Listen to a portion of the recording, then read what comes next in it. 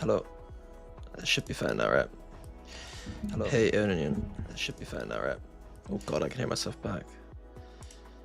Oh god, no wonder why people think I got the fucking e-boy voice. You can hear the croak there, man. I don't like that. Hey, Angela. Bro, that's just my voice. That's just my voice.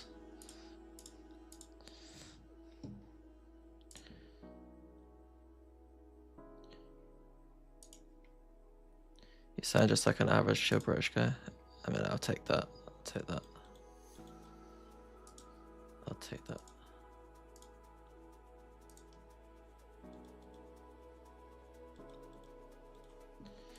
T1, Barnabas, T1, Barnabas, T1, Barnabas, T1, Barnabas, T1.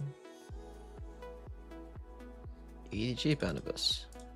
EDG Barnabas.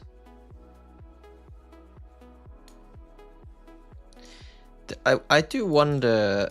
So this is slightly partly criticism last time is T1 will ban Abyss, but that just means that EDG gets to ban a real map. Like EDG don't play this map. Oh, okay, they did actually beat a team recently on it. They did beat Trace on it.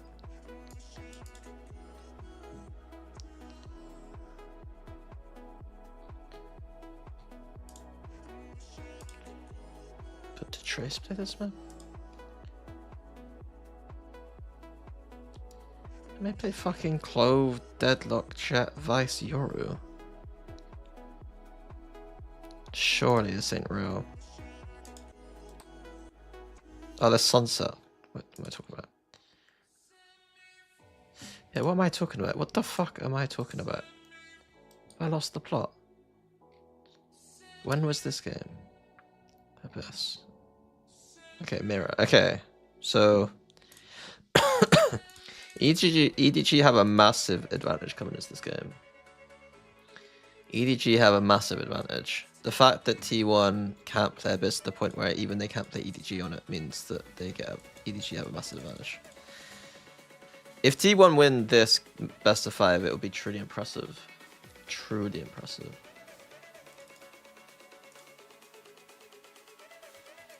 Who's gonna win? EDG.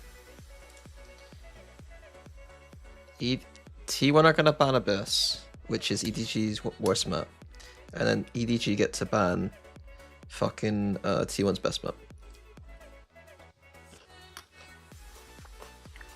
Mini go flame. Wait, what have I got to do? What does that redeem actually do? That's a lot of points.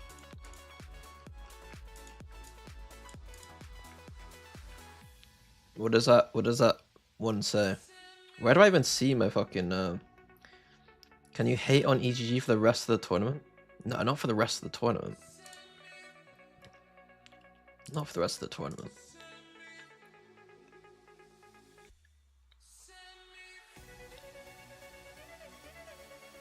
I think EDG coach making a big mistake by not showing their Haven. He said in an interview they're hiding it, but like, bro, you need to get to finals before possible. People need to stop taking what the coaches say seriously. I don't think they're hiding their Haven.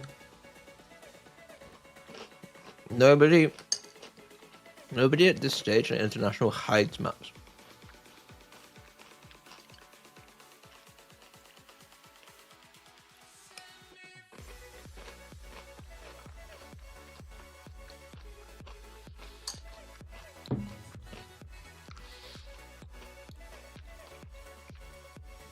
Where do I see the redeems, by the way? And like what they do? Because I should you've redeemed quite a lot there, and I don't want to like.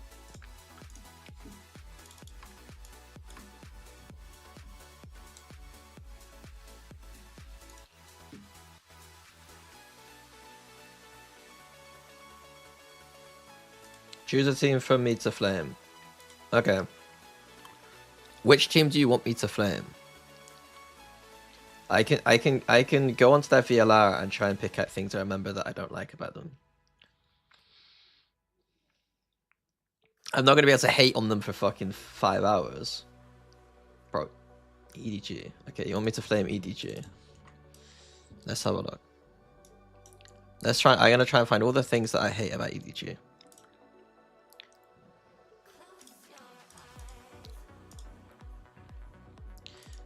Number one, I hate their buying comp with the KO.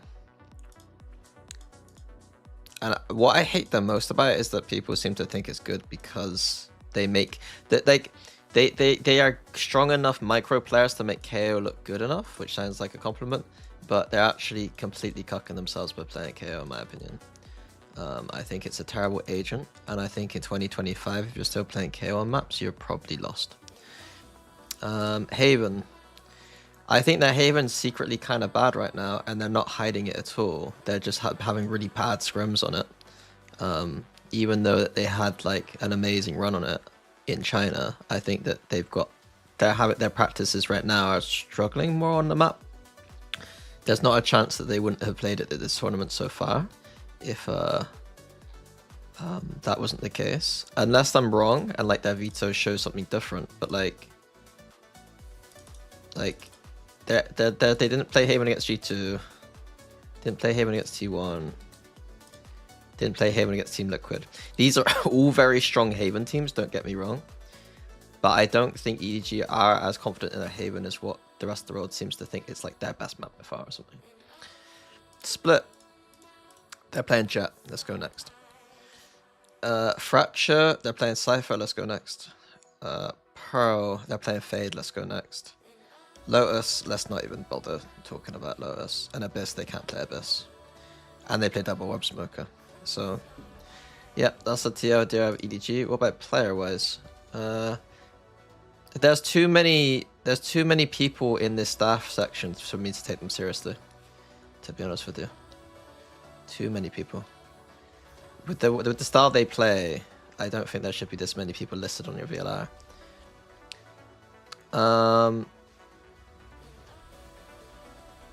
Anything else? No. I like the players. Fade on Pro is bad? No, it's just server's way better. Makes me feel slightly bad about our region piss poor performance. Here in China get flamed, I'll be honest. If I started with EMEA, it would last 10 times longer. So let's not play that one.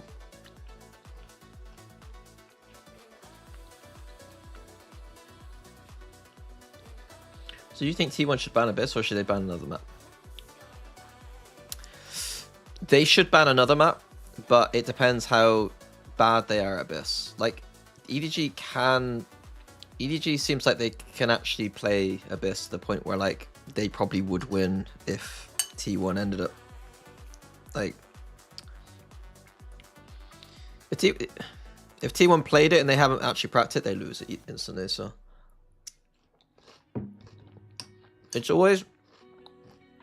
It's impossible for me to make a... Like, I don't know because I don't know if they practiced Abyss secretly.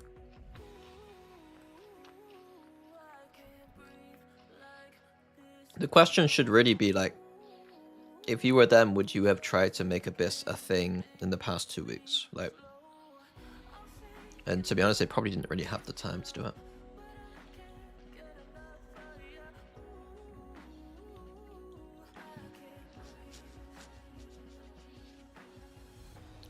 Friendly fire. Bro, there's gonna be a lot of friendly fire when I'm back in EMEA doing... If I'm doing like desk and fucking casting or whatever.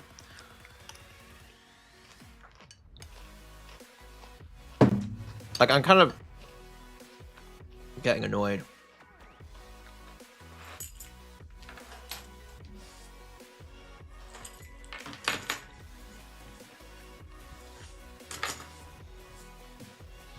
With how bad EMEA is.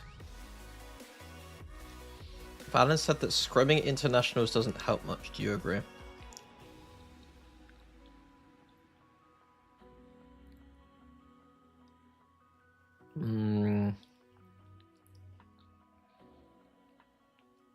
I know what he means.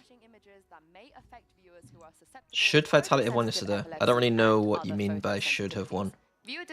I mean, they lost. They didn't deserve to win. They should have won on the basis that the better team in general. Like they had the better players and stuff. But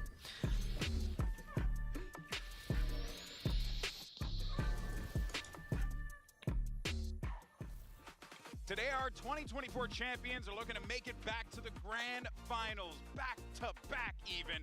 But they're gonna have to get you through the guessing on last Dust the first split? Pacific I should region be in order to do so. I don't know what I'm allowed to say, but I should be Of doing coming to you casting live, and desk the stuff. UOB Live in Bangkok. Of course, I'm Golden Boy here, alongside Mimi and Bren for today's best of 5 lower bracket final between EDG and T1. The fans are rolling in. We got the Dan and Tactibear's got the Huffy. He's got the Copium. Lower. Oh, there it is.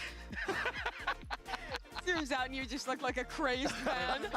Just stuck behind the desk. What's good, everyone? Welcome back. We hope you had a good night's rest and you're ready to go, because this is going to be a fun one, because we have 2 phenomenal teams that are fighting for that final spot in the grand finals. Let's go ahead and talk about how we got here, because in yesterday's upper final, G2 got their revenge and take down EDG in 2 straight maps. And Mimi, it really felt like G2 were cooking on another level. To me, this felt like peak G2. Their macro calling was absolutely on point. I think the Teo breach comps that they were pulling out here were excellent, and EDG just had the wrong read, sending it onto Lotus every single time, and now G2 making it to their first ever global final. But the second match was a surprise as well. T1 will have the Yeah, best defining underdog word for story if they win both games, Masters. I think as well is that G2 had just overwhelming confidence. The same could be said for T1 in the way that they were playing. They were relentless. They gave no chance for Vitality to get back into multiple scenarios. Not I really. think Vitality didn't play up to their potential. I think they'll reflect on that game and also think that at the same Like, time. if you think But what about the we start of the got T1 is year, potentially a team like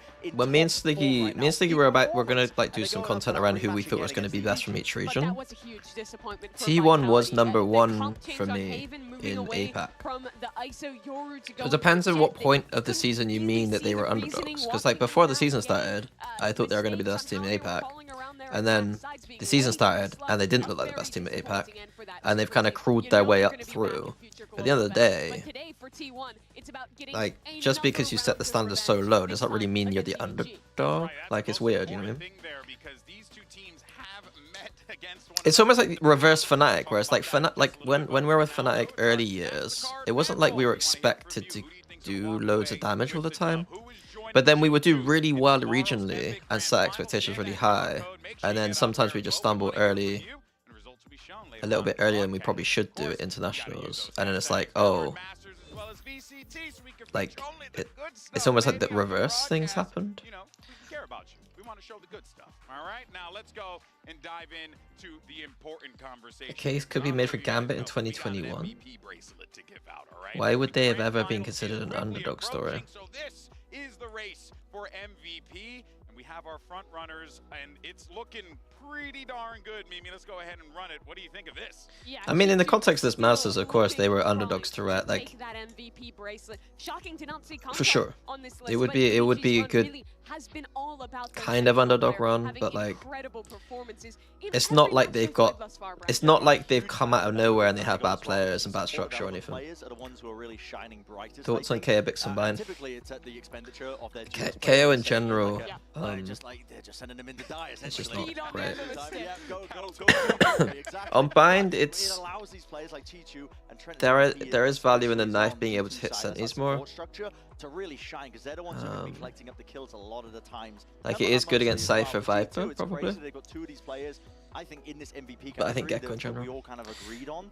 And Nishant, it's what do you not think like of that from Jugamo? Nicholas role. As a I forward think role he himself, I know that he's his been putting up I mean that insane numbers. I And think the people two of them generally think together right now are his such a stats dynamic duo. I probably think aren't as one high of as the what biggest you'd strengths expect from G2 has Jugamo, had but this he's like event doing his is job how right now, incredible the reactive utility which I think these is two guys fair. They see something on their minimap and they're immediately coordinating a stun, Teo missiles, cross map, and beyond just the utility stuff, the team play stuff, they've both I feel been like it's incredible strength as towards individuals as re-clearing well on when bio, key which is just as clutches good. for G2. They I mean, are you can both re-clear with so damn active in terms of how they're using their utility. I would They argue you take could full damage re-clear using with the other KO like salvos and with a full Gecko end just beginning as the well round. as Looks like KO they have 5 of them. Yeah, Not one it really round, does. sorry. in the spots The that way you need they to are using re-clear. it is constantly trying to refight for space, and that was one of the big learning moments they had after that loss to EDG the first time, I think, was that they weren't being active enough. They were letting EDG set the pace and that tempo, and that's the thing that they changed up when they matched up against them again, and that's what got them to this grand final. If you do think KO isn't great, do you think Ascent meta might change once it's back in the pool? It should change on the basis that Teo exists and Vice exists. The KO should be dropped probably for... It is KO's best map by far, really. Or at least the map where KO is played the best. Out the same way he did in the 9 global events he's been to before this one. Yeah, well, look, here's a little assignment for you guys at home. Why don't you go ahead and tell us who you think the MVP is out of those 4, and use those hashtags Valorant Maps as well as BCT. So yeah, I can very easily see like Teo Sova, Teo Breach kind of comps on that map, especially with Yoru. Like Yoru kind of makes the flash initiator role like less necessary. So like if we weren't in Teo meta right now, you would probably see Yoru, Recon, Viper a lot, I think. So this would, and then Smoke, Senti. We are here at Masters Bangkok. We're the best of the best. But because we see Yoru a lot now, because before it'd be Jet, and so you couldn't do this, you know what I mean? You'd have to have a flash. Every form in every corner of the world. Today we are here to celebrate the global competitive spirit at the very foundations of the Valorant community. Grassroots competitions are not merely stepping stones. They are where every player, regardless of rank, can hone their skills, forge deep connections, and find their tribe. Above all, we are here to answer one critical question. What does Valorant competition look like outside of the VCT? We'll explore 5 events happening around the world, each showing a different path you can take beyond ranked. So, if you're looking for reprieve from ELO hell, if you crave real teammates and organized competition, let's take a look at how grassroots communities around the world are nurturing. So I'm watching this intently because obviously me and Sticky got coach potatoes and we're trying to like the college Valorant season and championship in North America. Over 280 teams and 2,700 players compete here. The season starts in late January and wraps up in April with conference playoffs. It's polished and high stakes, providing an experience on par with traditional college sports. In Brazil, Riot teams up with Build, supporting both official and self-organized university clubs from February to December, leading into the Alliance Cup. They're even rolling out a solo queue ladder in 2025, giving students another shot to earn glory for their schools. Finally, here in Thailand, is the agent reveal? They'll be in the finals, right? Championship series will see the top 32 universities battle out to be number 1. The qualifiers feature over 1,000 teams competing for a chance to partake in the offline finals. Top tier production and national support. Talk about prestige. We've seen the Scholastic side, but what happens next? When you're looking for highly competitive experience that can get you serious recognition. First up, Spain's Clutch Series. With 800 teams and 6,000 players, it's aimed at those below Platinum who want structured competition without the sweaty, high-rank pressure. It runs from September to June, culminating in a conference playoff. It's perfect for stepping into the organized scene for the very first time. This is the next step for players who've dominated local leagues, open brackets, premier competition, and are hungry for a higher level of structure. This is where you can prove you can handle the pressure of broadcast matches, heavier scouting, and intense competition. This competition heavier scouting. High-stakes gameplay between I hate the word scouting, on the I'll be honest. cusp of promotion into the VCT. Challengers EMEA brings together the top teams from France, Spain, Northern Europe, Eastern Europe, Turkey, and DAC competing in a league format. Teams earn points that can qualify them for Ascension. You've just seen a whirlwind tour of the biggest grassroots Valorant events spanning the Americas, Europe, and Asia. Each one has its own story, its own heroes in the making, and its own challenges to overcome. From academic pressures to bracket eliminations that keep us on the edge of our seats. But why does this matter? Because these grassroots arenas create the next generation of Valorant players. fueling the ecosystem with Is new this just talent, propaganda to rivalries, and stories. make it So seem whether like you're tier a 2 is a player thing or looking to something? compete, or a fan who wants to see what the future may I'm hold, confused by what the events intention of like this video is. this are an opportunity I know it's trying to experience a promote new the side grassroots, of I the guess, but Valorant community. Yeah, and there you have it. Talking about grassroots, and look, I'm all about it because literally where I came from started many years ago. Bro, I running need my own scissors to events cut my back in nails, New man. York. My nails are Mimi, too long. You're unlike me and Bren. You've actually came from the Valorant grassroots community. Yeah, I mean, this is the first game I'd ever worked as broadcast talent in, and the first events I was casting in like 2020, they were tiny events, couple $100, $1,000 for a prize pool, mostly online, but sometimes small lanes. But the players that were playing back then, you still see some of them today. I remember like 5 years ago, casting Zekin, playing in these tiny God, tournaments, playing with Leaf played in those players too, that no one right? else I don't have nail Leaf clippers, had no, a I history use in scissors. Counter-Strike, so he Yeah. was a little Nail bit scissors. bigger before I that. don't use But like fucking players like paper Zekin, scissors though. players like Xander, who's now on 100 Thieves, and so many of our Valorant players come from that grassroots tournament. We have so many top-level competitors now that don't have a history in another game, that have come up from collegiate events or small tier 2, tier 3 events in the past. And that's why it's so cool to be able to see that. So if you're out there, you're playing a grassroots event, you could be the next player on a stage like this, or you could be playing against someone who will be. Or you can even end up being like Mimi, a generational broadcast talent. You know, she hates it when I say nice things about her, but I had to do it there. You know, look, Bren, you and I both know me. I know your grassroots I'll keep it history. short and sweet though. Listen, the tier 2 and below for everything in esports. I'm surprised they didn't try and fire him like Boaston more with this kind of stuff. I know grassroots technically isn't what happened, but it was open circuit back then. How much emphasis we do place on the grassroots, I think, as a scene overall. Because outside of it, your sports, if you don't have that foundational level where you have the lifeblood and the ecosystem and these fresh players coming in and giving opportunities to people to compete, you just have a sport that's being propped up by like suits and middle management. And it's just like, it's going to fall over. It feels fake. It doesn't feel organic. Valorant feels organic because we support the tier 2 and below. We support it from a grassroots level upwards because we understand that without it, we are nothing. We wouldn't have jobs. You know what I mean? And you've seen players, teams from those levels coming up in the Challengers this year. Shopify Rebellion's GC team now in Challengers in North America. Alright, let's reminisce. Let's reminisce about these kind of grassroots times. Of premier teams making their way in as well. So really, if you're playing in a small grassroots land, if you're playing in Premier, all of that is a very direct path to play somewhere like Bangkok. Bro, we threw this game so hard. That's right. And the only We lost thing 1, I'm 2, gonna 3, say 4, on it 5, quite 6, briefly 7 in a is row. just, Both look, on in Jet, sports, by the way. You can forge your own path. I was a social worker, so look at me here.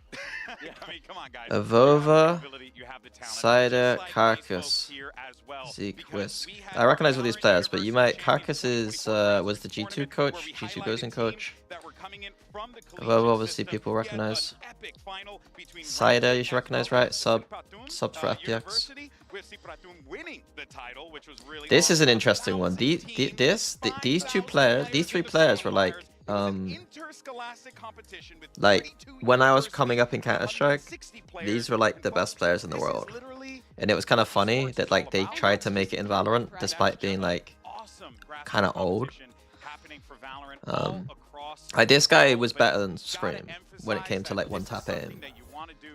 And look, I know we're like a bunch of paid people here telling you this, but trust me when I tell you, Like this it's is kind of something you weird. wanna do. Like You have if the all these players didn't capability. retire in No Counter Strike one can early, tell you UK Counter otherwise. Strike would have been pretty That's my good. last message to y'all. I'm an old head. I'm a softie. In any case, so let's I move feel on like- to today's best of 5. Who did we Talk lose to about here? T1.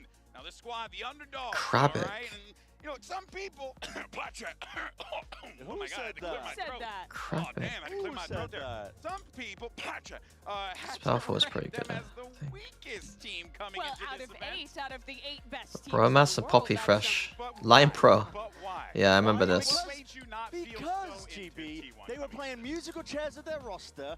Their players are speaking out on their coaches. Their compositions, they kind of were just slapdash throwing it around. Yet they have stumbled. Shao sent us to the upon Shadow quality. Realm. Stumbled maybe is an impolite way to put it, but this is a team that actually has really come into peak form, and they've Look at the buy-in made meta this back then. mismatch of No roles Viper. really work together. They've got alternating No double Viper duelists Reno. happening all over the bloody place of Izu, Meteor, and Buzz. Yet they make it work. They've found their own unique style. They're the only team playing the double duelist stuff, and they're doing this on the ultimate revenge run back in Pacific after losing 7 times in a row to Paperx. They beat them the first time to get there. They lost 7 times in a row to DRX. They beat them. And now they've beaten Vitality, who beat them earlier in this tournament. And today they have another opportunity to continue that revenge story if they beat EDG. Oh yeah, they beat us on Icebox, but they should never beat us on Icebox. These are two back guys then. that have only ever We placed kind of third sucked. place as their peak. That has been kind of that ceiling for them when they were playing on DRX before. They've attended 9 global events before. This will be the 10th one since then, and they have moved on to greener pastures in their own eyes as well. The formation of T1 and trying to build this super team for this year. Praying for it EDG's was downfall. already breaking past their limits. Who we're for today? I don't know. I've said on Team Discord that I'm gonna try and actually watch the game and not just like skip rounds and stuff. But the problem is that EDG and T1 are the 2 teams now that like I am the least likely and the most likely to kind of fade away and kind of like, you know. I think ego for me, I'd prefer T1 because obviously I don't want EDG to catch up, but like in all reality it should be EDG versus G2 finals would be the best. With a chance to go beyond their highest placement ever. They weren't on Gen G when they won last year. I know these players wanted to be, and now they have their own chance to lift a trophy, GB. And also, I gotta commend Buzz. I think his energy has been infectious up there. It's been something that has, I think, bled through to all the other players, and as a result of that, they have seen just their output exponentially improve. And one of those players in particular that I feel like the hype on that stage is definitely getting to him, it's Izu, because this young man's impact has been absurd. He's been playing some amazing clutches. He's had some diabolical moments, Brennan. This kid is so good. He's filthy. He's absolutely filthy. Emoji. I was watching the games and I was like, man, he's winning way too many of these 1v1, 1v2 scenarios. I pulled up the numbers, and it's always lovely when this happens. The numbers support it. Because look at this. God damn, man. I mean, talk about sample size, bro. This guy's doing all the studies himself. 12 clutch wins, 22 lost. That's a total of 30. I'm not going to do the maths, actually. Yes, I am actually at 34. There you go. I passed it. I got a GCSE. I got a GCSE in that. But he's dominating this capacity. Not only is he leading, it said what number it was. Metrics, the only player beating him is Jorg. Branchian. Percentages, but he's doing it with almost the most clutches played out of anyone at this event. He has been an absolute standout core pillar for this team when a lot of the focus and the highlights, rightfully so, has been on Buzz and Meteor. But you've got to remember, there are triple game last night. night. My friends invited me to their flat. So what did we do?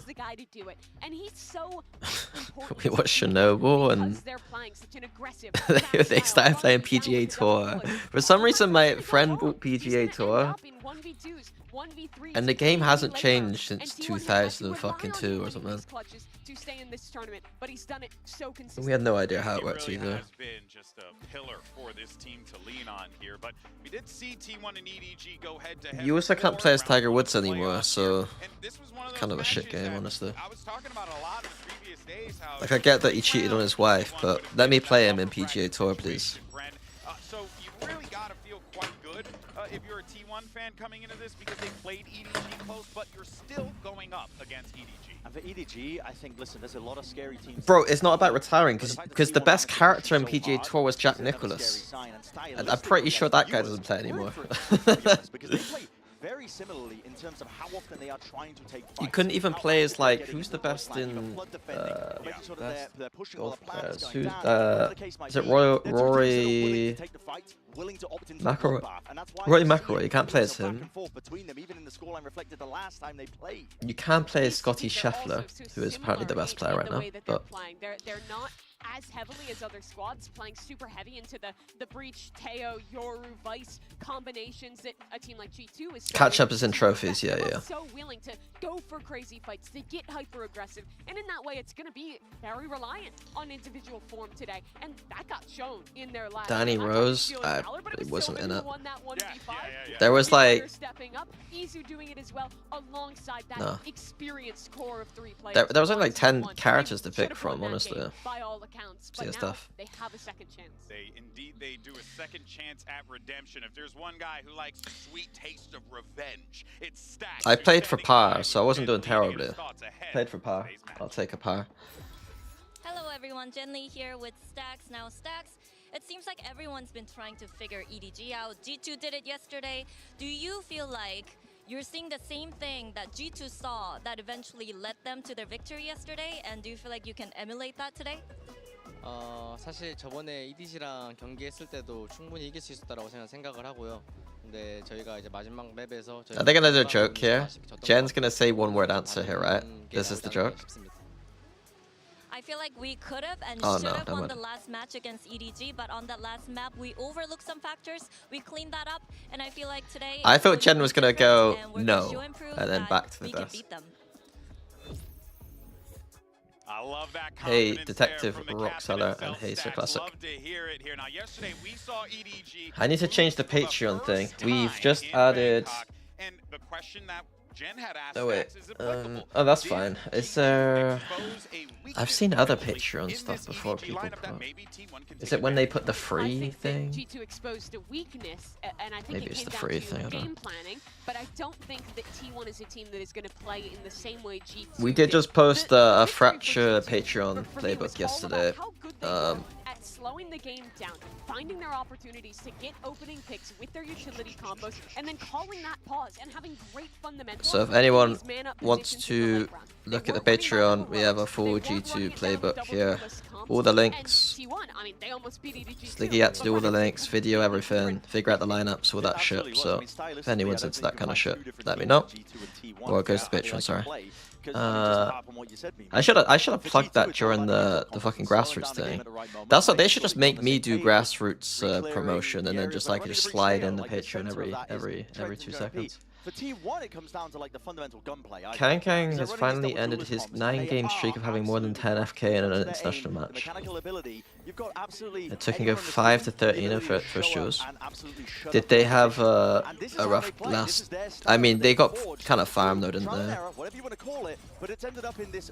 They generally just got kind of Essentially, farmed. they've settled on running double duelist almost all the time. Yeah. Sometimes it's not going to be easy all the time. Sometimes you can play on the Cypher, and sometimes it's meatier on the ISO. Keep scrolling, please. I am not gonna the do way they that. match up against EDG, I don't think they have to copy the homework of G2 whatsoever. I Thoughts think that on the they new can agent? shore up the mistakes of what I- Stack said when he answered that I- question. how shore up do the I- mistakes from last time, It and looks play like their a own game, and I think Blink that should agent, be right? A decent path to success. It looks like a T1 Blink proved agent. that committing to their read of the game was successful. I can't have an opinion on an Decimated agent that I Vitality don't. Yesterday. In haven't my mind, seen, though. this game was a 3-0. They should have won Haven. They dominated the second 2 maps. It was a 3-0 for T1.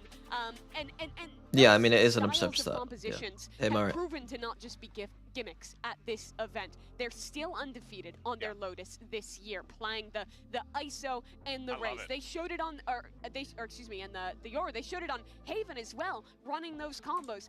We lean into talking about them as this crazy duelist team. They don't play the util combos, but they do, just not with the Breach Teo. They're having great combinations with the Undercut and their ultimates. The way that they're supporting players cross-map with Sova and Iso ults as well. They are This a is one of very those things where it's like, creative I- team that is also very proactive and aggressive. And I think that is reflected in that MVP discussion we were having because Mimi's 3 right, before but they're were just, supports, in while my opinion, they're Buzz just was the still only like, I think duelist that just there. means they're So it's very behind. clear that the style of T1 is also I don't care how good your itself in combos the are with stats fucking as ISO well. Sova. Now, shifting over sides to EDG, we have Simon standing by with Genly to get his thoughts on today's matchup and T1.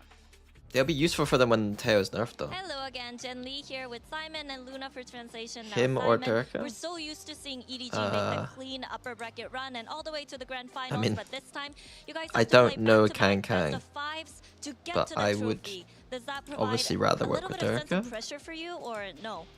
其实之前的比赛我们都习惯了说可能能看到 EDG 从胜者组干净漂亮的直接进入到总决赛嘛，但这一次我们是要打胜2个连续的 BO5背靠背的才能够赢下来这座小队，真的给你们压力吗？ Jen makes me laugh, man. 不太有，就主要是我就是比较相信，就是其他几个队员嘛，然后我们也 She was doing the thing there, it's like, 也会。 I've had to hold this 因为 up for a 我们也有 long time. Like, my answer wasn't that long, was it? The question wasn't that long. 对团队协作，然后我自己也会努力的。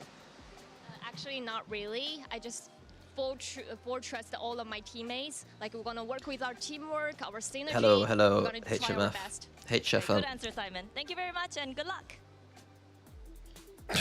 And if there's one thing that we know for this EDG roster, that synergy certainly plays out big time. And First partly blood because of this man success. on your screen, Kong. Now, Okay. it's something important to note here, Mimi, is that those stats 50, and the way 50. Kong's First performing, blood I'm sure a lot of success. people are expecting a little bit more output from him, but still, you cannot count this guy out. Kong needs to be great today. Yesterday on Lotus, EDG sent it a lobby almost every round. On Yeah, their that chewing side. that chewing This guy gum was getting like fed to the bro needs to dogs. stop. He was getting ran over by G2's utility, but he is one of, if not the world's greatest player in Valorant, and he needs to be put in positions where he can succeed. If EDG is going to go on the lower bracket run, if they're going to hoist Do you another think trophy, Euro might get a he has nerf to if they find, see like the Kong pick rate is to very put that high? bracelet on. Yeah, it's very true.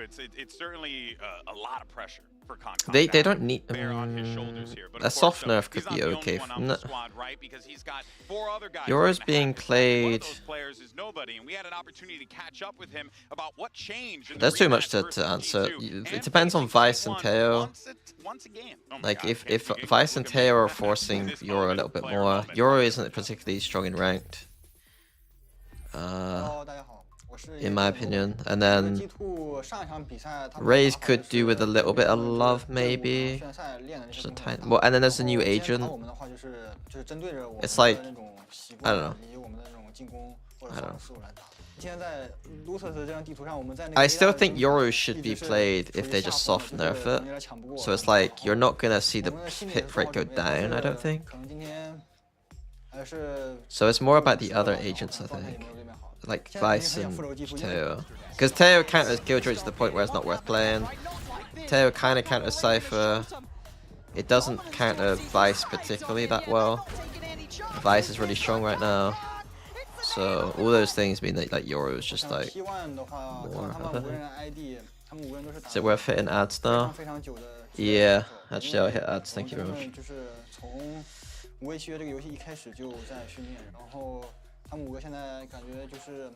You feel like the Euro win rate is skewed downwards, right? Because people playing it the first time or unused to playing him. Yeah, I mean, it's difficult to say. It's like once you, it's.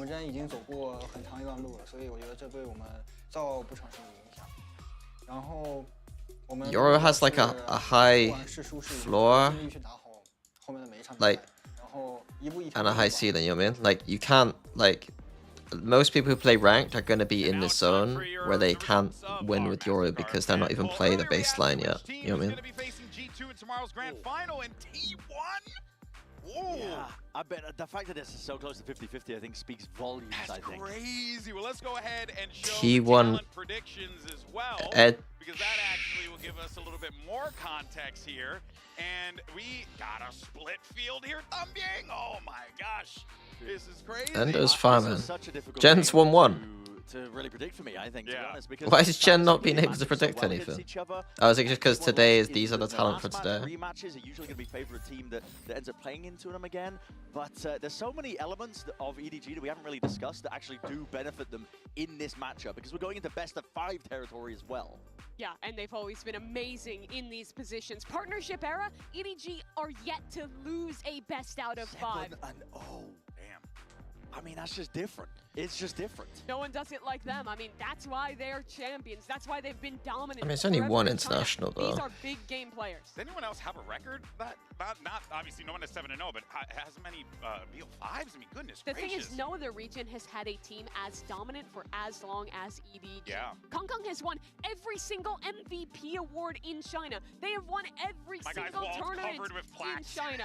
Like, they are so far above the rest of the competition in the CN region, and they bring that confidence to the stage here in Bangkok. That's the extra element that EDG have as well. Doesn't matter if, listen, T1 are going to be able to learn from losing in the last matchup and bring those learnings to this matchup here today. Doesn't matter if stylistically T1 match up really well against you and you're going to be, you know, going pound for pound, taking chunks out of each other. EDG have that cold, calm demeanor when it comes to the pressure on that big stage. They said it in the Omen Player moment, and I really do believe it. You can just see it. When it gets down to the business, when it's best of 5 on the stage and the pressure is at its highest, they're the ones making diamonds. They're not crumbling. And losing to G2 is going to put a chip on EDG's shoulder. It's the first international match they lost, or global match that is, since they won the trophy back in Seoul. They Yeah, had to we're at make a run from the 314 lowers to try and YouTube go people. back-to-back.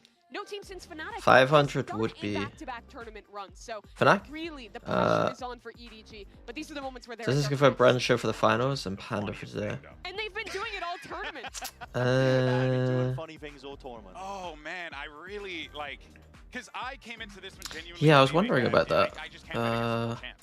That's why I went Pansy and super is valid. Pansy today see, like, the with community is Ender. going hard on T1. But it hurts me to go hard on T1, to be honest. It hurts me to be pressing them in this Yeah, manner. Pansy Ender Because today. The trouble is, when EDG do get down to the business, they turn up. They shut up, man. They really do. And I think that... And I'd imagine Really, it's Bren teams and have been Sideshow playing tomorrow. largely, I think with house money, this has been an event where they didn't have quite the right philosophy heading into it as well. I don't Bren think said they he were wasn't really cast in the intending to make finals. a deep Oh, run. Achilles I and know Paper every then? team goes into it I mean, let's be wanting the real. trophy, but now the pressure is real. That's Now way it's starting overdue, to isn't get it? down to that top 3 scenario, and you're just one step away from even getting the chance. I didn't realize how big the Ooh, finals all right, casting folks, well, I stuff hope was. you're Like, ready, obviously, that's what the because casters this is it. We're going live for, you down to know. the wire, and we're gonna find out which But yeah, team like, will be Paper fighting for Thin and glory, Achilles have been fighting kind of T2 snubbed for a while, the to be honest. trophy tomorrow. It's EDG versus T1. So that makes It's sense. a Bangkok, first 3-0-5 tournament, last after Masters of the Bangkok year. Global It's Bracket in final starts APAC. right now. It should be Achilles and Paper.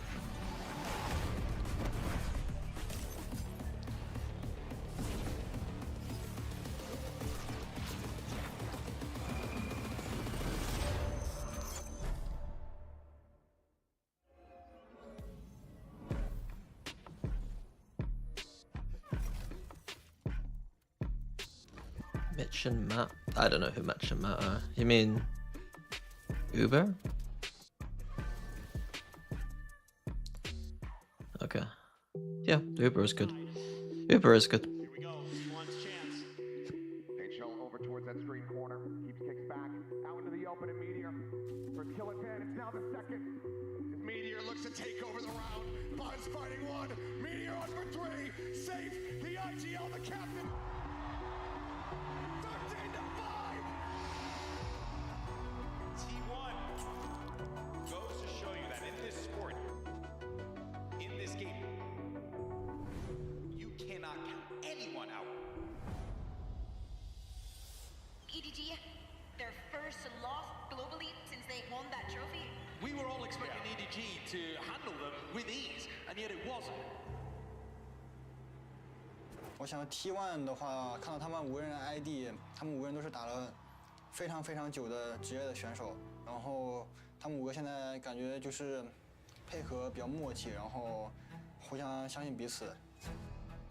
저희가 어제 EDG한테 비록 졌지만 충분히 그것도 이길 수 있는 경기라고 생각을 하고 거기에 이제 챔피언스라는 타이틀에 쫄지 않고 임할 생각이고. It's the name of the lights. Pops the ult, secures the round.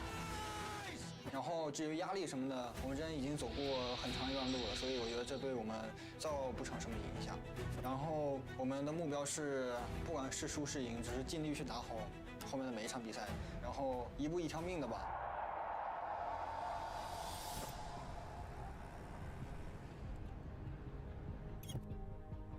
그리고 이제 저희 팀원들이 오늘 바이탈리티에서 경기 보여줬던 게 제 입장에서는 진짜 말도 안 되는, 네, 그래서 너무 자랑스럽고 만약 우승한다면 일단은 병철이는 울 것 같고요. 저는 냉정함을 일단 유지하고 저는 조금 더 높은 곳을 바라보도록 하겠습니다. Vitality, we top set them here. Summon fighting 2, fighting 3, and Buzz. My God, what a nail biter!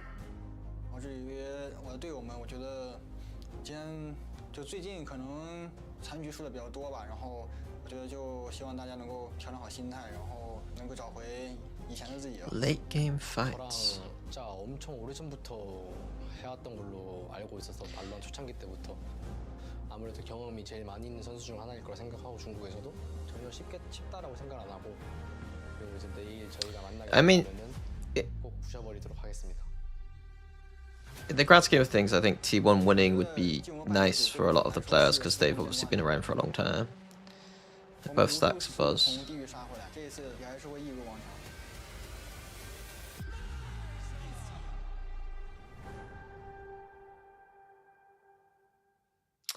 Okay, right, sorry. Do you think Doom Bros will be able to fix issues with Fnatic? He mentioned somewhat streaming. What was the problem you faced in fixing them? If you can tell me what the problems were he thought that we had. And here come the world champions, EDG. I think Doom Bros' general style is he probably thinks we were too static about some things.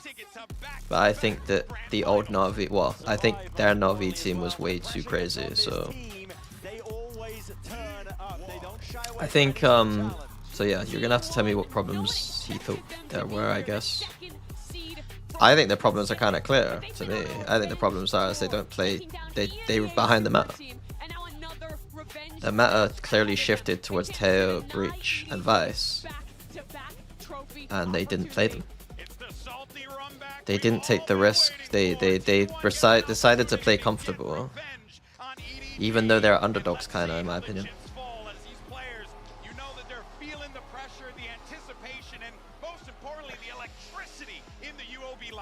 Both of these teams have a very similar map pool, and both of them permaban Abyss. In the last series, EDG floated the map, T1 banned it. Do you think Safe should have picked ISO instead of Jet on Haven? Yes. Float Abyss to the end, but T1 go back to banning it. Yeah, not the case, but you are completely correct in that they have very similar map pools themselves. Yeah, okay, so EDG win the map via. And I believe they ended up losing this to T1 when they played in that initial series. So looking to see if they can right the wrongs of the past here. Half the times they took no risk, half the time Sean was getting CT with no info. Yep. So if you watch that split game again, like you are talking about this year, I would argue historically our defenses have been very strong. I think when I was the head coach at least. I think that we didn't have the problems that they're showing now. I think if you watch the BBL game, BBL versus Fnatic on split, they lost like every round on split defense because they were just not doing anything on split defense. I would agree with that a lot. There were even times where I think even like Ascent, for instance, like part of our problems were probably the defense side of like the stagness. But yeah, the re-clears were not coming through enough. Knowing when to play passive is necessary. I'd say on a lot of maps when I was head coach, like Bind, Fracture, Haven, Split, I think we had very good proactivity though. Expectations weren't that grand in the first place, but here is where it is real. Like we've been mentioning, best of 5 territory. EDG were freshly got this one in their mind through their run. Okay, I'm gonna do my absolute best. I'm gonna do my best, guys. I'm gonna do my best. I'll do my best. I'm gonna try to actually watch the games. But for Buzz and for Stats, 2 players not on Let's try and pretend that I'm actually casting and I have to pretend to not be too much of an asshole. But also explain what's going on. Being the second Korean team to be able to claim that accolade. You can see the BO5 yet again. 30? That's 54 times I've said I'm gonna lock in this event. I think biggest strengths here for T1 are the double duelist maps, the split, the Haven, where they beat Vitality yesterday. Not having their Lotus, though, makes it tough to find the third map they're favored on. And I think the questions have to go to the first map of this series. They beat EDG here yesterday, but clearly EDG have focused on changing that up, picking it first in the series. EDG picked Bind. If they're going into a match as well, thinking that they can right those wrongs as well. And we're seeing those switch ups. We're this deep into the tournament. If we did, I think it would be quite surprising. But I feel like a lot of us here are for the asshole mini. I mean, I can be asshole. Okay. T1 changed their... Did they change their... No, they always play this, right? Oh, we start on Bind, guys. We start on Bind, where T1 just play... Okay. No. Vice has replaced the Viper in the meta, it seems like. We got the core going on. There's a bit of flair here, the KO on both teams, a little bit of like meta development potentially, but personally, Gecko for me. Teo with no synergies, no Astra. thank you so much, GB. And No yes, Astra. I want to start this off by kind of prefacing No this breach. with the notion of power KO's residing not where even men great with believe it. it resides. And EDG normally would be the one to look up to. However, they were made to look mortal. G2 bringing them down. What's your prediction after map veto? EDG. It was EDG before the map veto and EDG after the map veto. Okay. 3 showers. Why? That's a weird pistol. Usually on pistols and bind, you're going to see players playing in positions where at least they can use the TPs quickly to accelerate the other side. Because obviously we expect more 5 people hits. So to play on shower side is usually weak because how the fuck are we getting to B, guys? Apparently it's this motherfucker just goes solo and maybe we come back and use this? Or are we gonna just pray that this Vice Thorns is enough? It looks like we're gonna pray, boys. Honestly, poor pistol round from T1 already. Not thought out well enough in my opinion. They are gonna get away with the stall though, so 3 people are here, but I wouldn't accept this. He can get a 5k all he wants. There was a gap there being left open to be taken for, but you can feel it, the atmosphere in here, the crowd believing it, and T1 showing it. What a start from Meteor! You look at the likes of Izu, you look at Buzz, how Sylvan's been a star, Stacks, but Meteor, what a moment! color casting, I'm not allowed now to be mean, but T1 played a terrible pistol. Amazing. Meteor, the man to watch, and that is just killer. But I would have to highlight how the Thorns was MVP there. Again, they chose to come to this map. They were feeling confident to be able to steal it back from T1 after losing last time around. What? But to start it off in that oh fuck. nothing short of incredible. I like what EDG are doing here though, kind of getting the lay of the land right, exploring through the map. This should kind of be quite indicative of what to expect going forward into this. They have got, I don't want to say an open site, we do still see showers controlled there, but for EDG you're looking at the small wins, right? Can they get a plant down? Can they cost anyone anything? Can anyone deal with Meteor? Apparently not! Farming up! Same from round 1, looking like he fancies going again in round 2. Shocking scene so You can see he's feeling it. You can tell a player's feeling it, they're just spamming their bullets, man. He's spamming them through walls, he's just giving it. Meteor is still here with that Guardian. He is now let him go. Let him do it back to back. This could be back to back aces, Stacks. He fancies a go. Why not? Let him get on the board as well. Fill out the game. EDG. He's already got Vice on round 1. Like this now this is come on. Like in this situation, I'm like, thank God there's something to talk about now. Vice Thorns. Vice fucking up. Then donate some orbs over to Stacks. I mean, what a way to kick it off too. And then let's talk bigger picture here, right? We do have a bonus that is pretty beefy, so we'll keep our eyes towards it with that ult in play as well. But EDG have had some rough games individually, I want to highlight. They are off to a 0-2 start for every single player.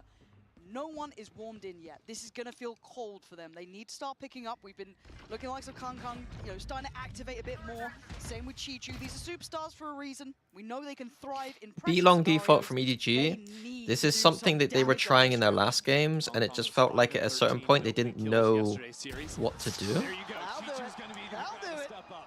Like they would get belong control sometimes and weren't sure what to do. Picks like this make it a lot easier to know what to do, or at least makes it easier to not look noob in the finish. But we'll have to see if their decision making once taking belong actually does anything, because like they looked a little bit lost sometimes when I was watching them before. I think. They don't really have a good read on where they are, and they want to get a better idea.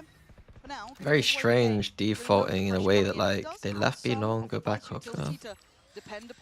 Not the worst idea against someone who's going to re-clear out belong, but then it's a weird exec to go from hooker. They should be fine though. They're at a heavy advantage.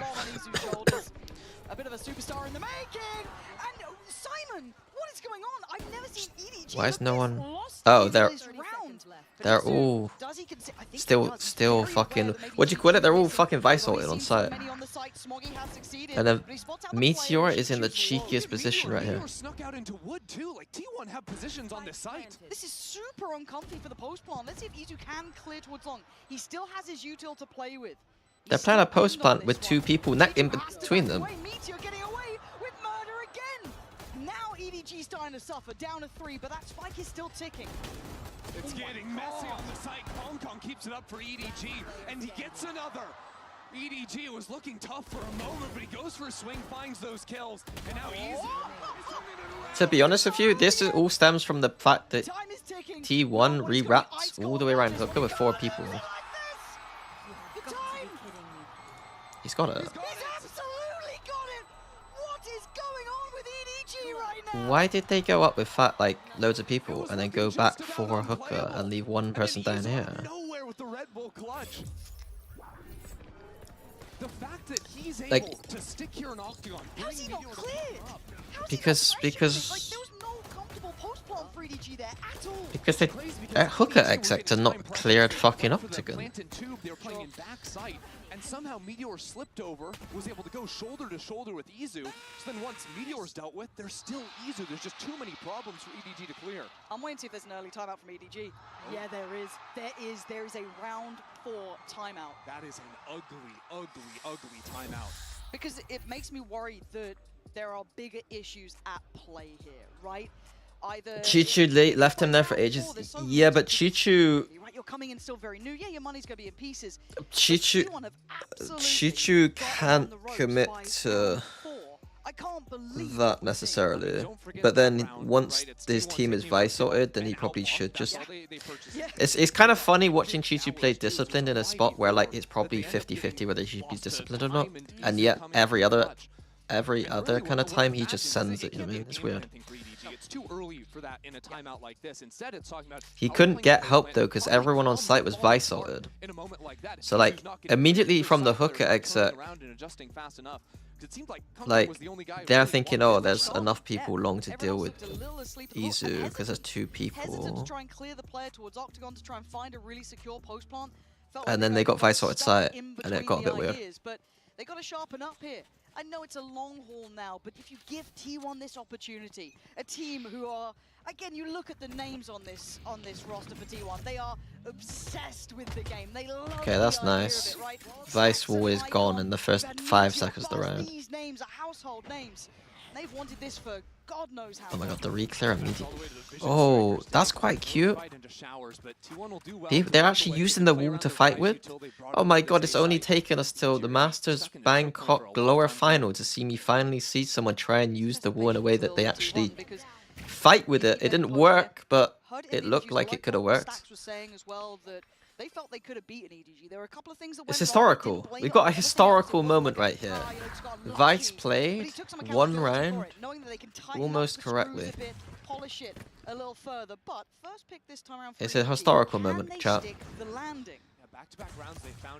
Just how good are T1? They know that they can play off of the Vice Wall at least once. It might have been an accident. I don't think it was.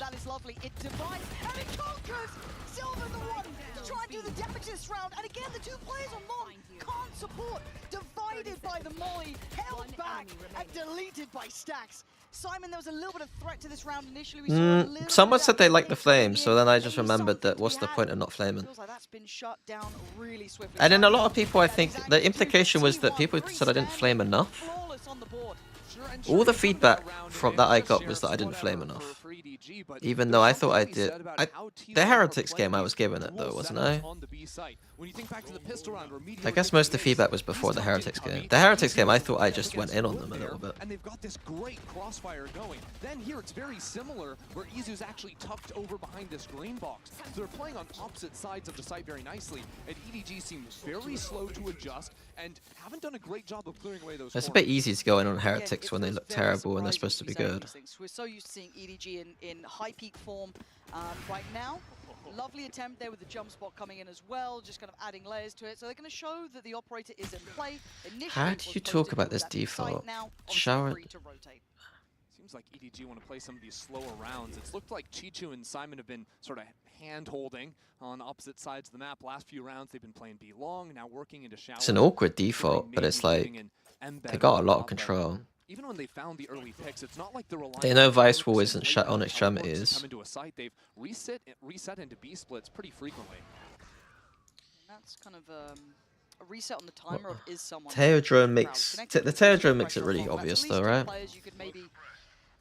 So now we got 4 people. This feels very indicative of it being this B site hit. It's hard to exec here though because That Teodrome made 4 people go B. We're gonna have the ult on top. EDG tries to make a stand, goes down. Stax still on site, and Stax controlling the site. He's got an arm on Kankan.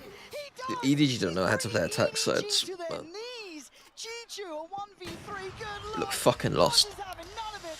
T1 are lost. They're starting the round with some nice like ideas, like pressuring B long and then taking showers with like the Vice Flash seems okay in principle. He didn't look overly phased, overly fussed. It seems like an okay idea because you can always come back and take the TP and shit. Like you're kind of protecting extremities. But then they take B long control, leave B long control, and then drone up B long, which means that it's so obvious that you're going B at that point. It's so obvious they're going B. T1 have just played 4 people on B and 1 against fucking Brimo. What did they use? Razor. No wait. Razor Brimo? Like, come on. How'd you lose a B exec with Razor and Brimo?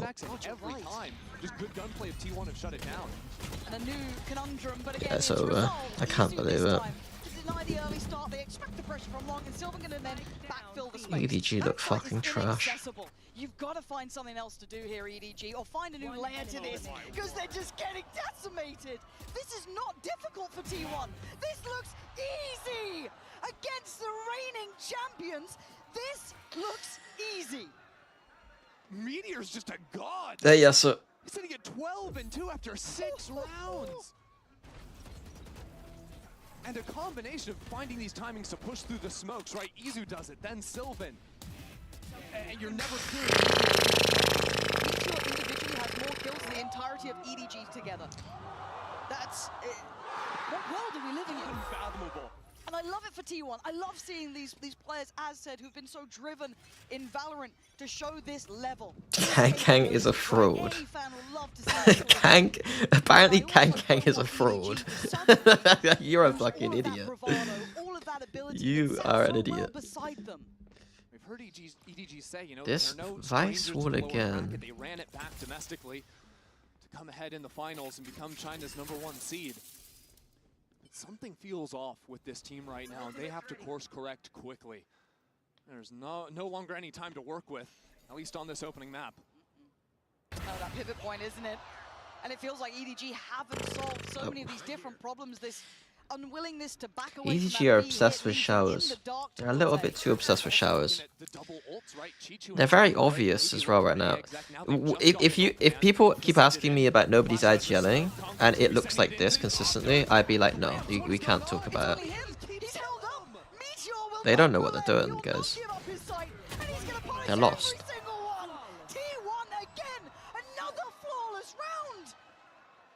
What's Sliggy saying right now? Or do you just let this go? What do you do in EDG's position? Because this is not the team. It's Sliggy You saying. gotta pull a timeout. Look at how they're playing. Okay, there we go. Okay, he's not happy either. And the spacing between it, the stall coming out from the Vice utility, the mollies coming in from Sylvan, they're great, but these aren't new things. Yeah, they're kind of like fucking trash. No. You've got, right, flashes from Meteor and Stax countering out the exec. None of these rounds have been close. None of these rounds have been competitive. But also, their slow play. Now that there's an op in the hands of Buzz, that's not going to be easy to keep working the map, playing it slowly. So they show a knife down towards B long. Should I go type in this trap? Now sending the ulti in. That's a surprise. He's still going to go there. Does it divide as much? Not really. If I put Sliggy, this is where's the mentality's haven. Do you think? I think I get a reaction from that, right? But EDG have a decent position towards lamps. They can dig their heels in here. Yeah, nobody's got the The problem is if I type that in chat, if I did type that in chat, they immediately come back though, right? Yeah, there should be, you know, green light, go for it, get in there. Meteor fancying it. They're still on line of weapons. Meteor, they have no idea. Now they Chocolate doesn't recharge. It felt late even on the call then. Chichu turns. It's Moose. Meteor, but the paranoia mounting. This one's called Moose. They got 'cause they need a round. They need something on their side. But Stax is defusing. He gets taken off the defuse. Oh, there we go. There we go. There we go. I cursed it. I flamed them enough, right? Trolley? Yeah. Okay. Right. They got one more chance to make me think that they're not the worst. On the board, and they put everything in it. I think I saw a kitchen sink flying past at that point. Maybe the biggest investment I've You ever think seen T1 in is good or Master EDG are playing bad? Putting two EDG are Orioles playing into the bad. challenge. But really, it was that T1 are not like having you're to talking do, about like, that worked T1 out haven't had to do anything particularly amazing. Meteor's obviously had big rounds, Didn't hear that one coming. but this is EDG playing badly. The unfortunate nature, I think, of esports is, there's that common saying where it's like the team who makes least mistakes wins, right? And unfortunately, I know that people like to say that, like, oh, when a team loses, people just go, oh, the other team played worse. But it kind of is the case in Valorant a lot of the times where, like, look how many mistakes EDG are making. It's not like T1 are doing anything special. Post-plant situation. So EDG are going to move back into their slow rounds right now, but they seem a little bit. They are rotating to where the noise is, and T1 have the good enough econ to shooting them. into the operator, so it's only after maybe you see a peak that finally Again, the EDG Showers with players their start slightly odd kind of extremity default. They've left Spike all the way back. I don't hate it. They get a fair amount of control, but it does make some of the kind of regroups, I think, like these regroups seem a bit obvious at times. It feels like, oh, there's no noise here. Like, imagine if they just knifed here, re-cleared, or they had info now on this side of the map. It'd be really obvious as a B. They're not doing anything though. So there is a timing for EDG right now because T1 don't have info. So this would be the first time that EDG are execing into a weak side.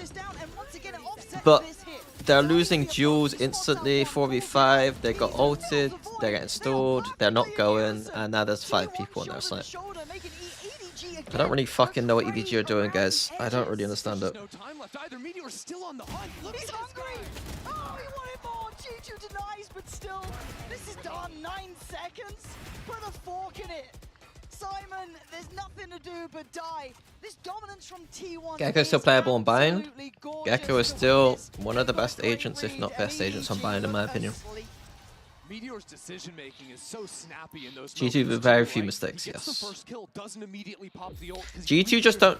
It's not that G2 makes so few mistakes either, it's that they actually do a lot of things that are better than other teams too. Like, when we talk about things that are nice, good Valorant, maybe it's just my standards are high, but G2 are one of the few teams that will consistently be like, okay, they're doing something actually fucking good here. You know what I mean? And it's really not the same for many teams. Meteor is 18-4. 1 second. Should we go not Meteor or should we go EDG? I think we go EDG, right? What's EDG on right now? Stacks has a judge because last time on the eco, EDG attacked into lamps.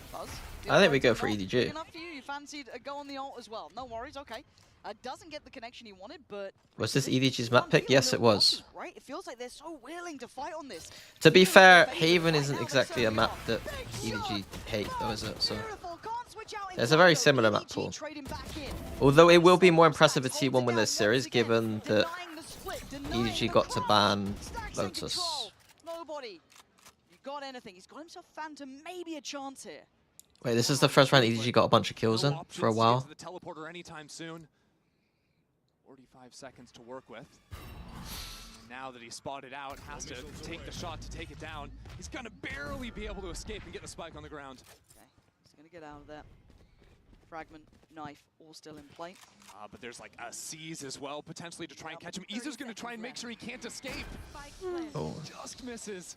Away from the tether, but nobody gonna just play towards elbow. It feels very predictable, readable, but does T1 get away with this? Can they clear this? Oh, Yeah, he went for it. T1, Nobody played that okay. just not looking phased. Again, in my mind, there's a lot to be said about T1 playing it incredibly well, but EDG looking flat, and it feels like we're at that impasse almost between these two teams. What I'm impressed with is even if you ignore all of T1's utility, just their site-holding mechs playing off one another. They're quickly repositioning, but always putting themselves in positions where there's two people holding complementary lines. See, the way Ender put it there, he is right. It's simplistic, And I need to get better at actually maybe saying stuff like that. We haven't seen too many fakes in this But committed fakes. We haven't seen them trying to pull that rotation too much. Yeah, maybe a little bit My of early standards are contact, but just beyond higher that, than like, oh yeah, they can actually like sit on the site and crossfire. I don't know, like. being met with T1 reading it easily, not feeling phased, not feeling pushed off. I want to see them get a little bit more complicated with this. For now, Operator's still in play for Buzz. That was recovered in the last round. We have a 1916 game here, guys. It's a 1916. Go on, Meteor. Go on. Disruptive, though. Tries to divide.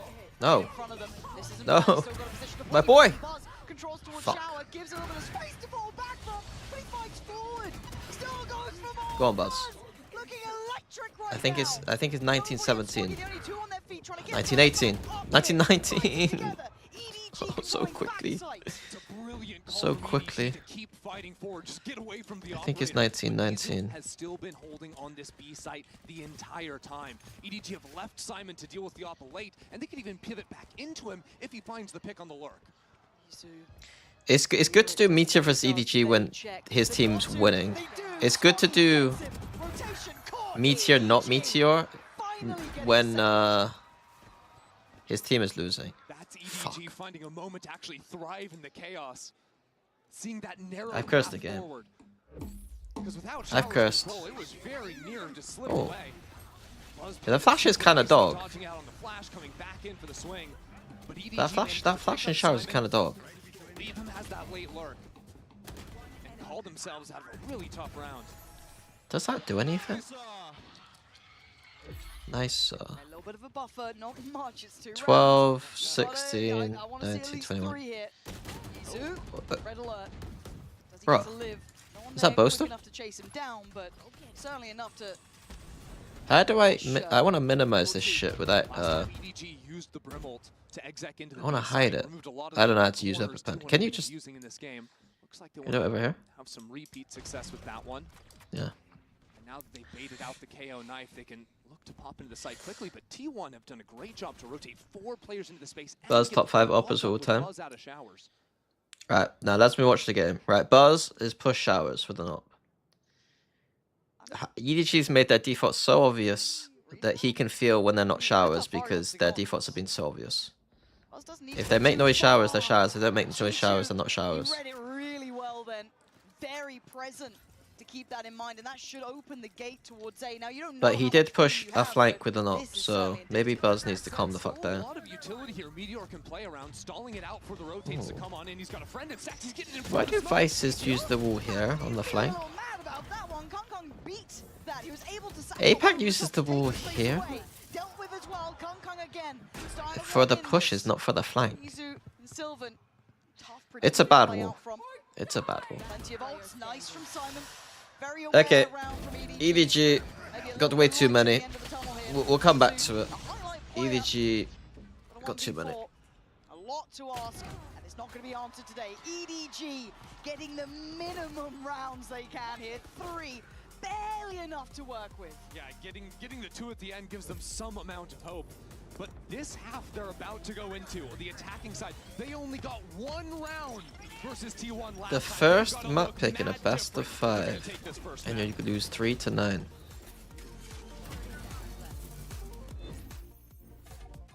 Had it with your old phone? We've got you. At Verizon, trade in any old phone for iPhone 16 Pro on us, on any plan. And get iPad and Apple Watch Series 10, all 3 on us. That's up to $2,000 in value, only on Verizon. Red Bull gives you wings.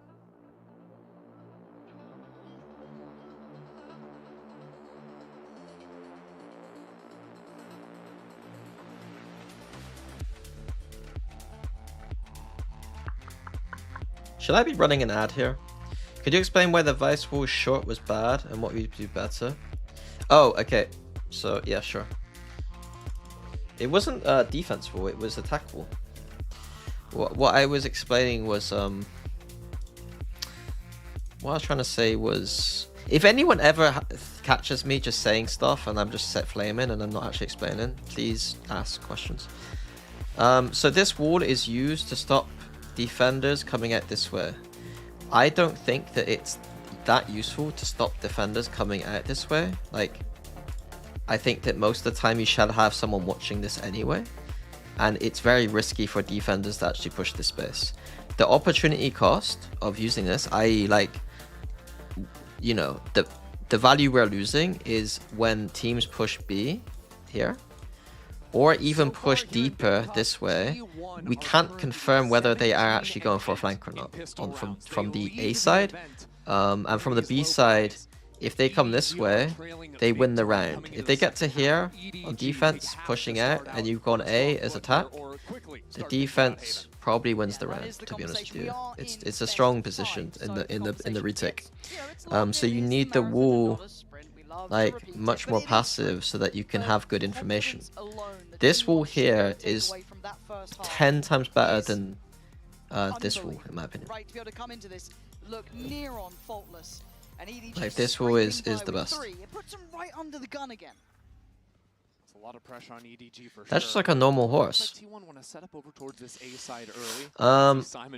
Instant drone B long from EDG, and we're gonna see rotations towards A because of it. Oh, nice shot from Smoggy. He needs to be fucking quick. What's he doing, bro? Oh, for fuck's sake, man. Fair enough. KO knife getting value, hits the vice on short. Chichu cannot play lamps against the KO. I thought that would be a bit self-explanatory, but apparently not. Oh, beautiful flash. What? How are EDG the ones to walk out of that okay? Just keep left clicking, I guess. Eventually Flashes are cosmetic with KO. Oh man, that is wild. Stacks and Oh. This round is ridiculous. This round is Did he get spotted? He did. Nobody really sharp. But it's down to Izu. 1v2, not easy, and nobody not letting it slip now. Diffuse for EDG. And that round felt bizarre. It frankly was. Every time a team was at a numbers disadvantage, they're getting multi-kills. EDG do that. I think I've seen EDG do this before. The instant drone on defense pistols, because everyone loves to fucking. If you know the other team 5-man sends it every pistol, just droning instantly on the ram means that you know where they're going. I think did a very good job of punishing towards the B side of the map pretty consistently. Usually it's just going to be Chichu and nobody playing over on that side, but looks like EDG have changed things up slightly. Chichu's playing 2 rounds in a row over towards A. So trying to make sure Shorty and the Sheriff. I mean, Meteor's having a game, so I guess he's allowed to buy the Sheriff. Adjustments that'll give EDG fans hope that they have a better plan coming in this time around. That is something we need to look at throughout this series, is those adjustments, right? A lot of the maps now being seen, a lot more being revealed from both of these sides. And frankly, it seemed like the adjustments for EDG have been a weak point. If you take their series yesterday versus G2, this is a team that learns from their mistakes, that can tap into their individuals and that firepower too when the actual planning, when the calling isn't going right. If you see the difference in the walls here, I do.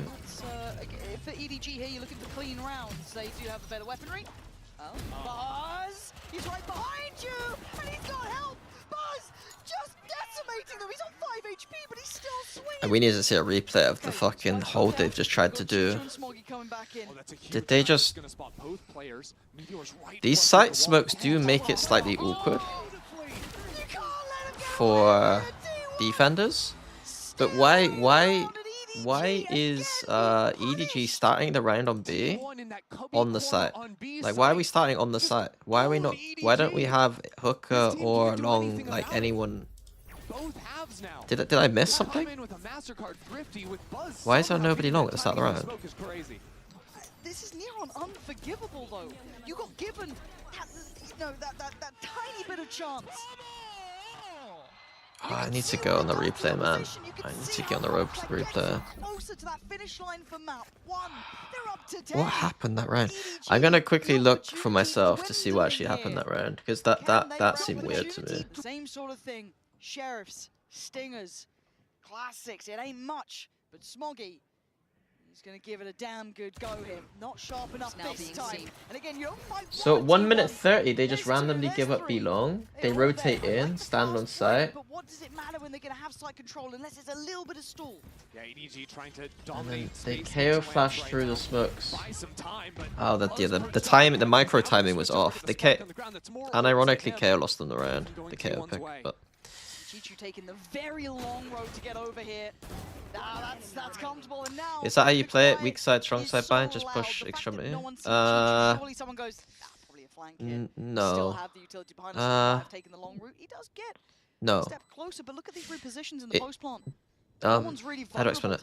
This extremity is much more important on the strong side of B than this extremity is on A. I'll explain in a sec. Someone will check. Because this gives you access to the TP, and having showers extremity only gives you access to a kind of long push. Certainly seems that way. T1 not phased at all by EDG because they kind of know that whenever defense EDG run into some trouble, they just start walking at you. They say, hey, individuals go get some kills. You can use showers on your strong side, but it's like it's almost better on a weak side because your teammates can come help you. Here on a judge to wreak havoc to the lightly shielded players. On off from the ult as well. Buzz closing in on that. There was a meta on Bayern where like people played like 2 people A, and when they did, they play showers, and then the third person rotate. That meta's not as popular, and it shouldn't be played too much now because Teo just fucks you in showers. Main problem is going to be the Vise playing away from the util. That's stacked over on A short. I can't lie, guys. This is some of the worst attacks I've been. I feel like this is bonus. Is this bonus though? If it's bonus, this is acceptable. Had a quick rotate off the back of the drone that went down from nobody, so they have the extra body here. In terms of like how we're setting up these execs and like manipulating defender rotations, has been very poor. Needed that. Now EDG come on in, but Sylvan still locking them down. T1 looked much more comfortable execing than EDG did though. So that's the saving grace. But you saw this round again. Very early into the round. Nobody just drone type B, sees nobody. They can rotate this way. They could have 4 people here by the time T1 are hitting. 1 minute 15 they're hitting. And there's like 4 people almost here, or should be almost here. Like they win the duels at, but like again. Barely saw him off his shoulder inside of the smoke. And that's netting them. Then they're fundamentally. Like I said yesterday, they're afraid to push on second rounds. Yeah, you don't need. EDG, what do you have left in the tank? There's a Teo ult, that's 4 Guardians and a Judge. There's a difference between pushing and holding space. Scraping what they can together, making this is the best of Fire's Rice gun. Holding the corner, trying to show a little EDG are terrible at anti-ecos. Yeah, they are very bad. It's more on the attack side where they just play scared. They either play really not scared and then int, or they play really super scared and int. On defense, they treated it too much. Yeah, it's weird. Whenever I see EDG try to be disciplined, it's like they don't really know what to do. Yeah, EDG are fucked. GG's, guys. Not really too much to say about this one. I wasn't particularly impressed with T1's defaulting on attack side, but to be honest with you, the XX were clean. EDG's defaulting looked like it should have been okay-ish, but their grouping up and mid-rounding was poor, and the XX were poor. Meteor had a hell of a game though. Like, the stuff T1 was getting away with on their attack side, they wouldn't have gotten away with it against Meteor, if that makes sense.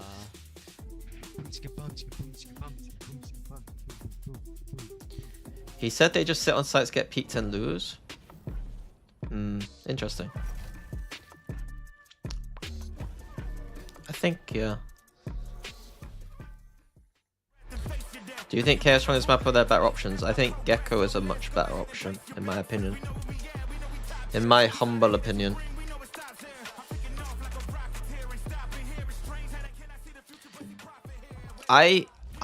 There's some stuff I've seen where I think that the KO would be better if there was an Astra. Some of the traps that you could do with the Vice KO Astra could be cool. But they don't run the Vice in a way that means that they can even capitalize off a KO in that way. And you don't need a KO to do it. You can do it the same with Gecko. I'm gonna run ads quickly because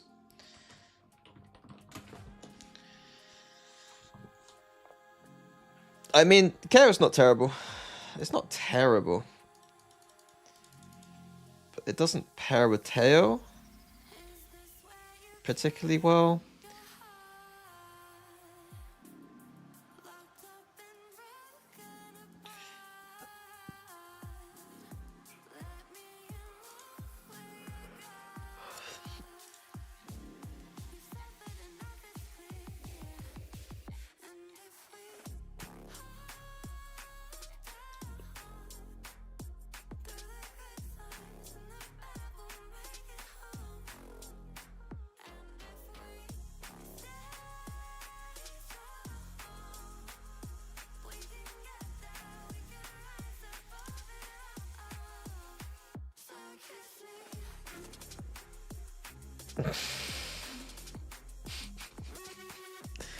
So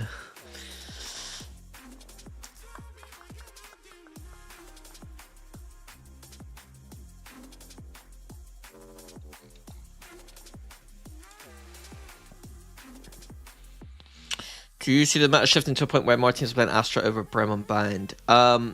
I doubt it, because if there was ever a time to play Astra, it would be at this very moment, and nobody plays Astra.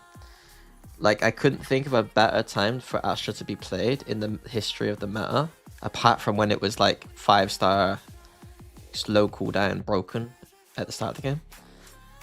Like, Omen is shit. Teo exists. Vice exists. Like, I can't think of a better time to play it, and like no one plays it, man. I do think that on some of the Brim maps, it's like the Brim is easier to just plug and play. Astra's ceiling is way higher though.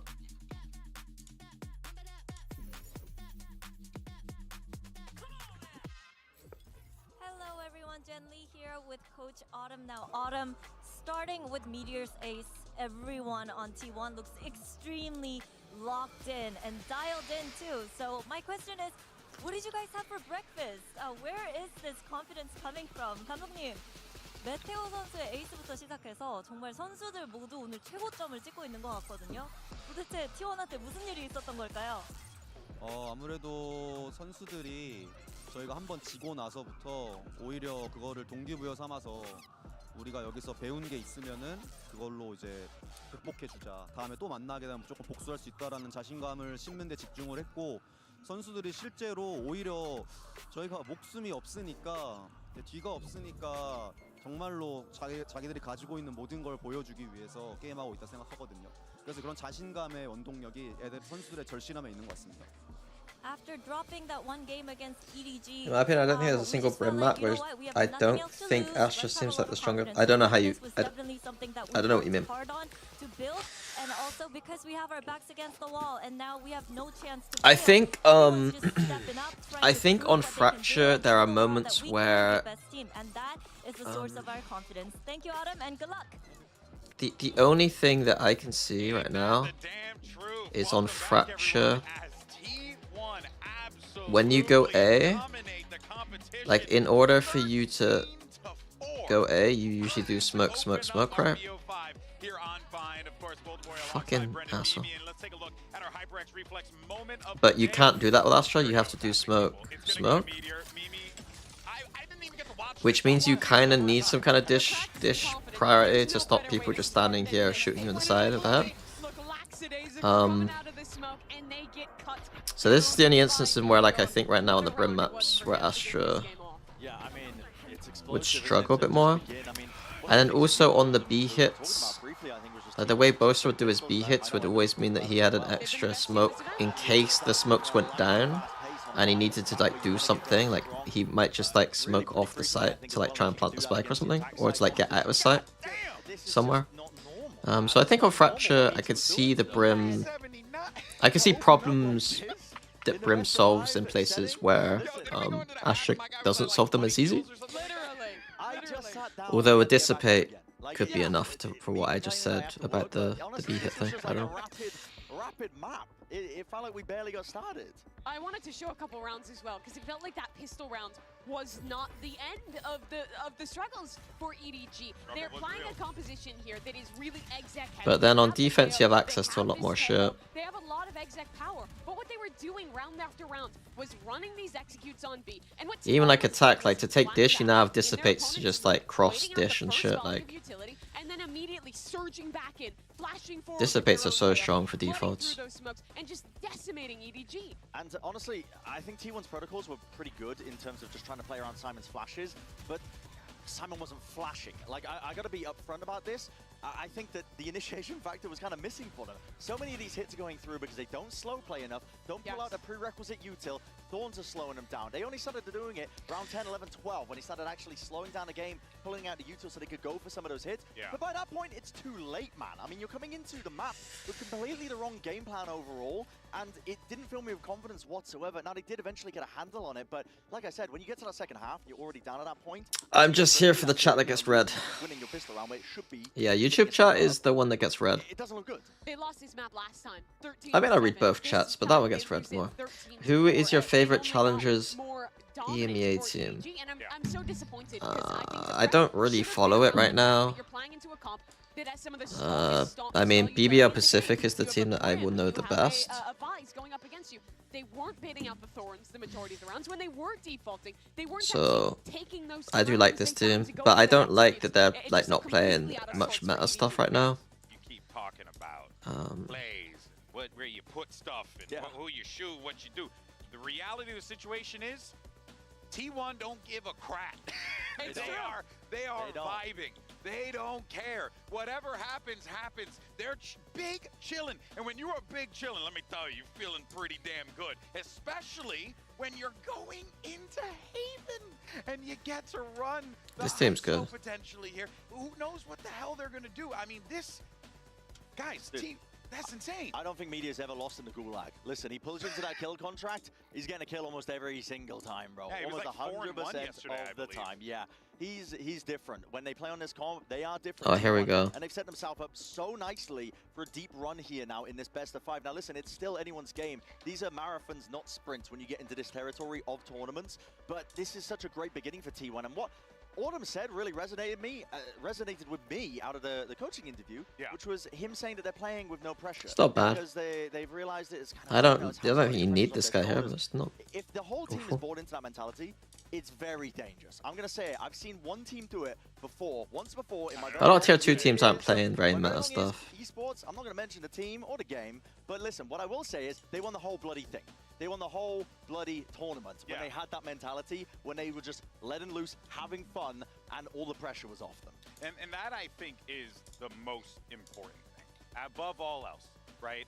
You're in this situation, you know the fans, all these people here, they go nuts whenever EDG does something. You know, Kong breathes, and people are like, whoa, you know, losing their mind. And you know what it is, Mimi? That builds on you after a while. It I have does. to imagine. And for T1, they're like, screw it. Yeah, I mean, EDG, they won the championship in Seoul, but it is still a team with a lot of young players. It's the first time they've had the expectation of being champions and aren't the underdog from China. And they're coming into Haven, which they are yet to play at this event, with a comp change compared to China. It's nothing crazy. Breach, Taeho going into the mix, but you're going up against a T1 that is undefeated on Lotus, Brand. And for EDG, I hate to say it, EDG but I need to see change- did they better change their comp? util from Simon. EDG change I their wasn't comp? seeing it on Bind. It was almost non-existent in a lot of aspects, even though T1 had good game plans for it. Yeah, But you they are changed from literally server. Okay. playing to essentially empower Kankan Taeho for to deal with server. two heavy Okay. hitters. He's got So a the back height in the comp thing, they, and I Meteor. mean, the He's coach got a might have job for been him. not, He needs to be might actually be supported not Confidence is lying. high. This is one of T1's absolute best maps, and they have Benny's a still prime playing Phoenix, I'm not opportunity to go up checking. 2-0. Massive opportunity for T1 here. You're so right there, Mimi. Let's send it back over to your casters. It's Pansy and Ender for the call. Yeah, no pressure on T1, I guess, if you want to put it that way. Now, one up to the good. The scoreline actually reflects. I think that it's almost I think that we have almost like there's a little bit of Western perspective, I think, on the T1 not having pressure here. I think that I know they're kind of like supposed to not win technically, but T1 are a fucking org that put money in. You know what I mean? They're a big org. This if you ain't winning shit on T1, messy, and now T1 ain't gonna accept you not winning shit, you know? That's the way that I see T1 anyway. Like they're elite. EDG got their work cut out now. Yeah, if you thought Meteor's Vise was good. Especially now when they try to actually build something with like, you know, into a very forward A some of the best lobby players trap. in their region. Right up close personal next to this smoke. Just nonsense pistol round, guys. Clear it out, but it's already a fight. But do they clear? They do. They give it a glance. A cursory glance. It's so nonsense.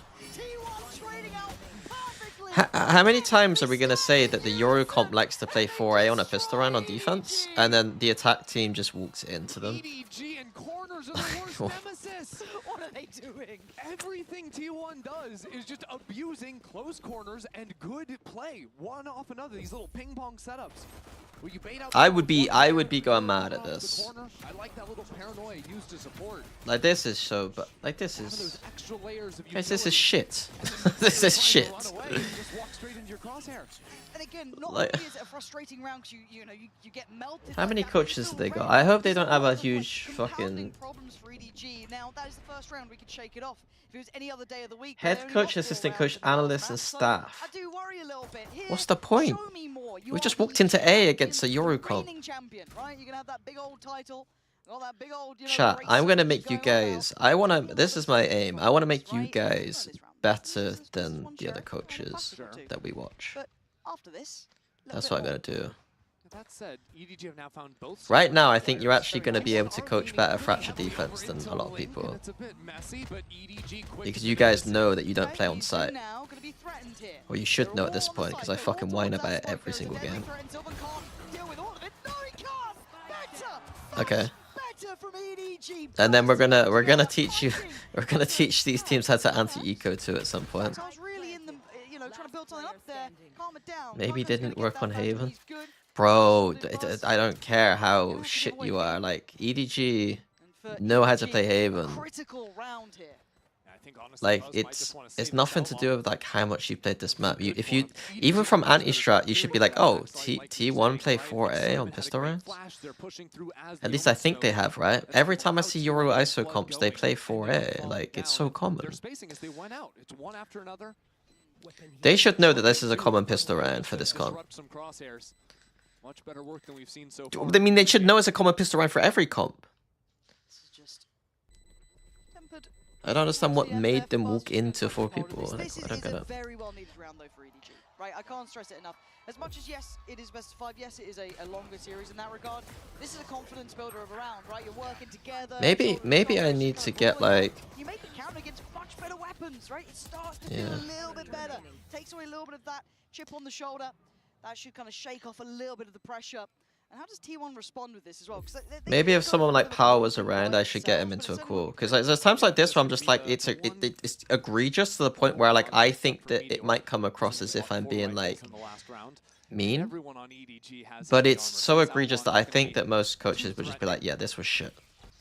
But you never get that perspective because people are too nice. dodge away from and quickly clear into the space. They don't want to get into that situation where they have to re-clear A to a forward snap. Or there's a chance that I'm just an idiot and I don't know. I don't think that's the case though. You're right place, Hello? right time. Good trade for Kong Kong though. Keeping this now level. The Outlaw Hero buy. Players on this side, so it could get a little bit scrappy. I want to see this kept clean from EDG. Buzz rattling a bullet through Kong Kong, and now they're down a player. And Stags. No! Oh, Simon does get headshot though. This makes him pretty vulnerable to this, and Buzz is feeling a little tricky. Nice from EDG. Was that log Navigating smokes the threat, bad? but with Sorry, I H-Box didn't see it, bro. 10, Simon 35. Silver trying to take on the better HP Chichu. It's possible for Good Edu. eco round. It doesn't Solid eco round. happen. Close, not close enough in the end. EDG weather the storm. That's the control I was hoping to see out of EDG, right? As soon as they find that opening pick, they take it slower, right? They're holding for T1 to fight into them, as the disadvantaged team often needs to end up doing.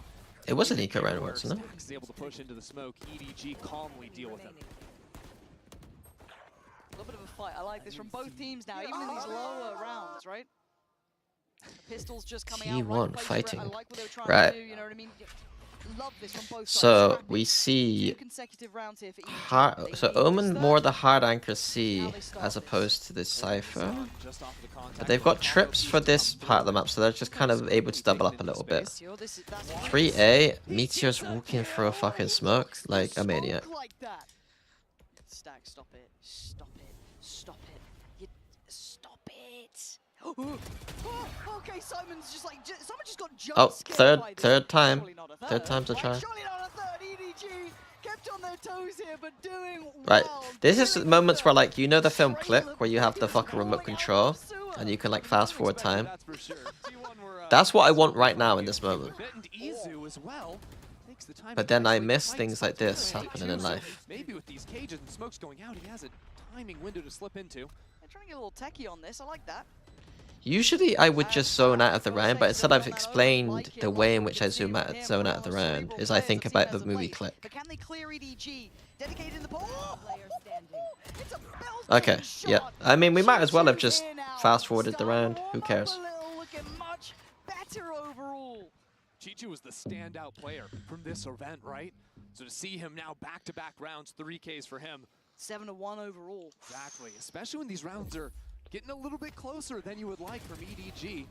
I said you also can't be played on defense. These one-by-one walk-ups. Guessing not 3 times 1v1s on short. That is nice from Chichu. They need someone to become a bit of a talisman for the if you team. are gonna play for A, you are essentially leaving one of these players on a deep line. So you can do one or two things. You can either leave the Yoru, try and get a Yoru really deep into a line, and then rotate away, and then allow the Yoru to play very aggressively because he can kind of escape. Or the Yoru TPs back the other side of the map. Or the Yoru TPs away, and you leave like an ISO aggressive. Or you can just do the Sova sits here, and then the ISO just plays like a rotator position. It depends on how you want to play. It depends on who you're playing against.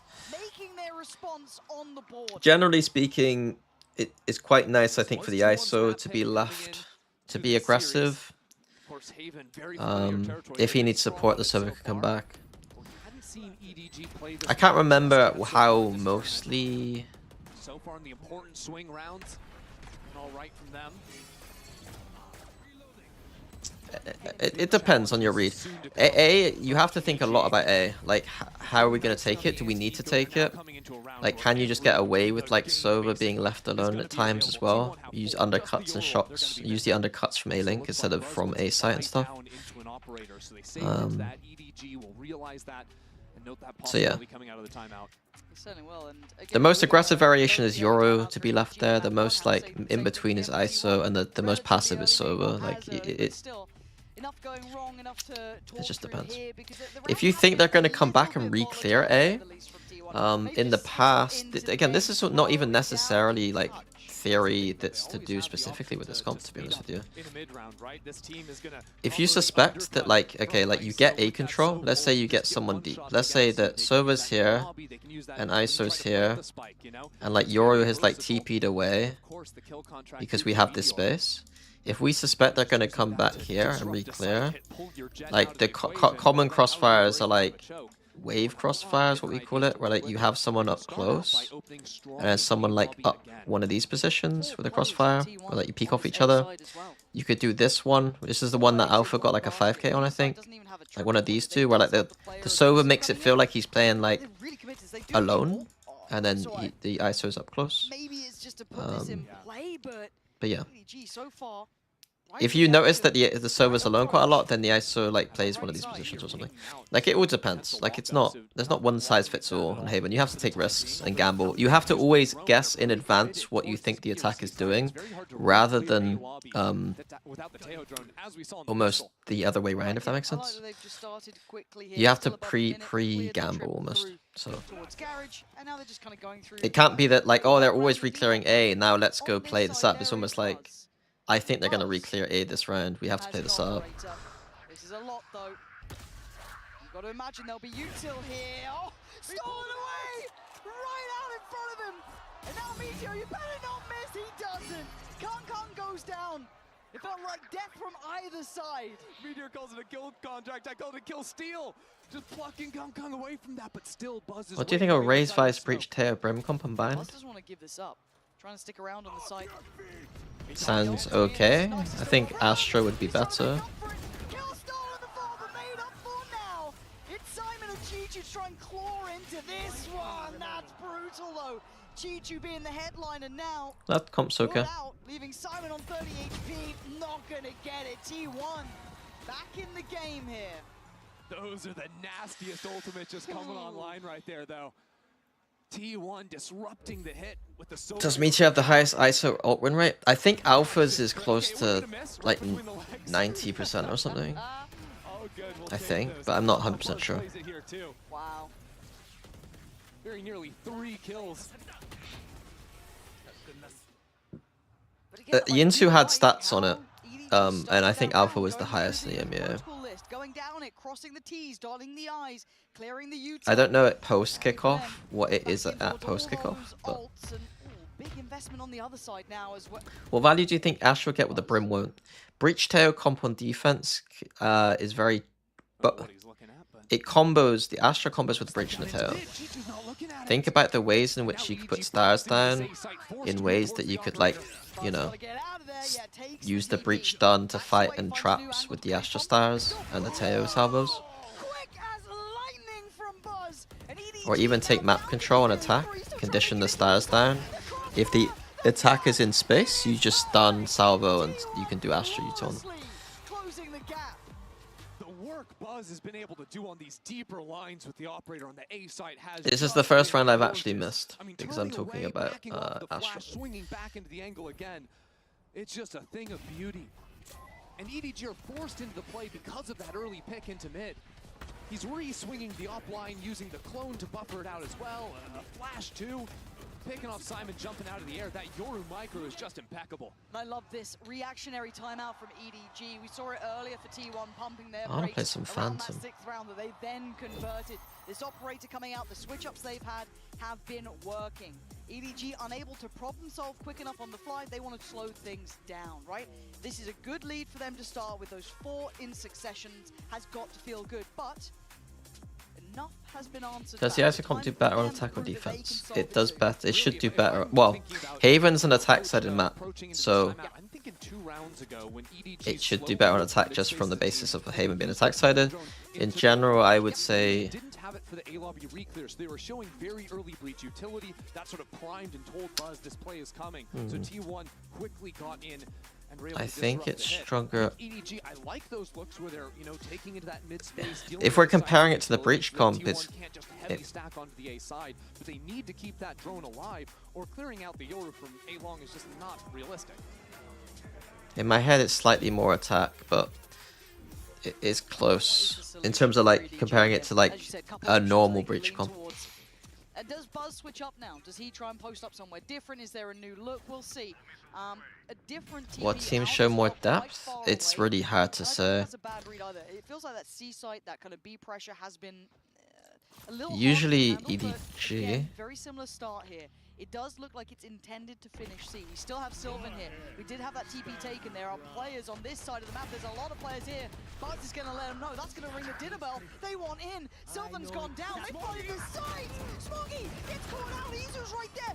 I'm sorry, I can't tell what's going on at all. Has he read this? I got the spike. Has he got an idea? Kang, are you serious right now? Oh my god. Both of these players, brilliant in their own way.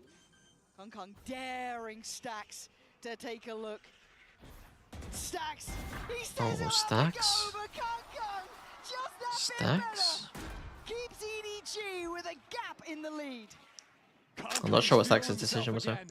How do you smoke A bricks? Is it towards A or towards A lobby? EDG choosing to speed up into that C.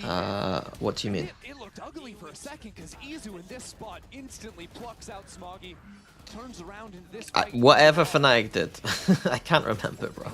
This is all micro stuff that I can't really remember. He saved him here. Cool.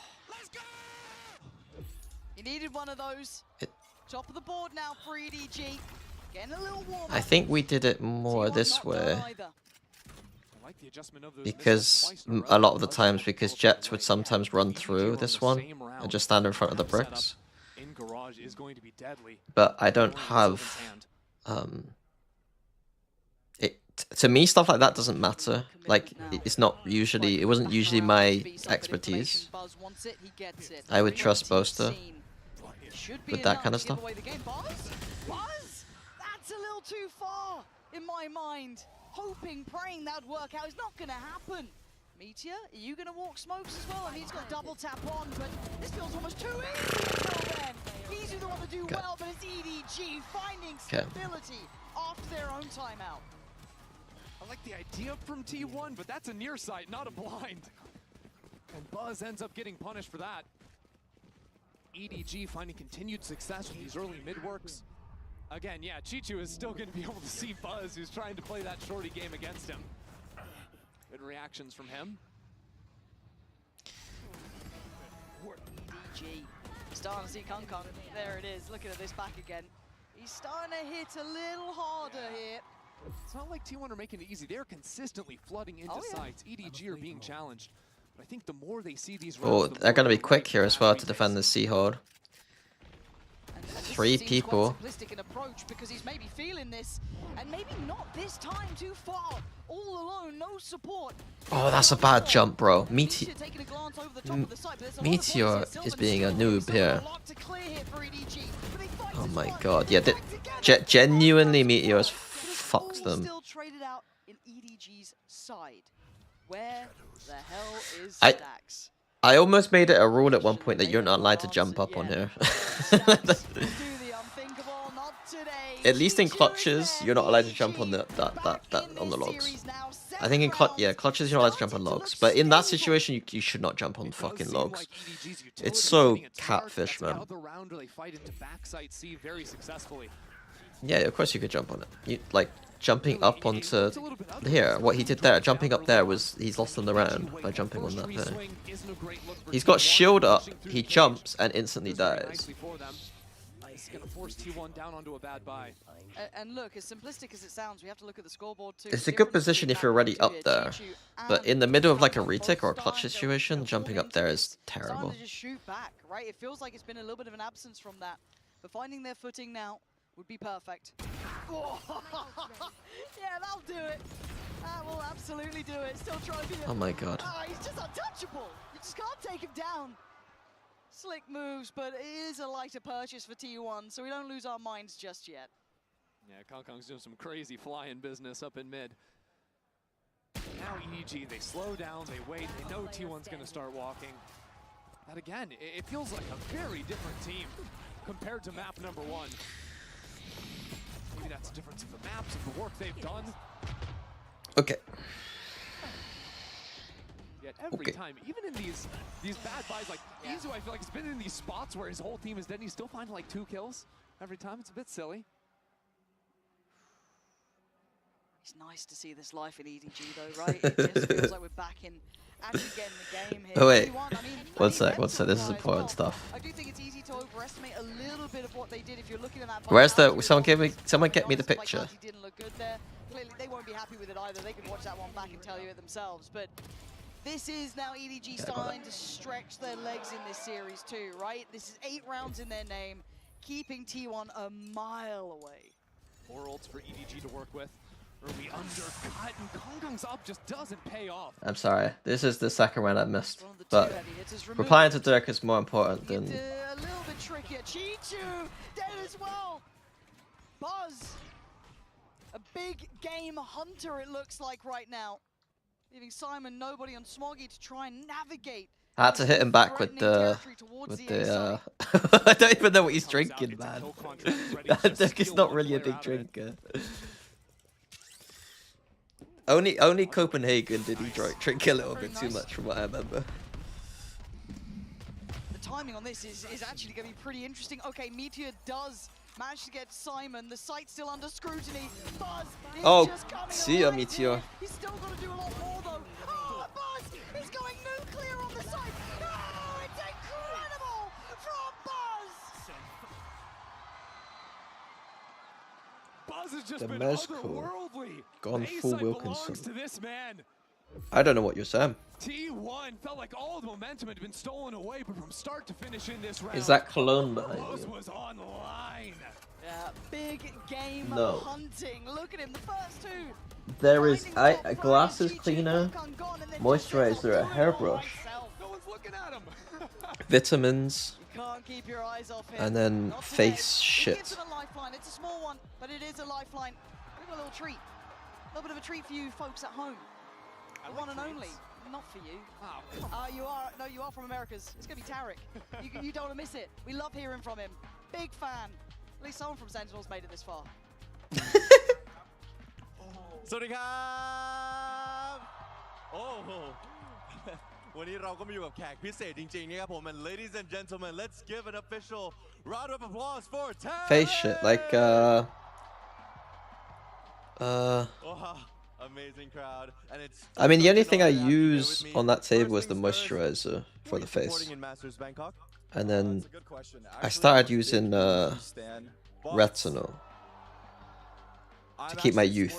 T1 because I think Buzz and Stacks deserve a win. So T1 fighting. Who is this? I think it's a Sentinels content creator.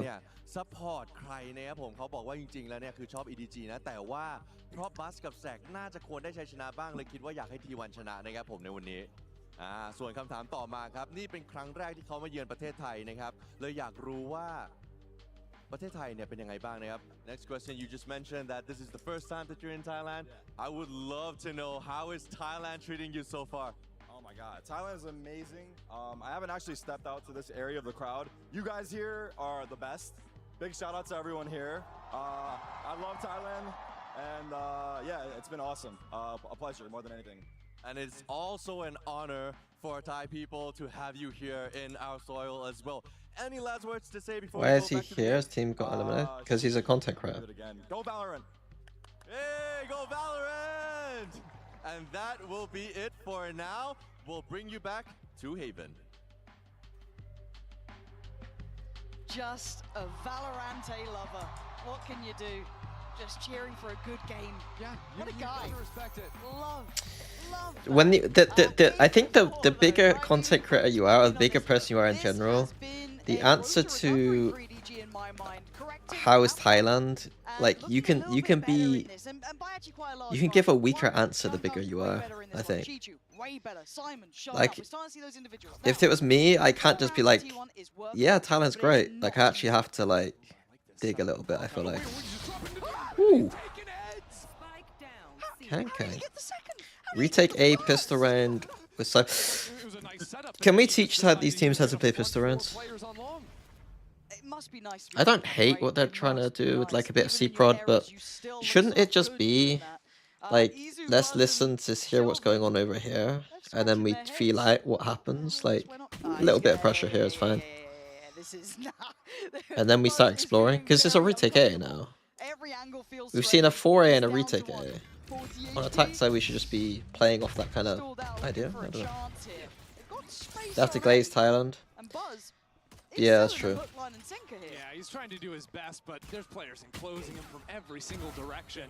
Good news, I suppose, for T1 is Spike is surely to end up getting planted here. Quick jump of the trip. But Izu's going to have to get active and start fighting forward. They asked Faker how it was recently for some Razor event. He just said, I haven't been outside yet, and then he just got here, so I don't know. Those corners have been tough for EDG. Don't mention. Jesus. There's no way. They still got so much util. Oh my lord. Okay, they're not coming in just yet. No. I'm not having it. I'm not having it. I can't allow this to happen. Why do I feel like it might happen? Izu. Yeah, Does Lauren get more British when she's not casting with a British person? That's my read right now. Ain't having it, bruv. EDG, up to 9. That's the thing, though. If you can rely on Kong Kong to get 2 kills at the start of every round, you're winning every round. True. You know, like what is that? That's a good question, Haxorus. I was talking about that with a Counter-Strike coach recently, about the idea of like if you're starting fresh with a new team, what are like the fundamentals you should go through and stuff. There's a lot of coaches who say stuff about like you should go through fundamentals and get fundamentally signed before you go through macro and stuff. There he is. what that means for him is that's going to be an outlaw. I, however, would just start the way I would play. I would coach Valorant if I was coaching Fnatic. I would just go through macro and kind of talk through the macro and kind of start the rounds how I would want to start the rounds. Like I probably wouldn't care as much about, I don't know, fundamentals as much, but I want to learn where the fundamentals are weak and strong before I go through them, really. I don't know.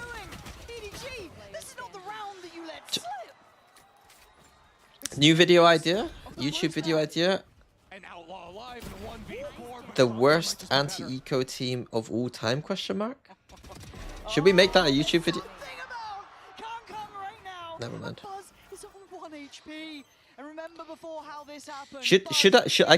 I could make it a video where I go through every single EDG's anti-eco at this event and then say how they could have played them better.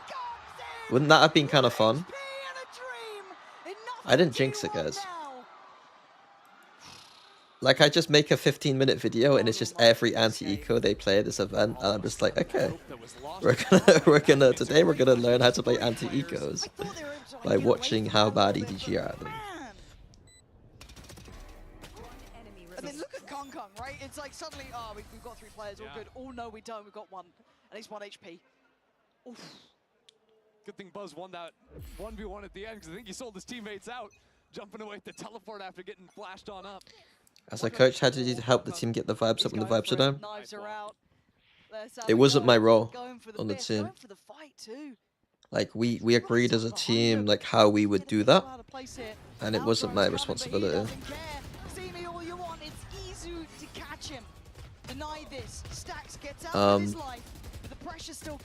Like, we talked a lot about that stuff, about how we want to deal with that stuff, and you just use the people who you think are best at the stuff.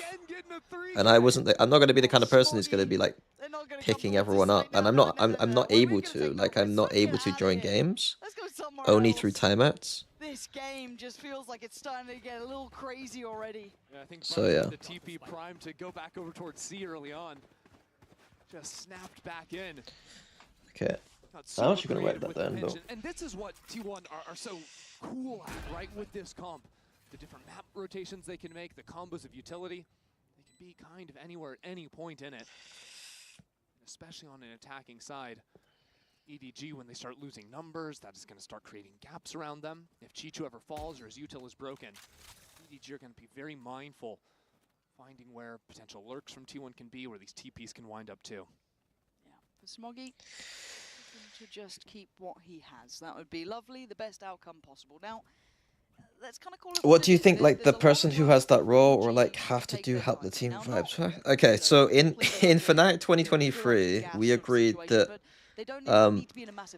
if Alpha's responsibility was like, because he's got a clownish kind of thing going on, and like everyone finds him funny, and he's like able to be light-hearted in a way that no one else on the team was able to be. Like, he had a job in the team of like using that when he could. Like, the problem with him though is that he was also kind of emotional sometimes, so it's kind of hard for him to be that person all the time. And so like Chronicle also had the job of keeping things stoic and kind of like reminding the team when like, okay, like it feels like the energy's not good right now, and like kind of just recognizing it and pointing it out. And then when Chronicle would point it out, we'd hope that like, you know, the team would adjust to that a little bit. Boaster didn't really have as much of a responsibility about it in terms of like actively making the team feel positive, but like it was more like trying to take away some of the potential negatives, because obviously Boaster expects a lot from the team and like can be like can be getting negative when we're losing, because obviously like he's having to call the shit. So his job was to just try and keep like a neutral level.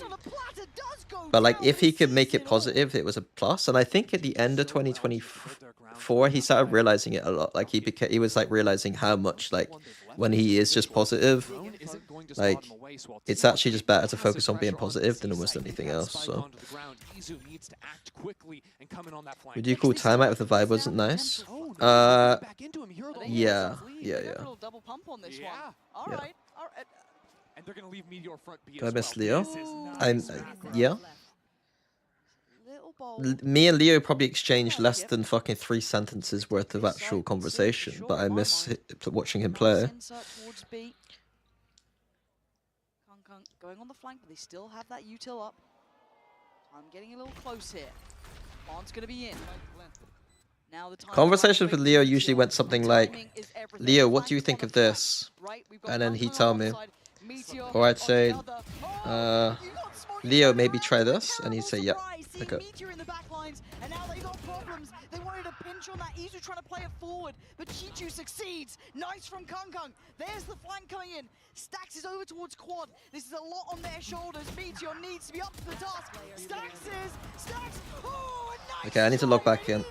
I've actually lost. I've not watched like 3 or 4 rounds now. EDG keeping composed even while T1 play a beautiful round over the map. Letting them know it at the end there too. It was kind of crazy how Would you call? Yeah. So if the vibe wasn't nice, I'd always call a timeout if I could. If we're winning and the vibe isn't nice, I wouldn't call a timeout. If we're losing and the vibe isn't nice, I call a timeout. Flank 2, the fact that he finds the kill is everything for EDG. Enemy remaining. Watching that back, knife's edge stuff.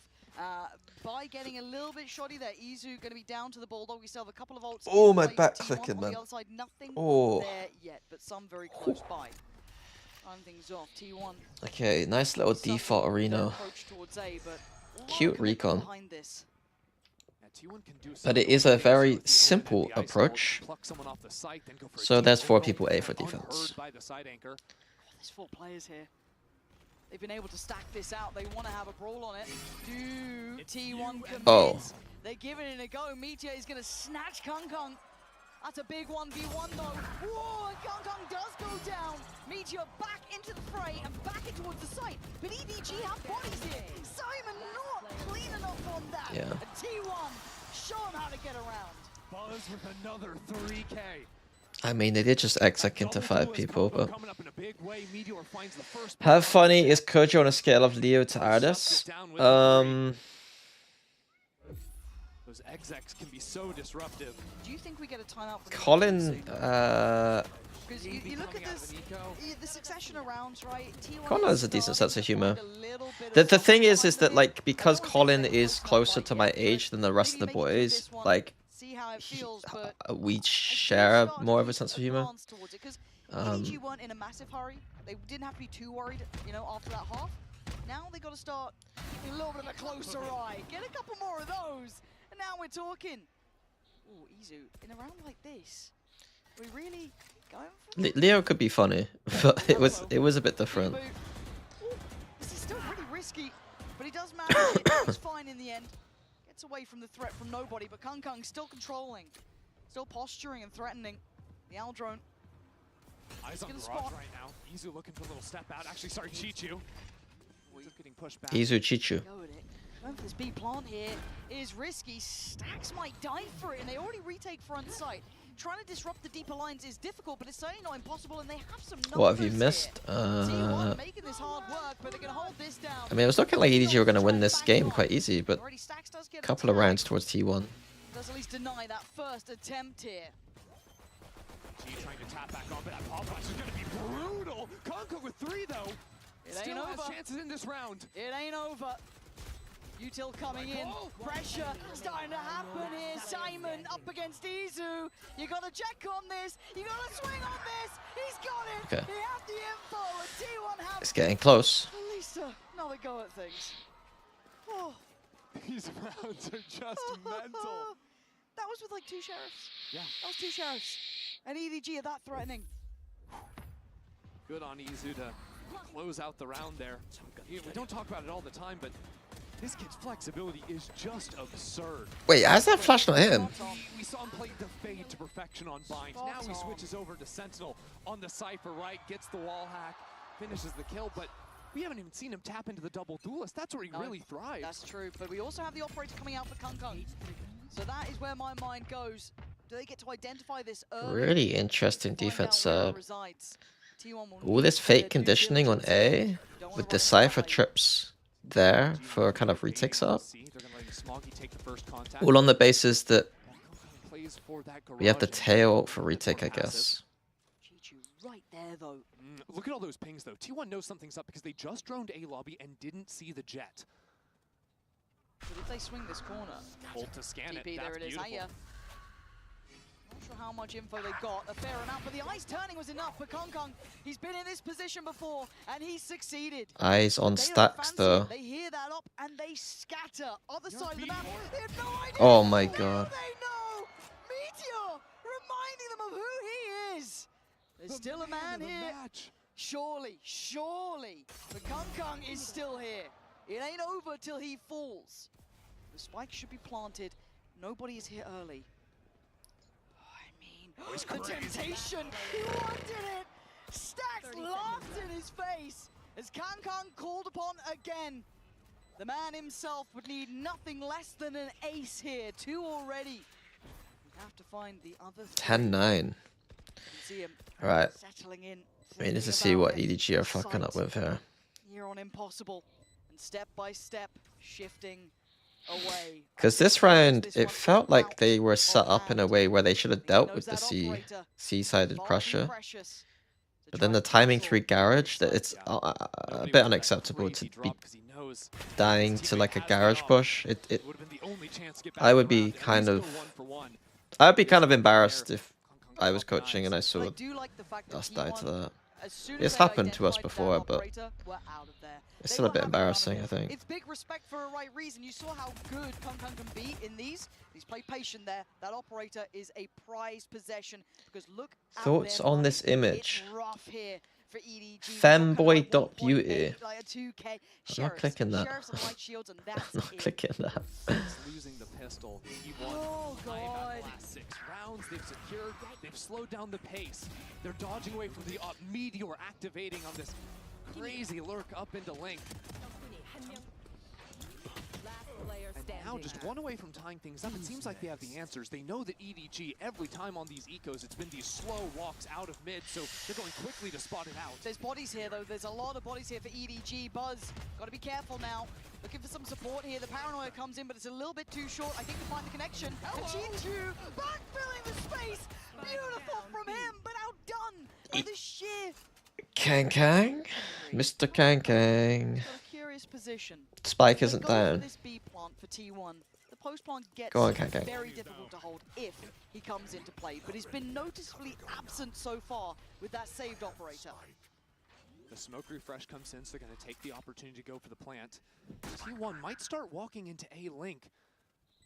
Thinking EDG are leaning heavy into The spike C. isn't Look at for what the EDG Mei are Link, doing at though. the same time, going for the slow rewrap. But the rewrap is kind of interesting. These are both kind of indicators, right? That no one's kind of fallen back. That Kong's heard nothing. He's still going to be very diligent, clearing towards window. But Smoggy does so well. Hold on, it's game on. And now EDG needs to pick up the pace, but Sylvan stunning with Izu. Kong has to come forward. So, Well, it's going to be Kang. 10 apiece here. Kong given nothing. They know it. If he wants it, you got to really go for it. But they're going to force him again. Leave him on this operator. He's still going to drag one down with him. But the round, nonetheless, is T1's. And the slow march back to an even scoreline begins. It's got to be so frustrating for Kong. 2 rounds back to back, he's just not allowed to play. Just lost before he can find that impact. G2 does some... I mean, he saved the round into like a low buy kind of round, and then was it kind of like a low buy round? There was the economy wasn't great for DG here. Hello, this is Kang's brother Zhang. I would appreciate if you would stop making fun of my brother for trying to say if he grew up in a poor country and we never had. Oh, I mean, did he grow up in a poor country? If you'd like to be so kind of not make fun of my brother, otherwise we can call the cops. Thank you for understanding. It's like, okay, I see it. Okay, I give it a 3 out of 10. I give it a 3 out of 10, that one. We're going elsewhere. And I love the fact that T1 are respecting the impact that he's starting to What have. do you discuss with the team during timeouts? There are 2 things that you could be discussing. Sometimes you discuss both. One thing is struts, and one thing is vibes. Don't know exactly what's going on. Most of the times, you're going to be talking about struts. Nice to keep it a little bit lighthearted here. Yeah, a 10-10.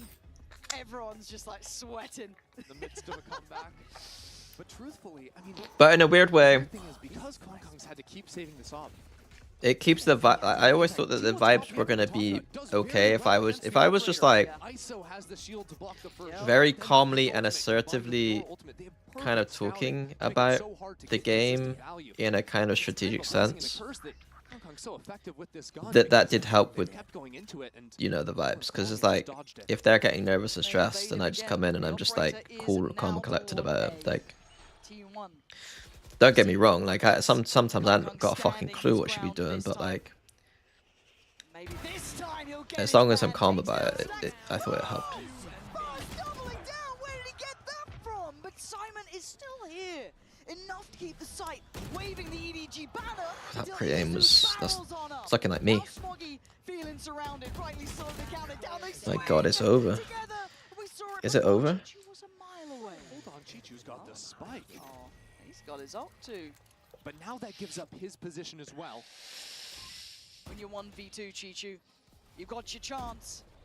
Can you keep your team in the lead, or is T1's comeback inevitable, Chichu? Oh, it was bold! But it Did Meteor lose another ult? T1 taking the lead. Is that 2 ults he's lost this game, this map, sorry? Unbelievable round out of Buzz. The fact that he's unfazed completely after this first kill goes down, he pushes forward, takes the timing, and they're lined up next to each other. Nobody's got his util. They're trying to re-clear A with his util. Because he went for the early teleport that closed the gap, he snuck into the right side of Stack. He's in a position that no one on EDG thought he could possibly be. The money, look at the money. Oh my god, EDG, gonna have to face this with a scrappy buy. You got Guardians, you got Stickers. That going A or B one's good. But we tried to get Boaster to learn the whole of the Americas free copy pasta. And I think he was ready to do it at one event, but then they didn't interview him after the game. After we beat an American team. I can't remember which one it would have been though. But it would have been sick. It's my favorite copy pasta, it's the America's free one. Oh! Little fucking... He just played Kirby. I don't know if you guys know what Kirby is, but he just played Kirby. The timing on this drone gonna force Kong away. Here's the drone, has to fall off the angle, and he's got no protection in Garage. The Cypher out of the picture, no trips to hold. Do teams always re-clear question mark spaces on the map? No. Some compositions can do it better than others. And some compositions do it better than others. Some compositions can't do it very well. Some teams do it too much. Some teams don't do it enough. Most of the time teams don't do it enough. Most of the teams just rotate on like a string horizontally, like they rotate sideways and don't re-clear the space enough and push out and stuff. EDG are a good team at re-clearing though, generally speaking. Oh my god.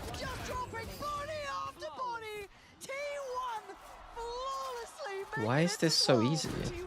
Thoughts on the Rankers team? They're gonna, their players will be, that Can Zero guy will be a superstar.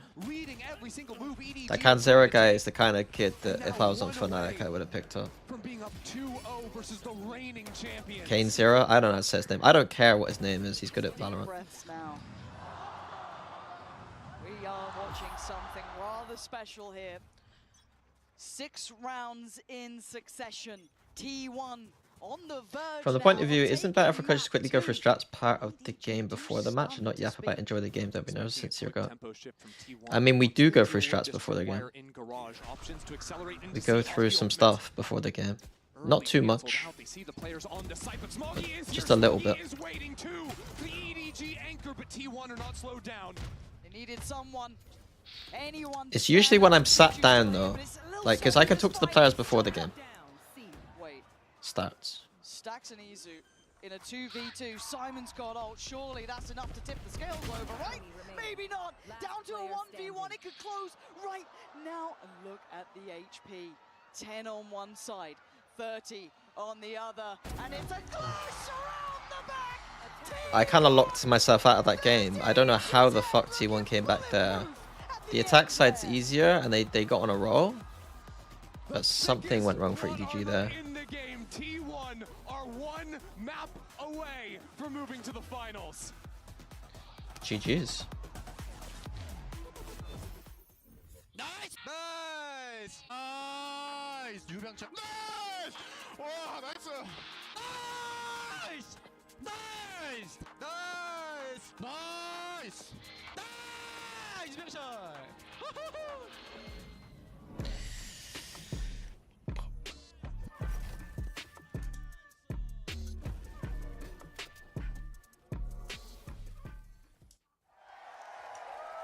EDG tried to hold back site every time. On C or on A? On A, it depends.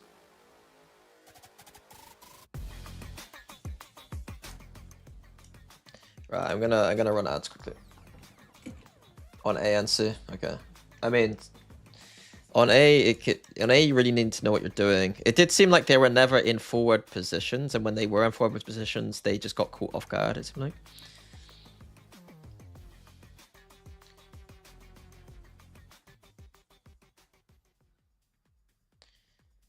They need to fix their anti-ecos.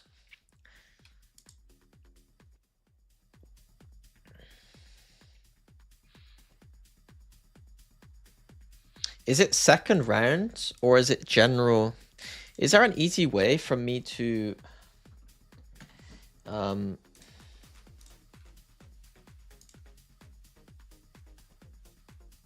so they lost this one and they lost this one, so that's 2-1 series.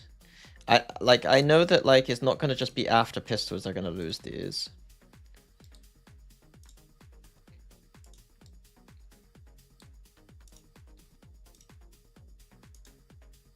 They lost this one. They've lost three pistol, 4. Bro, they lost 4.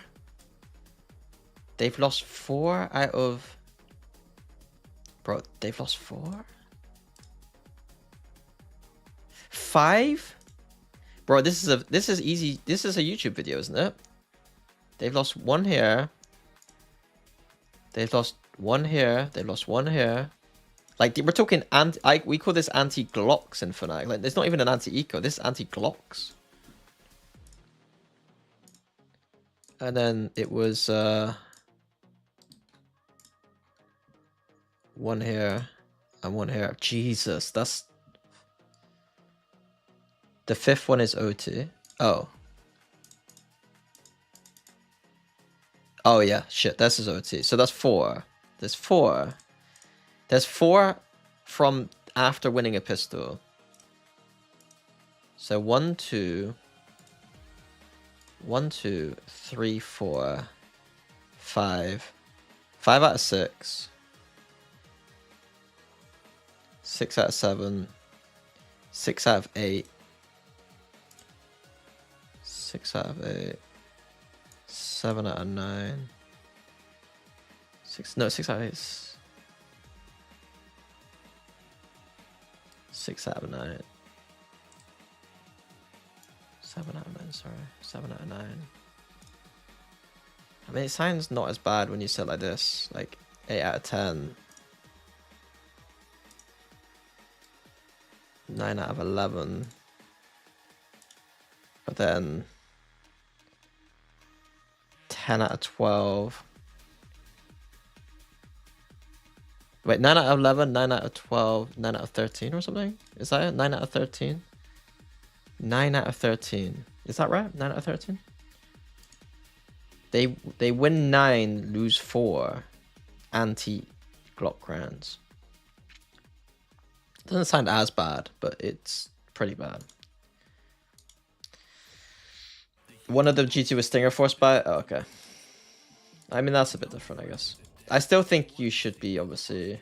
It's still something that probably should be stated.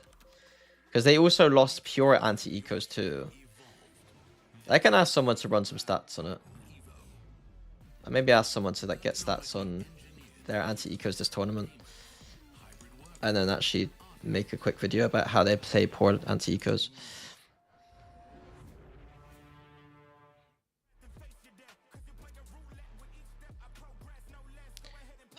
Maybe ask Captain Cow or someone.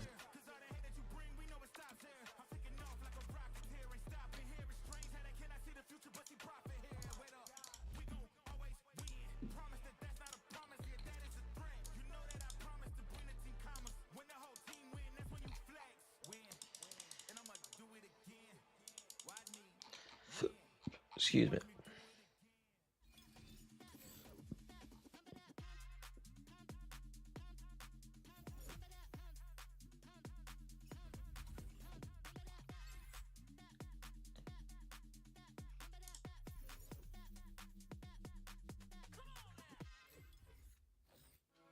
EDG had him in the first half, not gonna lie, but then T1 comes right back into it, and they win 13-10, and now the series is at 2-0 in favor of the number 2 seeded team from Pacific. Let that sink in for a moment as they are going up against the world champions, and the number 2 seed from Pacific is showing up big time here, Mimi. The only number 2 seed to make it to the top 4. Which opponent do you think we could match up for G2?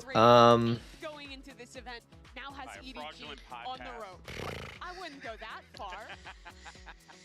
T1 ban Abyss, right? So like they T1 instantly go 1-0 down in the series on Abyss. And then G2 get to ban like. How good's T1's Fracture? I mean, they're not bad at Fractures. They're just gonna ban Fracture and Abyss. Which actually, wait.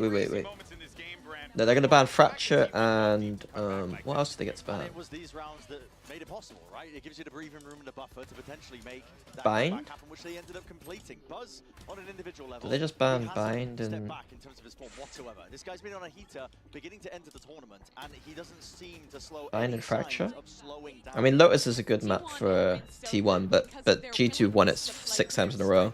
And I think that this map is one of the best examples of that. When you have I think G2 ban Bind and Fracture. that those 2 guys have in Korean Valorant, and you put them on a map. They can ban what they want. T1 will cook them. Okay, fair enough.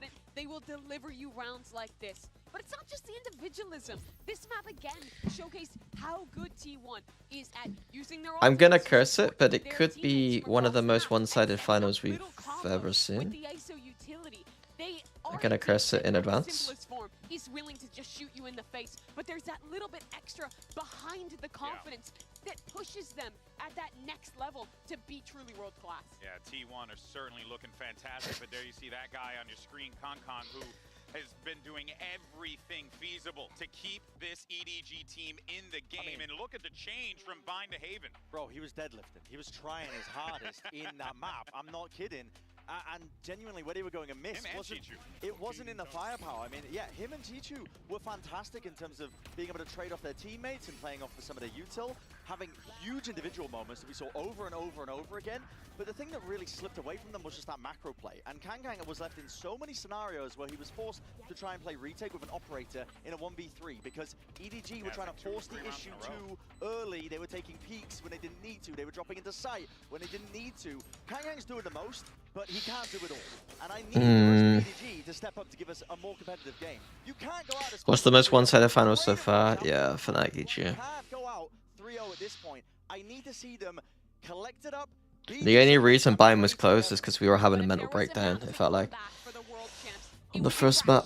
They dominated G2 here. The only team to beat G2 this year with a 13-4 win. But they have a very tough task ahead of them because they're playing their Neon comp into T1's buys. And Meteor has been so incredible on this defensive side. And Brent, I think of map 1 where EDG was just sending it on their X6 and the T1 anchors were feasting. Yeah, they certainly were. I mean, Meteor, the last time we played this map, I think against...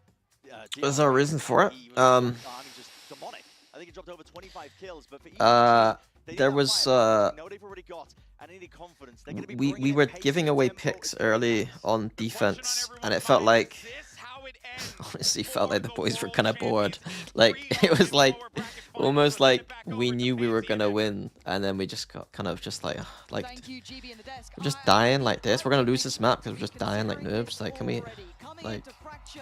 And everyone got a bit stressed. Leo got a bit hot, I think, on stage. I think the stage was getting too hot. But surely for EDG there is a chance here. Or do you think T1 just have too much behind him now? T1 just Like, we knew that they weren't playing well, and they just had like Reyna pick and just playing for fun, and they were just picking us off a little bit. And we knew we were being noobs, and so I think that was just like, you know, we are just being like a bit bots, but you know, so we're getting a bit frustrated. They destroyed G2 on this map previously. If they are to get back into this series, it is going to start here. Board might be the wrong, you know, but it's like I said earlier, like about Leo, it's like we have a team. When you have a team that's smart at knowing why you're losing, and it is literally we're losing because we're giving away picks. It's nothing else. Like, it's almost like, okay, well, T1 at least would be able to divide and conquer against EDG. Izu again. That is almost kind of boring in a way. I don't know how to explain. Like, Sylvan a little slow on this at EDG. Make the most of it. That's 4 alive. That's got to be a plant. Deciding to go up onto the rope, go slip let me turn this back up a little bit. to close out the round. I mean, that's a little bit of EDG could we have God comp? EDG, right? Sands take the double swing from I don't mind EDG's nail though. My mind though, the spacing was a little bit better. If they traded a little bit more effectively, this little crunch coming through sand gets a God comp was me just trying to highlight like the breach Teo stuff in a way that like I was just like people weren't playing it enough, and that now it's got when now we're deep into Bangkok. I feel like most people have realized that breach and Teo are the meta, whereas like I was trying to like highlight it a bit more before this period. T1 just gonna face up 2 players, snag an orb. Put it to Sylvan to find the one. Yeah, that's kind of nuts, but Vice Teo feels like Shaq and Kobe. But for now, this should be stability. It's like Jordan and Pippen. And I feel like I've been saying that every round, and then, well, sorry, every time this round occurs, and then somehow T1 just like proved me wrong, which is fair enough. But as it stands, EDG have site control now on both fronts. They've got a plant down. They've got a good idea of what's coming their way. Yeah, Buzz with a shorty. Actually, this is a good map for me to watch. I'm gonna try and focus a little bit more on T1 this run because I'm trying to make stuff for Fracture for the Patreon, and we are using T1's comp as the basis. You look at it, EDG have 3 rifles, so 2 kills here. DRX has given me the most amount of interesting things so far. G2 giving us some stuff. You are looking at damage, right? You're looking to min-max, right? We don't look at round wins. Relax, guys. I think we're good now. Stacks, can he keep him on site? Can he lock him in here? Drag him down with him. Take him down, sure. Stacks is making this cost a fortune. EDG will make it out of the run. Oh dear. Damn, okay, well that's... Is that another Antico run, right? That's 5 people dying on Antico. Bro, this video is gonna pop, surely. Right when everything's been going against you. The title is just, what's the title for the video? It's worst anti-eco team of all time. Like that's the title, right? Pretty interesting. You know, a lot of teams that look for explosive plays right at the start. They'll sort of coin flip around, sort of try and get a read on where you're going to be hitting early. No, you gotta say anti-eco just because. Worst anti-eco team of all time. I think that's good enough clickbait, right? What's the What's the thumbnail? I reckon it's like Kang Kang.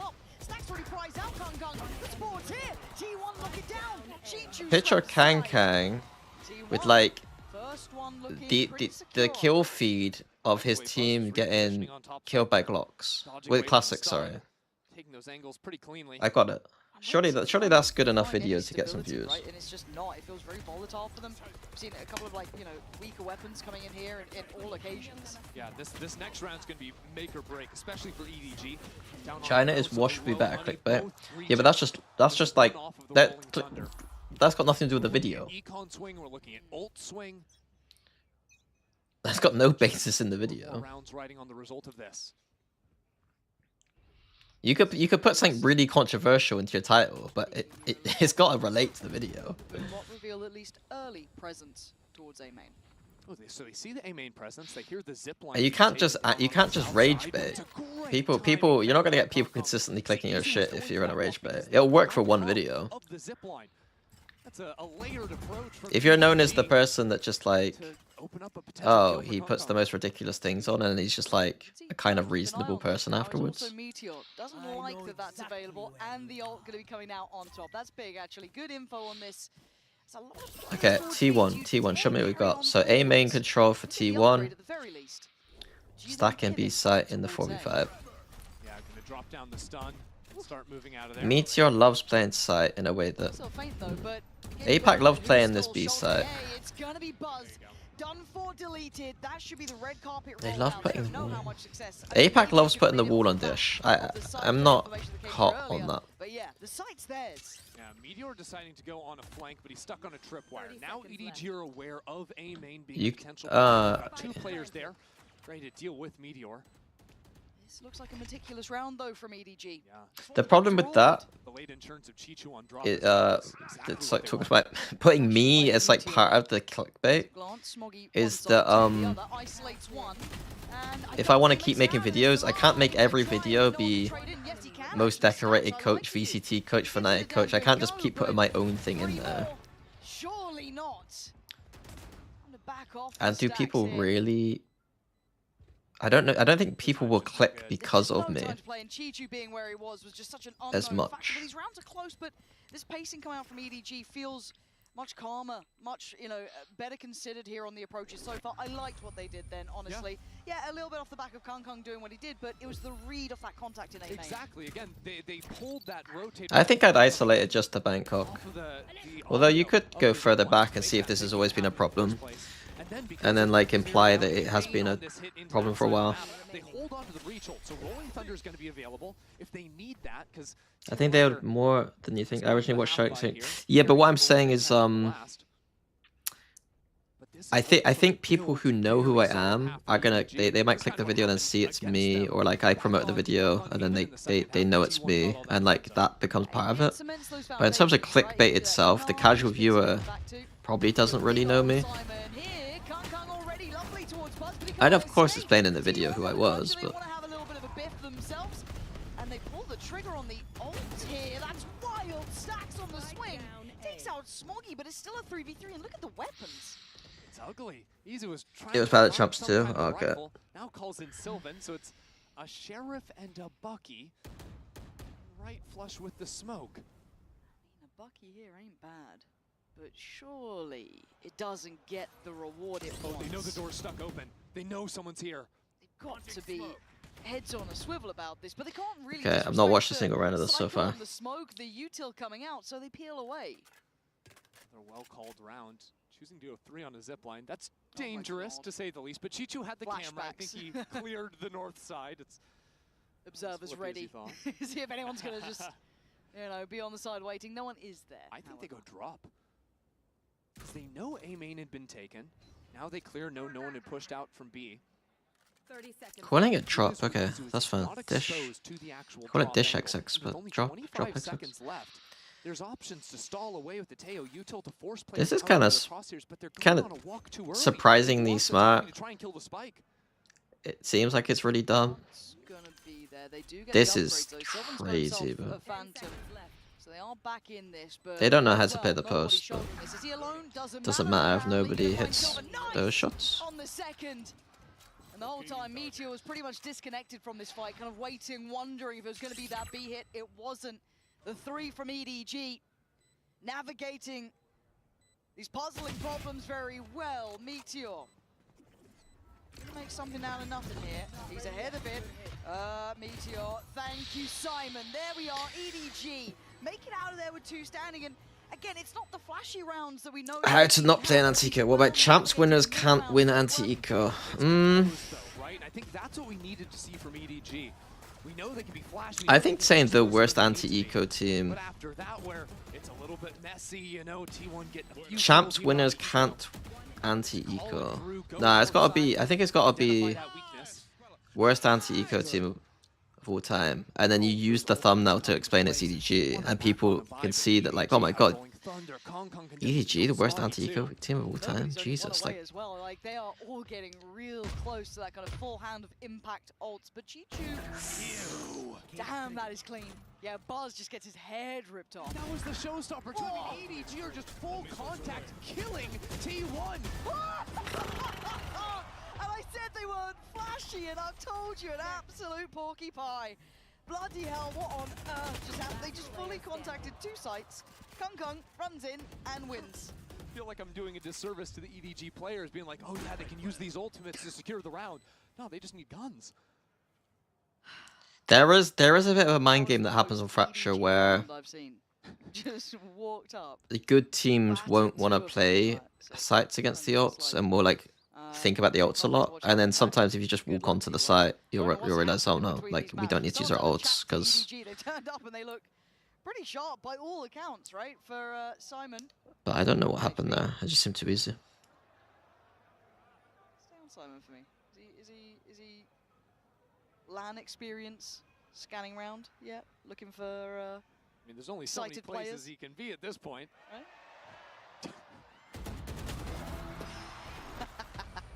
I don't know if the crowd loves or hates a save, but they seem thrilled by it. They seem absolutely enamored with the idea. Nice stun, honestly. Can't get enough. But yeah, I want to see this. A mini breakdown. I like that, but again, it doesn't. I think Kung doing this. I think that's more like a broadcast thing where you use your name as like a thing. I mean, yeah, fair play.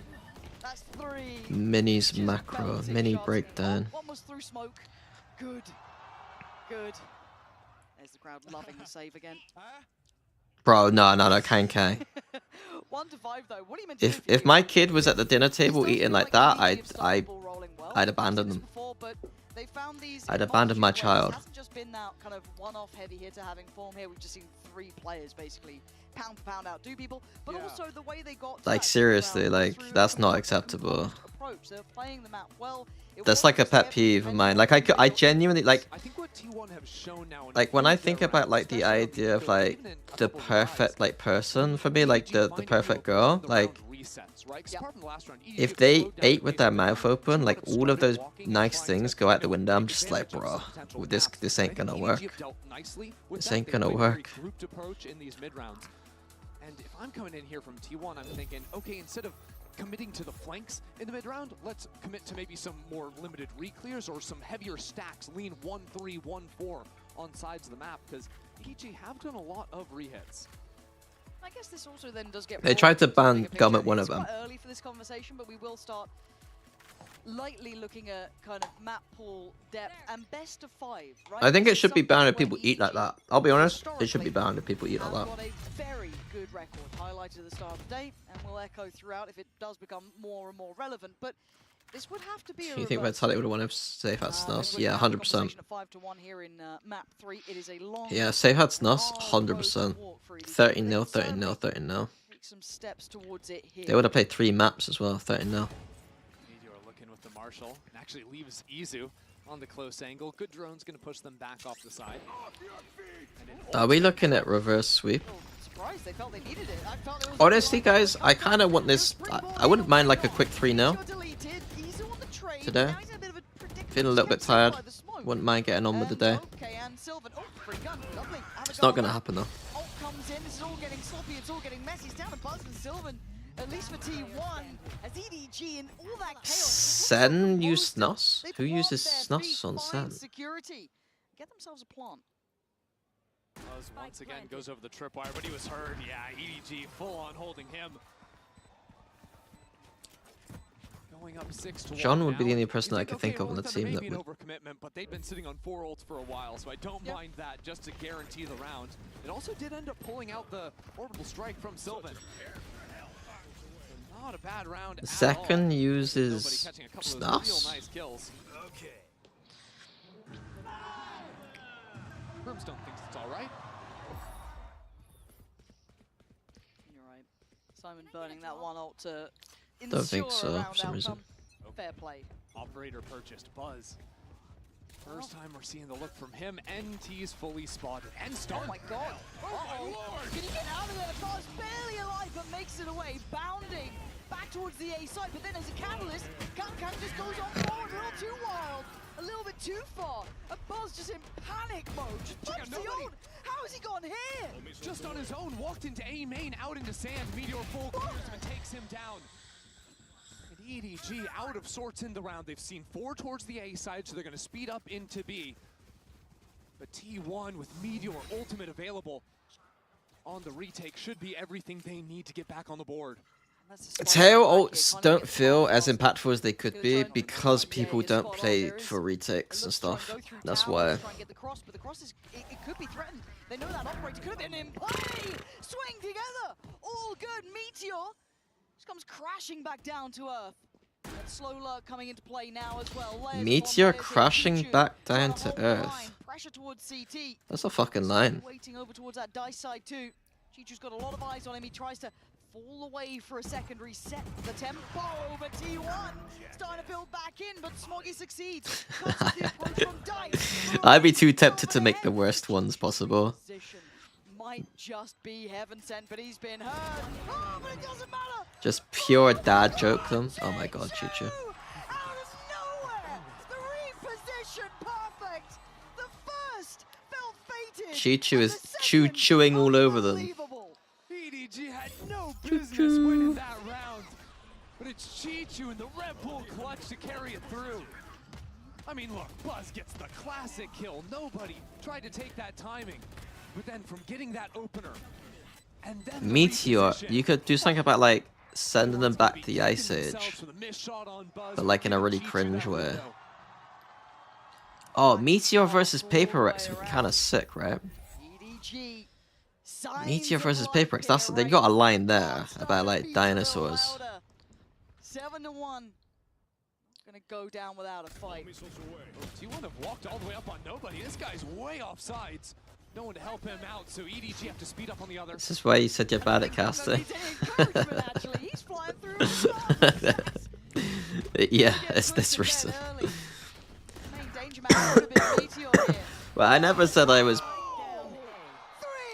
Did I say the words I'm bad at casting? I don't know if I said it like that. I wasn't familiar with what you could be doing here, but KangKang's still alive. Buzz, have you got more for us? KangKang forced to pop the ult under pressure. Looking to thrive, Buzz! He looks out. Anti-eco, boys. Supported by Meteor, but what Anti-eco. He's a trained assassin! Buzz just wills that round to T1. What was attacking C major? What would that mean? What did that mean? I didn't understand it. Oh, that's poetry. That is poetry. I'll be honest, it's not really my job to say cool things, to be honest. Christ.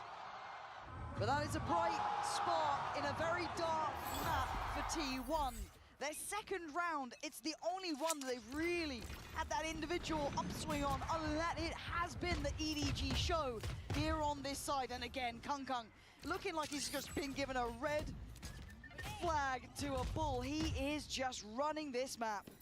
All the way up in towards heaven. T1 spot him out, anticipating it somewhat, but he's not abandoning the angle. Look at the confidence. He just keeps fighting. Maybe this is that confidence builder, right? Just go in there, get in their faces, remind them who you are. But T1 putting up a fight now. It's the spike. The spike is in. It was in the key of C major because he was holding that C site down. Too far. And Chichu's on 5. I don't really get it though. Ball is on nobody. He's regrouped back into the B site, now into the spawn. There's no In the key of C Right? major. T1 have given the spike up. I don't get it. Okay, just nobody. Needs a 1v3 here. Gets the spike, has 40 seconds. He's going to know where one of these two players. On defense, the other teams push out A main hazard a or guess, dish. but A he's main the more. best chance for him. I mean, if you're For what felt generally like A a main, fumble earlier in this dish one. is fine though. Aren't going to come in nice and open. About 5 different angles he could choose to hold at the end of this. Even outnumbered 1v2. This is by no means simple for T1. Got a bit of util, but so does nobody. Good stall here for the plant. Going to use that boombot to clear close. Going to be going in a little blind to this. Nobody shouldering the angle, and they're going to see him on the cross. That's huge from Buzz. That now puts Stacks in control of this, to keep control of the push through, to buy. So is he just saying it was a straight C The then? util on the spike itself, and a 1v1 is not what you want to be giving. Stacks needs to do the dance. He does the damage. You're going to get the defuse, but this is not how you give a window of chance, right? This is not how this Buzz went away. up even an opportunity, right? I mean, T1 are the momentum team. Stop it! No. They got 3 rounds, right? 2 back-to-back, though.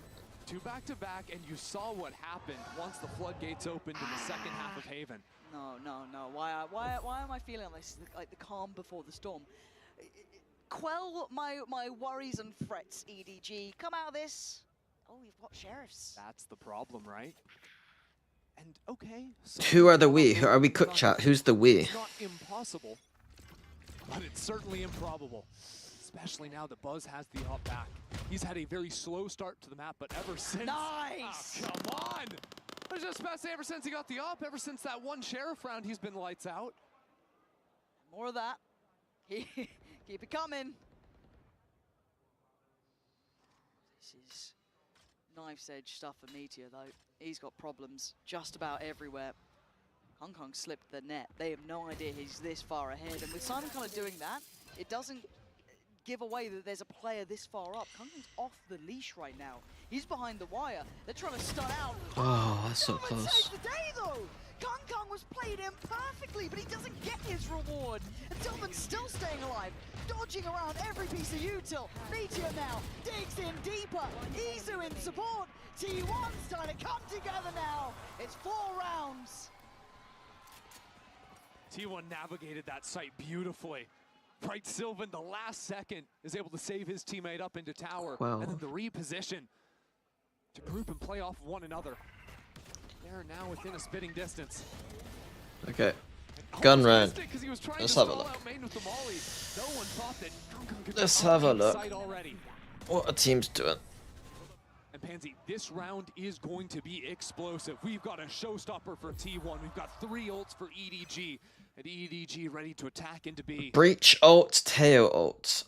What do we want to see here, guys? Please do not play here. By step. Guys, please. It's the lower bracket final of a major tournament. We're playing on site against Breach ult and Teo ult. Defaulted A lobby basically every single round trying to take that fight. But again, they do have Simon's ult here. That could be brought into play. And they're just going on this one. This feels brazen, it feels bold, this feels mad. Is there any place to be safe? No. EDG storming the gates. Izu trying to play this back in, but lost in the smoke, as is Sylvan. Is this another video?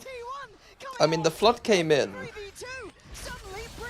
The flood did come in, but like... They ain't got the plant yet. They got 47 seconds. The 2 people just died instantly again. Like, They've just gone ahead and left it, using their final smoke to try and threaten some kind of a walk-up. But pretty soon they're going to have to start running and make their way over into A. You think it's too specific for a full video? It's not too specific at all. It's not too specific. It's literally weak side theory. It's... But they still can't just play off-site. They're going to have to fight T1. Teams can't play with ults. Teams. It's something about like the video title was something like about VCT teams being terrible with ults. The difference maker.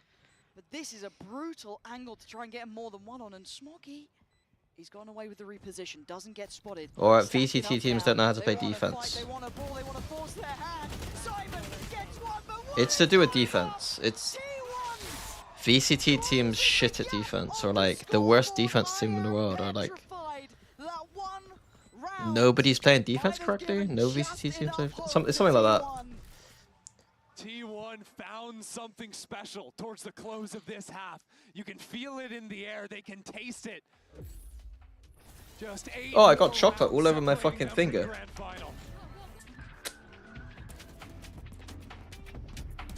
I'm talking about my pet peepee and people eating their mouth open. I've just got chocolate mousse all over my fucking finger.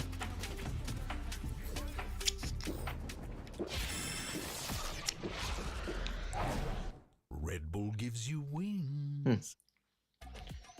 Had it with your old phone? We've got you. At Verizon, trade in any old Oh, I see the problem now. The problem is my spoon isn't big enough. Get iPad and Apple Watch Series 10. And so the chocolate's just going all over the spoon. $2,000 in value, only on Verizon. Spoon's screwing me over here. Don't teach VCT teams this. Don't what was it? Do not do a video on that. Oh, it's so boring though, pal. It's so boring. How's the year 2025 and still teams just do this shit?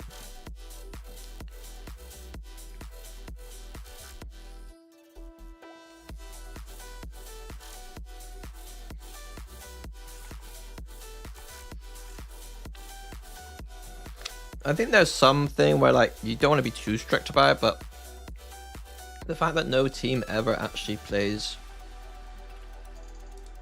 every team just says, please ult me. Please just ult me.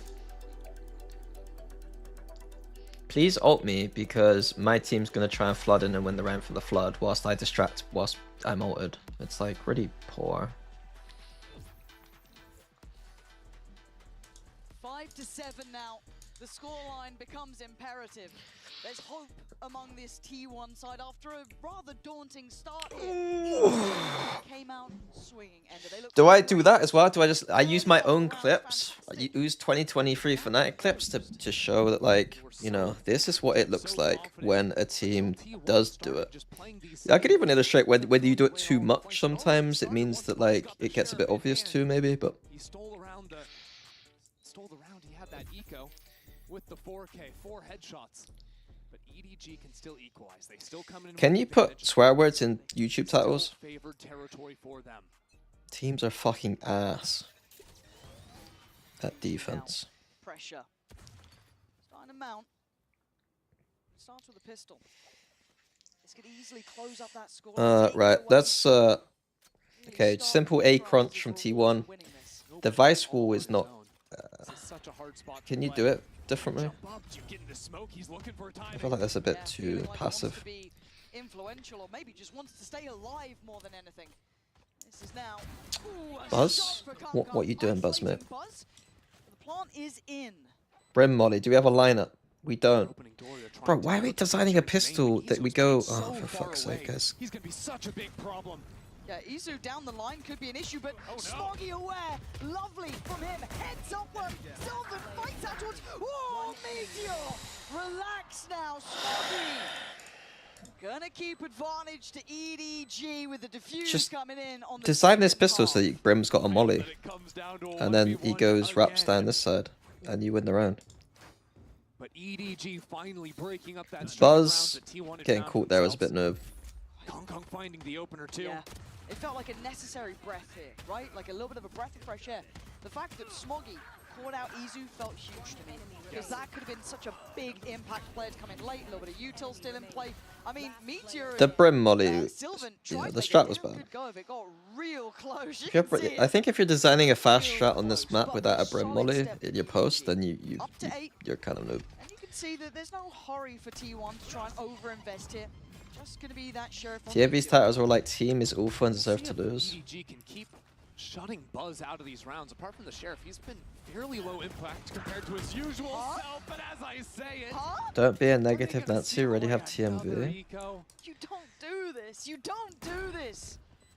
There's no way that you get away with it again, right? We've got 2 Bulldogs. We've got SMGs. We've I got think what I'm Util. talking about negatively EDG though is now, a different level in numbers as well. level though, to be blunt about it. Towards Arcade, but nobody does really well here. Now it feels likely they're up towards the tower side. Kung wants to take the space. He's having a go at it. And yeah, he's going to get his marked man. EDG, weather the storm. Okay, It got let's a focus little back up. dicey. They deliver and get up to 9. great util on that tower re-clear. First the initial stall, then the flash. Scaling off it nicely too. The attack through dish and lock in, you said it's no longer common. It's no longer common to do full dish execs. I didn't say it wasn't common to do A crunches. Doing an A crunch Half his kills just came from the single round from with the both Sheriff. sides is common. doing full dish execs in the frequency we saw it in the game is uncommon. We've seen it once this game. Seems to be fast. Yeah, it looks pacey, doesn't it? I mean, they could always shift gear, but now they want to go, especially with Buzz doing this, right? This is quick. G2, I believe. life on the line, but he's managing to make it out of the maelstrom pretty much alive until then. Buzz, Hello? Why has it gone dark? Buzz made the... Huh? T1 there. That's a quick plant. They are instantly on the back foot now. Oh no, they're actually coming back, guys. Coming in on the flank. Looks like Simon got cut off by the wall too, so they have to slow down, take their time. And T1 have completely shrunk away from this. It is still just the bonus here for You EDG. just stop making YouTube titles for videos that have got nothing to do with. all those prizes, and Sylvan might be the one to stop him before it starts. Big flank, big timing, and a whole lot of players to do some big damage to. Nice between him and Buzz. Now the can close, not this time. No more weapons to be taken away. 4 make it out of that round for T1. Such a clean anti-bonus there. T1 in a great position to play. Maybe do reverse psychology and put VCT teams at best, anti-ecos. People are far more likely to click on a video that says VCT teams are the worst than VCT teams are the best. I have 0 videos. That doesn't mean that I wouldn't be able to make a good title. Now, ult is ready for him. Is that something they want to be leaning towards early in this game? Stamp that authority on there. He looked almost over-aggressive to an extent, right? Really trying to stamp his authority on that first half. I like that. I like that. That's quick refight if it was going to be another split off a breach 6-9. in Hong Kong Arcade, but now they can quickly rotate over. Drone's going to spot the one. That's sick, actually. Aren't going to be fooled at all. They are ready. Oh my god, I'm stealing that. Did Buzz hear that though? We talk about land sound. For the A crunch, you Vice Thorns top dish. Now a little uncomfortable. Buzz can still I am a big fan. Oh, he's hunting him down. He lets one slip. They don't know about it. Buzz still going. Still trying to find his man. He's lost him in the smoke. He's lost him in this complete madness. 6-9. Izu in the end to come out of the bloodbath alive. Just Sorry. insanity. I thought Buzz's entry pathing was perfection there. Going into the smoke for the first kill, then turning around to help his teammates. Hearing all those rotates coming in. You'll see his POV here, right? This kill then turning around, because you know that the defender's going to be flooding back in from those site smokes. That was sheer pandemonium though. Like, look at the amount of bodies that died on that site. These 2 rounds. Of course, just enough worry. Just enough that they want to slow things down for EDG. They have a buffer still. We're at 7-9. Turn the caps off. Caps is off. I type in all caps. Lord of the Rings. Yeah, this is my legal Lord of the Rings collection. Thrived in it. Actually, if anything, got better in it. Now we've got a real challenger in the form of T1 here, who seem unfazed by all of EDG's past accolades, and they are getting close on this scoreboard. It's sort of wild, right? T1 coming in with some of the lowest expectations of the tournament as Pacific's #2 team, right? Losing that first match against Vitality, you discount them almost instantly. Like, what are they doing switching around their roster? Like, it doesn't make sense. Play with the guy you stuck in first. Everyone looking foolish after what Sylvan and his team have been able to do since then. 6-1 this year with him in the roster. This combination of old and new, right? Buzz and Stacks have been together since the Vision Strikers days, rejoining now with Izu and Sylvan, the younger players.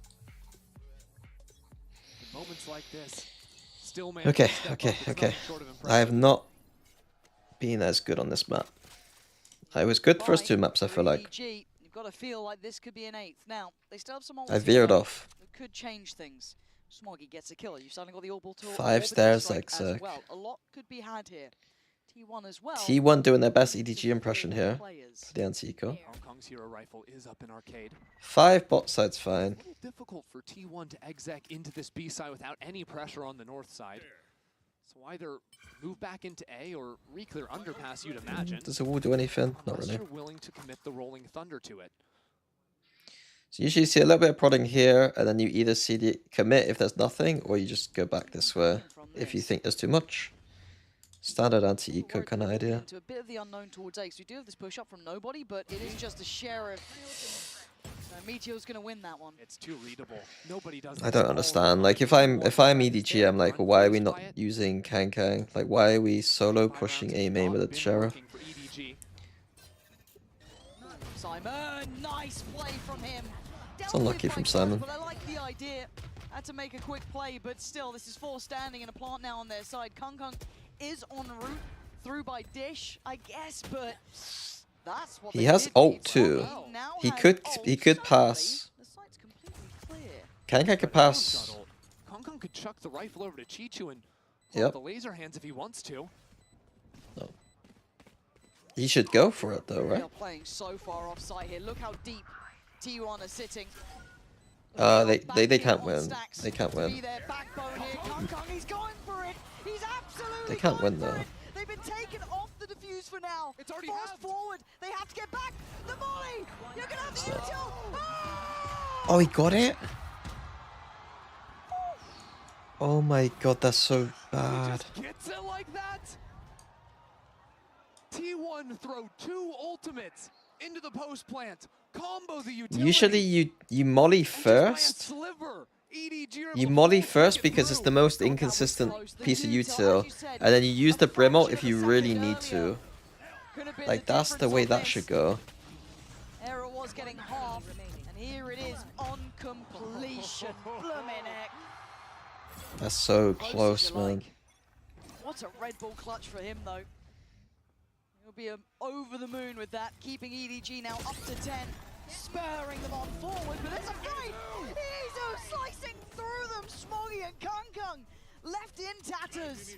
And now the site looks vulnerable. Nobody has sped up on the flank, broke the wall, and now is going on the zip line to approach from the north side. So EDG have to slow down the retake. They can't be flooding out here, but need to wait for nobody. They should be saving this. The discipline to wait. Izu's position might be a checkmate on nobody, though. It's been so good today. I mean, he started this one off. Might be the one to pretty much... He's at least going to identify where nobody is. It does force the hand now of the other two to start working forward. Peekaboo brings the surprise. Izu just holding the space. They needed to save the money. Shut down the account. It was down by a fraction before. I think that's a big mistake. 4 players standing for T1. I just can't believe the work Izu is able to do consistently. They're 2 rounds away. On every possible agent. We haven't seen him play. You can't retake that site like that with 3 people. It's not happening. You try and see if you get that first kill, and then you can go for it, but they've just committed. You can't see it yet, you'll see it now. It ain't good for EDG. We're down to Sheriffs. We're on Classics.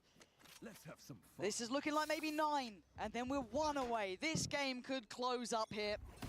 But T1 still need to stick true to this so far. EDG dangerous as ever. Have a look at Kung already out and about. Taking his walk, stretching the legs. They have a read, but they certainly don't have the site control now. It's just every round EDG going for these flanks. Nobody always pushing out from the south side. The ultimate's being Beautiful. thrown in. EDG are going to get the kill. That's that classic combo. That's that old school classic combo that no one really does as much anymore. They are actively trying to fight on this with very, very little to their name. Nobody has so many players in front of him. He doesn't get the shot he wants. Nice in the end. But they did do it on an eco round. T1 trying to come together, but EDG from nothing, making mountains out of molehills. A Meteor about to be outdone. EDG. The odds against them, and it doesn't matter. 11 rounds. You've got to just love watching EDG play. I mean, you are at risk of How did EDG win? Yeah, I'll be honest, I was starting to think about... I was thinking about the Brim Breach combo. And it works. The combination of the stun and the Brim ultimate from the heavens. And a couple of nice shots is what they needed. The fact they can dig that deep is unbelievable. Felt that might have been a bit of a slam dunk almost. Teed up for T1. Not to be, ever to be underestimated EDG, no matter the money. That's a showstopper unlocked for Yeah, it Buzz. is. He can come flying out from drop. EDG have called this though. No one's on the site. There's 3 players flanking on the north side, and they can potentially speed this one up. Nobody's home. This rocket surely doesn't find anyone. Nobody's home? Spawn. I think he's in Thailand. All good. But already T1, they're trying to re-clear their south side. They know EDG have to be pushing, and it's Meteor to find the first. Kang? He's left in bits. Beaten and bruised. He can't make it through the thorns. Meteor holds What's the emote here? again into this one. Worth? Simon, nobody. There's not much more you can do. Where's the worth emote for that one? World right now in this round. Chichu and nobody trying to pry these final players out of these positions, but they're well set up. To be able to divide them now would be how do you? spectacular. And it doesn't look Yeah, like it's to that be was Chichu Kang going through the fucking vice storms right there. giving everything he has. Except it should be sad. He barely has any HP, and he's certainly running damn low on time. T1 taking another step back here at 9 to 11. What's the money gonna look like for EDG? It wasn't pretty going into that, and again, they're just gonna have 2 rifles. God, they're pouring on, barely. The way Meteor is consistently able to find rounds like this is so good. Look at what they've got. It's a Bulldog, a Vandal. It's a mess. Yeah, it is. They made it work with less before. You like if Valorant had Gravity to celebrate this plays like CS, so it wouldn't go well in this game. People would get weird quite quickly. I think it would be really nice, but I think that because Valorant is a global game, I think quite quickly people will like claim, people get angry that like certain plays weren't graffitis and shit. We haven't had, have we had a graffiti play? Like truly? Like we're talking like top 4 of a major tournament in which a player does something so obscene, even for the context of that. Ardis's thing was not top 4. Was it? It would be now. Ardis's clip wasn't in the top 4. I'm talking, you gotta be maybe even top 3. Fracture Ropes wasn't top 3. They're clearing out their flanks, and yeah, EDG Victor, Knife and Scream, no one cares. Like in the context of like we're talking simple jumping down from cash heaven, no scoping someone and killing the other in a 2v1 in like a massive game, and the cultural relevance of it, like with the casting and stuff, like it all just added together. Chronicle Ace Bind Champs. The EDG members. It's pretty close. There's the ult here. I told you it doesn't matter the numbers, it doesn't matter the odds. They're still gonna fight for this. Chronicles elbow, yeah, is close. Spike is down. The time is ticking. Can they find these 2 players? Stacks, the icon on the side, the young gun of Izu beside him, and now it's all about timing. Izu's trying to stall them out. Buy time, and he takes away Kang's head, leaving Simon in a world of trouble. A 1v2 that he can't find. Alpha Icebox against Loud. To make it count here, but he's lost track of Stacks, and Stacks. It's good, but that wasn't that. The play itself wasn't exactly the highest skill play of all time. You know, like we're talking Simple's 1v2 was him dropping down from a high angle, no scoping someone and then quick scoping someone. Like Alpha hit a collab. You know? Bursa Open Bind was in like a top 8. Top 8. But it doesn't seem like like it was anything for is 7th to set in 8th stone now. finish. They're no longer in a Vision Strikers uniform. They're not in a DRX jersey, but in T1, representing Korea, representing Pacific. Like you guys aren't taking context of the tournament in too much. As far as I'm aware, the CS1 Simple's 1v2 was in like, wasn't it deep at the major? EDG scrappy throughout. Yes, I won Cologne 2016. First 2 maps. Fnatic This versus one, they fought. Liquid. Close. but close doesn't get close enough against T1 right He was now. in a major The string final, of rounds they've guys. gone on, it's 3 consecutive He made here. that 2v1 in a major final, For right? EDG is not pretty. Like They've we're been talking, suffering we're from that lower end of the money. it was in Suffering semifinals. throughout this game. Kong invested Oh his yeah, own it was in the last round. semifinals. He So ain't got top that 4. now. This could be 12. Yeah, versus Fnatic, like, you know. Consistent question for EDG when they start faltering is who Guardians, Kankang's Guardian 4K? Maybe. Bosa's Astra up, guys. It was in a 7th to 8th. It was in top 8 of not even champs. But now you just need someone That's not a graffiti. Graffitis are like eyes on Kong Kong with the hero rifle. Like they need way more than that. The icon for the side Kong Kong as well, right? The guy who put them on the map to an extent. Oh god, they're just doing the please anti-eco boys, please. Why? Don't go for a main on an anti-eco like this. It looks direct. Smoggy somehow needs to find something. He can't find a thing.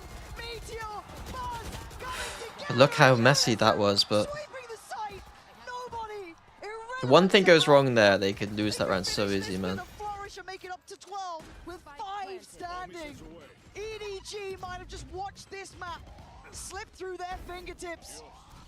Majors aren't different, Steph, because internationals in Valorant are as common as majors are in CS, right? Aren't there 3 majors a year? There was 3 majors a year for a lot of. Have one more chance left after this. Not anymore. Okay, well, in the grand scheme of the history of both games, I feel like there was like 3 majors a year. Now it's only 2 a year. Okay, 2 a year. So there's a third less. EDG tantalizingly close, but the team to make it to 12. So it's not that different. Taking the advantage here. And now 1 round away from the grand finals. Tour, man. 6'7". Coming into this series today, but in the definitive round we're heading into, it is 6'3", sorry. riding the momentum of this slaughterhouse of a round 23. It is T1 stepping in with 3 of the best ults in the game.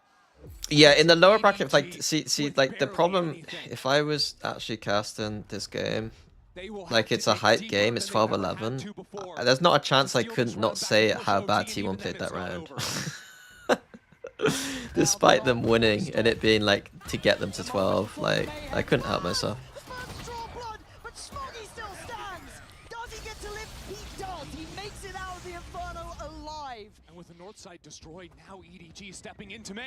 Stacks takes him down. Nice Mystic Flash, that actually is quite iconic. EDG, resilient to the end. Sylvan left in Bro, a this is 1v3. mental. This man's been good. Probably one of the most I kind of want T1 to win. I kind of want T1 to win. What time is it? It's 12:30, guys. It's 12:30. This is like 2 hours quicker than like any day we've had. Bro, I could live my life today. I could go live my life. Could he send them to the finals? Oh, EDG. Like I'm enjoying the Valorant, but calm under such pressure. nice little rest. Do what? Play video games? Couldn't ask for it I can any play video better. games. Just when you think EDG are down and beaten. Nah, there's some life shit. There's some life shit. And Smoggy, no less. I mean, you could say anyone else's name on this team to step up in a moment like that. The fact that it's Smoggy trading out his duelist when Kong Kong falls, taking those 3 kills, repositioning. There's some work I need to do as well. Firm in the post. What they needed. It's a lifeline. A 12 apiece. I am gonna start collecting the anti-eco rounds that EDG have though. It's the aim. We go again. And now you don't have to worry about those. If it's 3-9, if it's 3-0, could you watch the command video 50 iconic Valorant moments?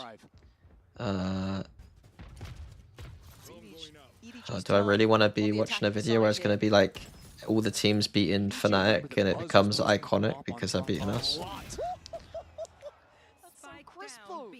Playing that almost off angle, aggressively shouldering in. They thought they could get a walk in there. I love this angle from Buzz. Buzz, this feels a little bit new. I don't think we've seen him do this too often, no. And almost brought it down like a guillotine, but G2 survives. Nobody now thrives, and they take towards the B site. Surely a plant on the cards here. I don't think much can deny that. We've got a flank far away. So I guess his 4K to close out. It's not bad, but it's like, what is the graffiti? That's the man that you need here. What are the current graffitis in CS? Let's have a look in a sec. Yeah. No silly ults you were saying earlier. Simon's got one. I know that Crims has one for the Molly Diffuse. Cold Zero has one for the jumping oop. Bro, you're talking about plays that are so iconic compared to the shit that we've been talking about. For EDG, a necessary break. A jumping oop kill, jumping oop clap to get the game back to like OT. Sprung in the air, EDG striking first in OT. First time we've seen EDG on a map point all day. It's crazy. That is crazy. But it's in these moments when masters are made, when champions are born. EDG have been at the heights before, and now with advantage. Heading into the 26th round, Kongkong's decided to go for a glass up. Seems like a timeout's going to be called from T1. Find an answer here. But honestly, this defensive side has been... There are a couple here I don't understand. One I don't understand, sorry. 3 rounds even, after the opening pistol in round 2. But I don't think we ever saw the op look out of Kongkong. That could be a new wrinkle. Certainly could. And leading this conversation was actually Stax there. But we'll go through the CS ones in a minute. But Stax, the one to kind of have a chat with the boys, it seems like. We're trying to pick them up here, get them locked in, get them focused on trying to either bring this back to a double OT. Fnatic were relevant for half a year. EDG's got installed. There's so much more to the game. He's been around from the beginning. Yeah. Are you trying to flame Fnatic Valorant? It's true. But has never been able to reach that final peak. Bro, we've been relevant for fucking 5 years. 4 years. Right? It just wasn't the same story for that team, for Stax, or for Buzz. This is about... I almost guarantee you in the video, like, there will be moments where someone's beat Fnatic and that's like an iconic moment, I would presume. I've seen Kongkong switch off that glass cannon there. The operator gone, switched out for the Vandal. Oh, Pansy, they are 5 players on the B site right now. Oh my god. Okay, let's lock him. I think we're Oh, arcade versus arcade? Izu! There's nowhere to get up. What's he alive? Oh, he's not alive anymore! Kongkong puts him in their grave and reminds them who he is. Sends them scattering. Meteor trying to dig in deeper. Okay. Kongkong, he's not letting you Cool. escape. EDG! Bro, EDG really made that one tough, didn't they? The crowd in here is electric. EDG have entered the building. EDG are here to play.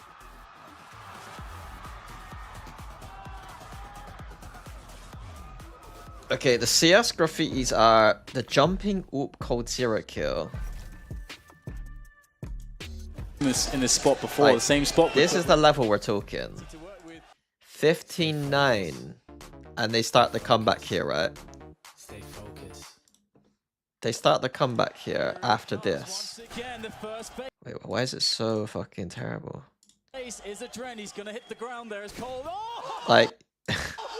Jumping double from Cold! What is going on right now? How does he do? Semi-finals of a major, he's hit a fucking clip like that. The fire diffuse graffiti. But it's a 2v4 and it's Pansy. gonna be desperately hard to hold on to. Device. Semi-finals of Cologne. I don't know if that's major, but that's like a tournament everyone gives it at. Full diffuses through Molly in front of fucking 3 people. The Olaf boost has like a little sign. This obviously, like, this is the most iconic play, right? Who's going to be the recipient? It is going to be Hiko. That's a big frag, but Simple is creeping. I remember watching this live as well because I was kind of wanting Fnatic to win. Smokes. You see double smokes in the same place there. Simple just jumping casually into the side. He's going to fall down again. What is this clap from Simple? Are you serious? What is that? You can't do that, Simple. That's not allowed. This is not FPL. This is a major. Jay Simple is an assassin. This guy is absolutely unbelievable. He's the X Factor for Team Liquid. There is no question. Do we get a replay? I have no words. I have no words. Fnatic did everything they could. Bro, why are we watching Olaf's fucking oh, kind of a good flash actually. Bro, we got a replay of. Okay, there we go. Simple, I don't know, man. If he just comes in with that 2 no scopes, sorry. Grenade poster. This one was good. Where like he used the nade to stop people saving, and it was like kind of like a big deal at the time. The 4 oops. This final round. What was that, D-Man? A last nanosecond kill? And look at the guns. 4 AWPs. Fnatic, they're ready to shoot some ducks as they cross the middle. It's going to be a challenge, and Apex... Like, it's kind of a funny clip. Lifetime, he is destroyed. Grand final of ESL 1 Cologne. Like, we're talking like, you got, like, this one I don't understand, to be honest with you. It was a show match thing. Oh, the winners were guaranteed a graffiti or something. Oh, weird. Kind of devalues it. Right, I'm gonna run ad quickly. 전혀 주눅 들지 않고 그냥 자기 소신 있게 꿋꿋이 하는 모습과 퍼포먼스를 그만큼 낸다는 거에 일단은 너무 쉽게 게임이 굴러갔고요. 네, 그래서 너무 자랑스럽고 우승하지 못한다라고. Yeah, they're almost like where were you moments almost. Like 그냥 제가 이런 적이 몇 번 있긴 했는데 Cologne 2014 was a major. 심하게 조금 게임 생각을 더 많이 했던 것 같아요. 내가 왜 이렇게 했을까? 그냥 조금 뭔가 조금 분위기에 휩쓸려가는 느낌으로 제가 콜을 많이 내렸었고. Fnatic involved in 4 of the graffitis. Yeah, that's kind of funny. 저희 선수들과도 얘기해봤을 때도 선수들도 다 이해를 했고, 근데 저희가 조금 Sean Garris was 그걸로 이제 잘 풀어 나갈 수 있었는데 제가 playing and finished last in the show match. 했었더라면 달라졌지 Oh, really? 않았을까라고 좀 자책을 많이 했던 것 같고요. Hicks gets knocked out. Was able to find one media playing forward into the smoke. Span across the box. Stacks. Oh, it was 2s. 저희가 어제 EDG한테 비록 졌지만 충분히 그것도 이길 수 있는 경기라고 생각을 하고 그리고 Wait. 저희가 졌을 때도 그렇게 기분이 나쁘진 않았거든요. I don't see Sean. 제가 엄청 좋아하는 Wait, didn't he come last? 엄청 좋아하는 He 팀이지만 came second. 스크림과는 전혀 다르다는 걸 저는 일단은 대회하면서 느끼기도 했고. Oh wait. 그리고 이제 Yeah, he came second. 이제 EDG를 만났고 이제 저희가 다시 한번 Last was Pimp with Rushley. Stana and Stewie. Rain and Kath. Who won AGO? I mean, actual pro players won, unsurprisingly. And it almost got a little bit hairy for a minute there. Goes to OT, and somehow, some way, the Chinese #1 team, the world. I mean, Twist with a carry, surely. Twist is kind of on a different level to the rest of the players that they've got here. Like, Twist with a carried. Yeah, I run ads.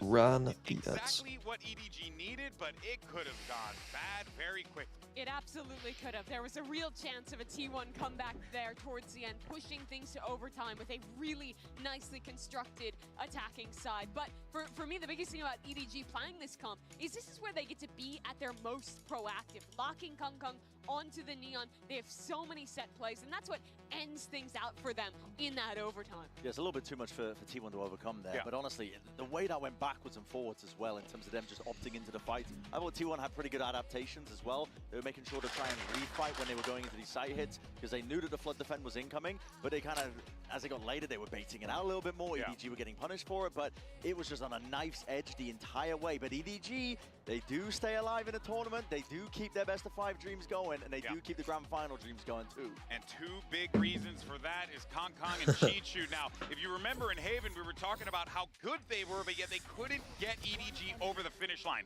This time around, we wanted to see the supporting staff step up. They did so, but of course, Mimi, you had Kong and Chichu doing what they do best. Yeah, this comp requires both of these players to step up big time. In these situations where Kong is being asked to send it in, following up the breach Teo utility, he was struggling in the game against Vitality. He was dying first a ton, but in this one, he absolutely stepped up. And when things went wrong, Brendan, was Chichu saving them so many times in these late round clutch situations. Yeah, both him Sociable Ace on Pro the other day. You reckon graffiti worthy? No. No.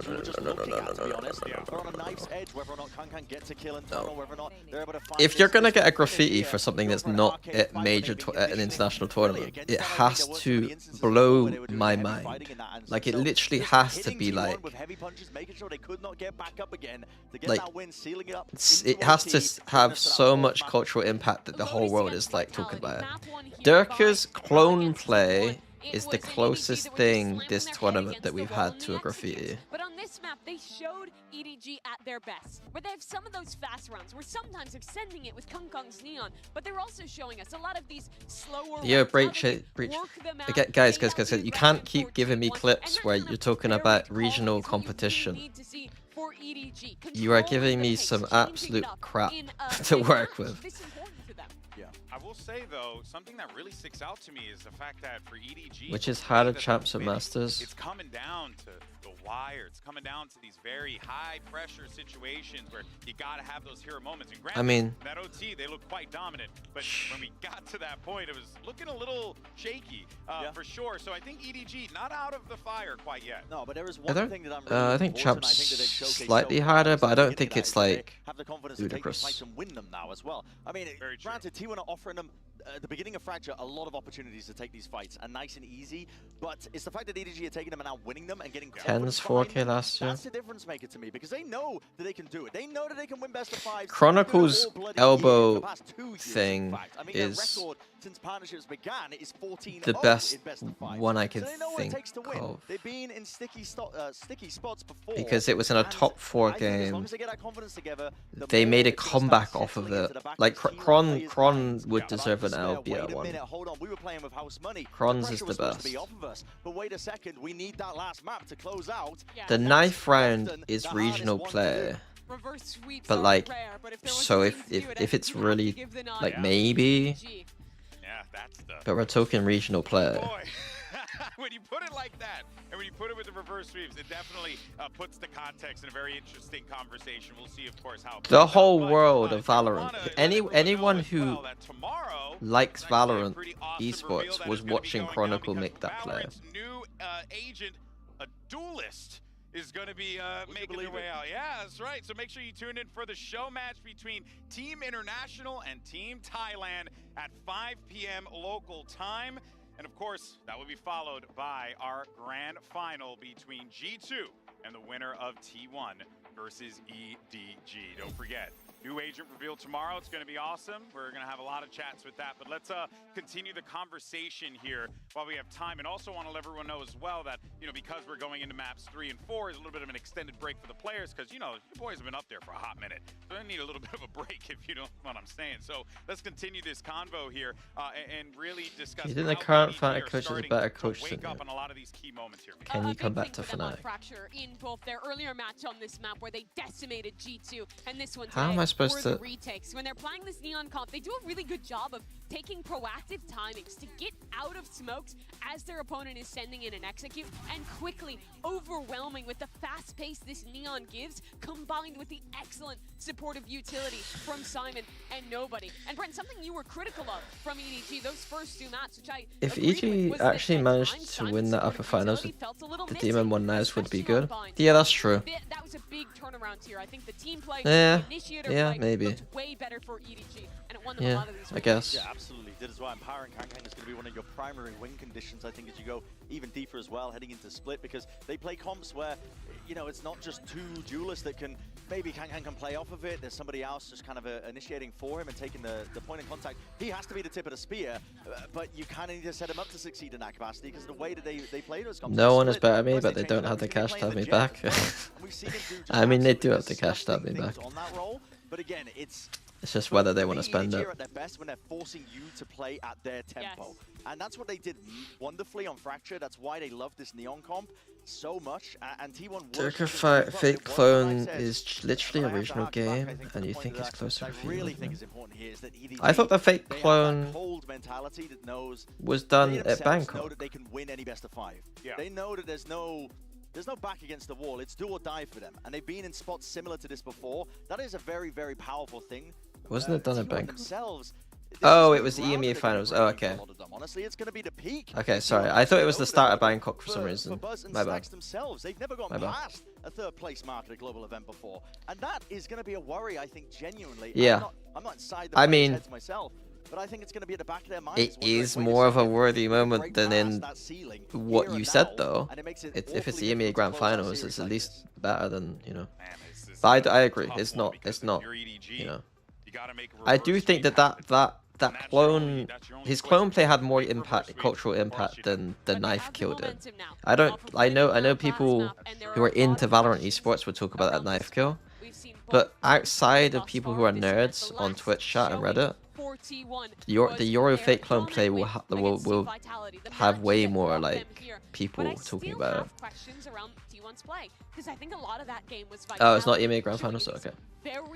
The cultural impact that Durka's play had is wider than the knife kill, but like easily. Like your average ranked noob isn't gonna be talking ever about that knife kill, whereas I could legit see them make a Durka reference, you know what I mean? But I think both are similar. And I can't really remember as well and recall which side. So the TLDR is there isn't a play.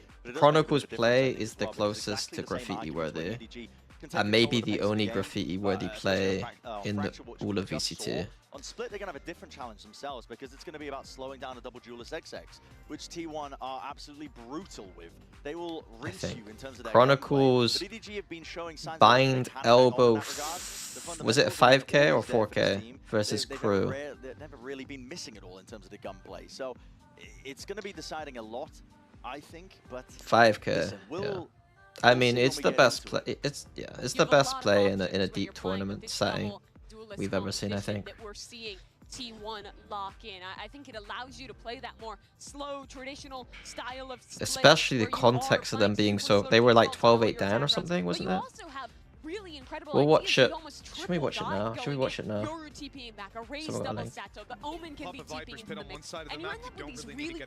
11-9 down. If they lose this round, I think they go to eco and they lose the game. It's 4v5, and they're gonna 3v5.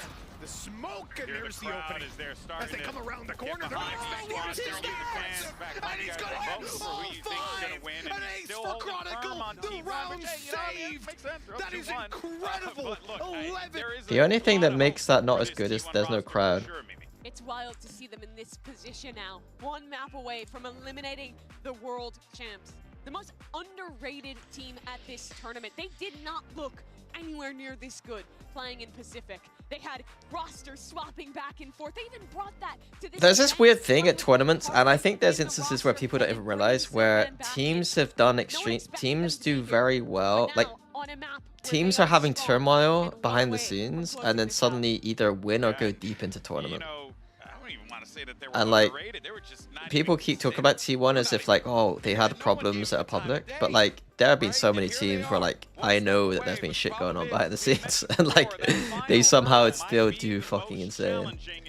And there's a lot of worries for EDG off the rip here, I think, as well, because EZU is going to be everywhere at once. That's one of the benefits you have with the Yoru, instant rotations. But EDG, they now have the momentum. I think they've always got the belief that they can do it in situations like this one. And I think for T1 themselves, Some Sentinels? again, it's going to be that I don't know, but I didn't think about that one.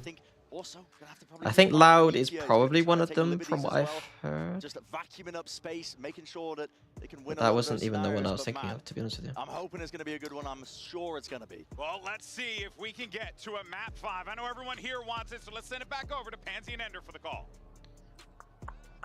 Wouldn't that just be a treat? But there's some new things on the playing field, right? For EDG, and I mean, I thought it was way before that. I thought Loud, when they were actually winning trophies, I thought there was something going on. We've got some switch ups. Potentially, I'm not 100% sure. Back on the Yoru on this map. This will make his 4th unique agent in this Loud wasn't the team I was thinking of, though. We're going to be seeing him walk in the duelist. He has been on fire. Is Chronicle the most consistent time for the time? have been excellent. Depends how you It'll be the rank first it. thing EDG have to break in this attacking half. EDG. Can they show off their pedigree here? I mean, Liquid didn't do very well in 23, so I wouldn't even put them. Fair to whisper. But for now, first moves made. Mid is already controlled. EDG putting a lot of pressure here, even getting tagged on through the smoke. They've decided to leave Kong over into vents. He has the How did T1 play at this round now? Like, EDG have everything. They have soft control over A, middle. They have full middle. They have soft control over both extremities. T1 are in a very poor macro situation. They re-clear Mel with the paranoia. It's a great round from EDG, baiting this out completely. And Kong Weird smoke. Very strange smoke. I don't know if he actually get. Yeah, he just sees him on the swing. Meteor gets away with murder. Pop, flash, pop, Sometimes I think teams don't realize how ahead they are in a round. Like, EDG were so ahead in that round in terms of like control, and then just go the mid round cool is just go A. I think it was based off of the idea the paranoia came into Mel room and they were worried that like there was a stack on the B side of the map, I guess. At least the one before he's knocked down. But EDG were so ahead in that round. Really miss a beat after letting Fracture slip away.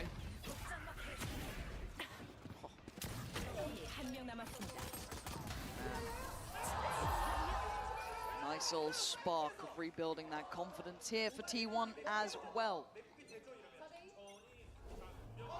Obviously, you're going to feel a little sour. Wait, why is Smoggy in a smoke on middle? Certainly not live into this one, though. This round, not yet so thrilling. But we are away. Buzz going to note a lot of presence here, a lot of early intention. Stack's going to commit to try and support him. Was that a one-way on mid from Sylvan? I don't think you could do it with a one-way anymore. Oh, he's out. How is he still standing? And Stax is saving the day. T1 look immovable, holding this down. Wait. How is he still? We can fix that. Oh, that is also strong card. But Smoggy is going to make a go of it, but it's easy to close out the round. T1 up to 2.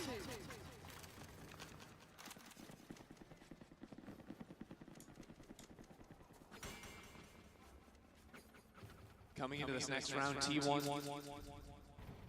Couple of Guardians, the Bulldog as well.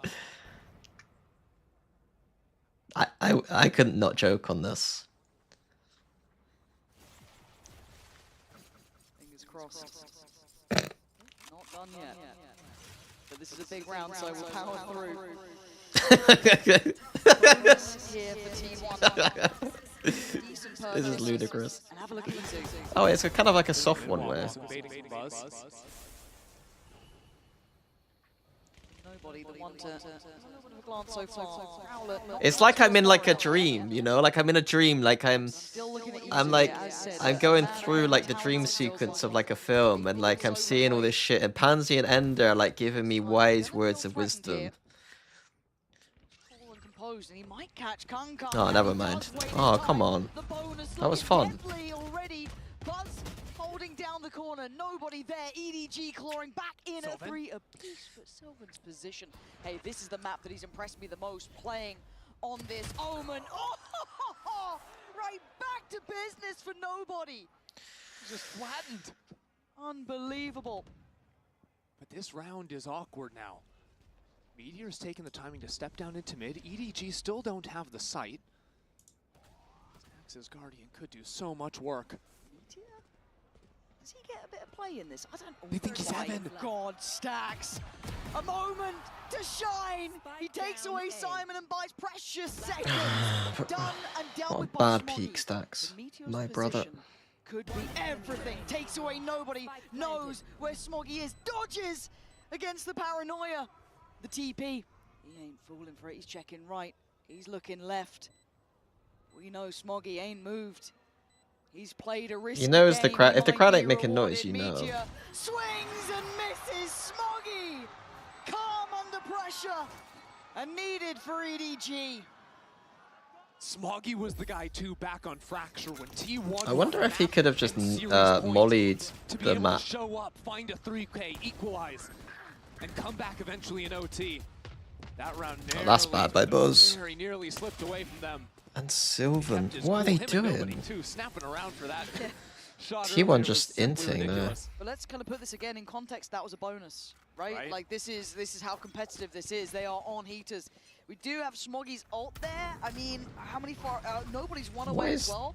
Okay, that could be pretty impactful if they get that early. And Kung is puffing up the chest. He wants to try and show that there is a threat towards ramp. Yeah, EDG really want to push these players away. You want to have a nice little cross setup off of the rope, and Kong's not looking at the right direction. I don't I understand. thought he had the timing right, but Buzz plays peekaboo, coming in from the vents. Now he repositions EDG, gonna find it hard to pin him down here. There's no chance for T1 to play out a cerebral round here. They just have to brute force now. You've got to face all these angles. I thought Chichu found a window of timing, he did, and he got caught. But like every time they're in positions to brute force, they do just win. And T1, what's T1 doing though? Come on. Wanting to go back over into B, right? Thinking about using a stun maybe into vents.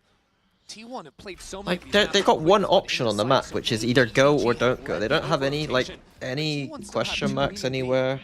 There's no pressure, and like Stacks the timing. Oh, I can't control it well enough for the second. Good trade T1 from are doing some Smoggy dumb himself. shit, man.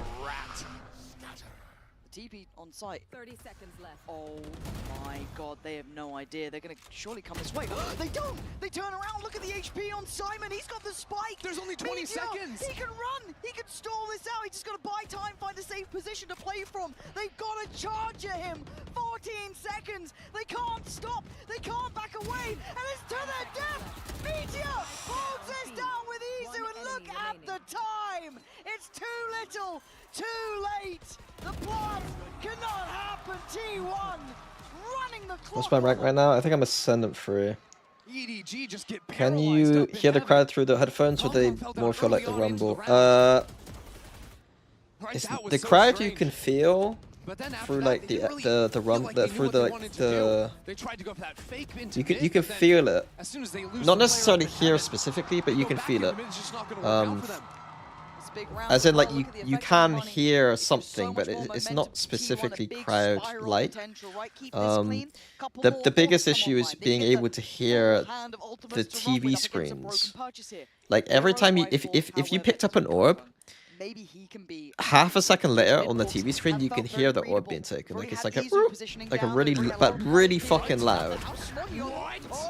So like, and then like if you were like in that raise nade there, 2 seconds later after throwing it, you can hear like massive like echo, like massive bass, sorry, and like echoey sounds. It's really distracting, honestly, when I was That's so sick.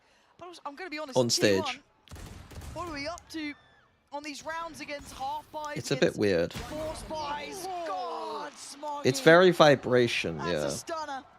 Can't do much It's about vibrations that, and it's like talk about momentum, it's you just talk about bass. keeping clean. That ain't clean from T1. But T1 God peeking too damn, much. that was good from EDG. Quite a way to bounce back. Didn't see that round, obviously. Losing the But last round yes, if they're effectively losing on anti-eco. Any tips on finding good sensitivity? Tantalizing prospect this is as well. Just He look gets at what them back pros again, have in skips the general, and queue then for just the pick economy, something that right? feels They comfortable get to right you. back in on a buy. The money's back in a good position. Yeah, the ult round will be If you coming ever start pretty feeling soon like for T1, but you're it's not gonna be losing an the game impossible because your max scenario sensitivity, now. you're probably wrong. That's the thing. If EDG can just play these sort of like slower rounds, they can fish out and find some kills. That makes it a lot harder for T1, because T1, right, you've got the Nightfall, you've got the Yoru ult to head into the next round. Very like you come in, play a very weak side of the map, and then a very strong side. Yeah, be interested in players, Perfectly happy I going guess. for a retake. Like when EDG's mission in this next round is to play a slow round where they can what pick players off would some say to what I individual just players said. to limit some of those abilities. It could have changed because I was only on stage like Rifle kept. 2022. I do want to see some of these shots back for the Mascard Thrifty here. Lovely. God. And again, I did feel that maybe Kung's approach towards middle was starting to get a little bit predictable, but what do I know? God, that was a round and a half, wasn't it? Just the snappiest. Yeah. T1 not liking what they saw there. Very early timeout for this too. Yeah, maybe just even recentering a bit after this. You're looking at, you know, the last 3 purchase rounds. EDG going up 2-1. Yeah. Is that scene from Whiplash when he tries to adjust the seat feel when like you're trying to EDG, change your their sense? two main looks. Oh They yeah. played this map both today and Doesn't in the past. teacher It's like either just sort of slap slow him or mid something and work being like, it's not pretty the fucking quick seat or ramps something? dive into freezing the rounds, resetting, As a looking to coach, make when that VOD get back reviewing, through mid do eventually. I think opponent there's options for locations T1 during to either rounds get often look creeps into like you B main, thought like we during saw the from Izu game? in the last round. Sure. Maybe even take more active fights. Into It's an a good A main question. side. We saw G2 do that a lot versus EDG That's a good yesterday. And question. just sort of blew open the rounds where EDG were trying to play A early on. Be something T1 tap into. Don't really have the purchase for it this time, but things they'll be thinking about for sure. You. Opportunity now for EDG to build. Nobody's ult is there. At the start of rounds, obviously they can change stuff, and you don't know. But like you generally have a sense for like the limited options that the comp probably has on their defense. Like they've got several key ideas, and so like whatever 3 or 4 main ideas they have, I would probably have an idea of. And then in mid rounds, yeah, generally you get a good sense for it. If a team does something that I think is unexpected, in a VOD review, then I'm not going to be so like critical of our play. Like if they make like a random stack and we run into it a little bit that doesn't make sense on their part and we actually played it well, then obviously I'm not going to be like, oh, why did we run into a fucking stack? Like, that's going to be a problem for T1. is your camera at a higher angle or is your charity low? I keep slouching down as the day goes on, is basically how it goes. The first 2 maps I was locked in. 3rd map I didn't watch. 4th map, a little bit. They've got contact on both sides. This is really hard for Izu. Does he have a way out of here?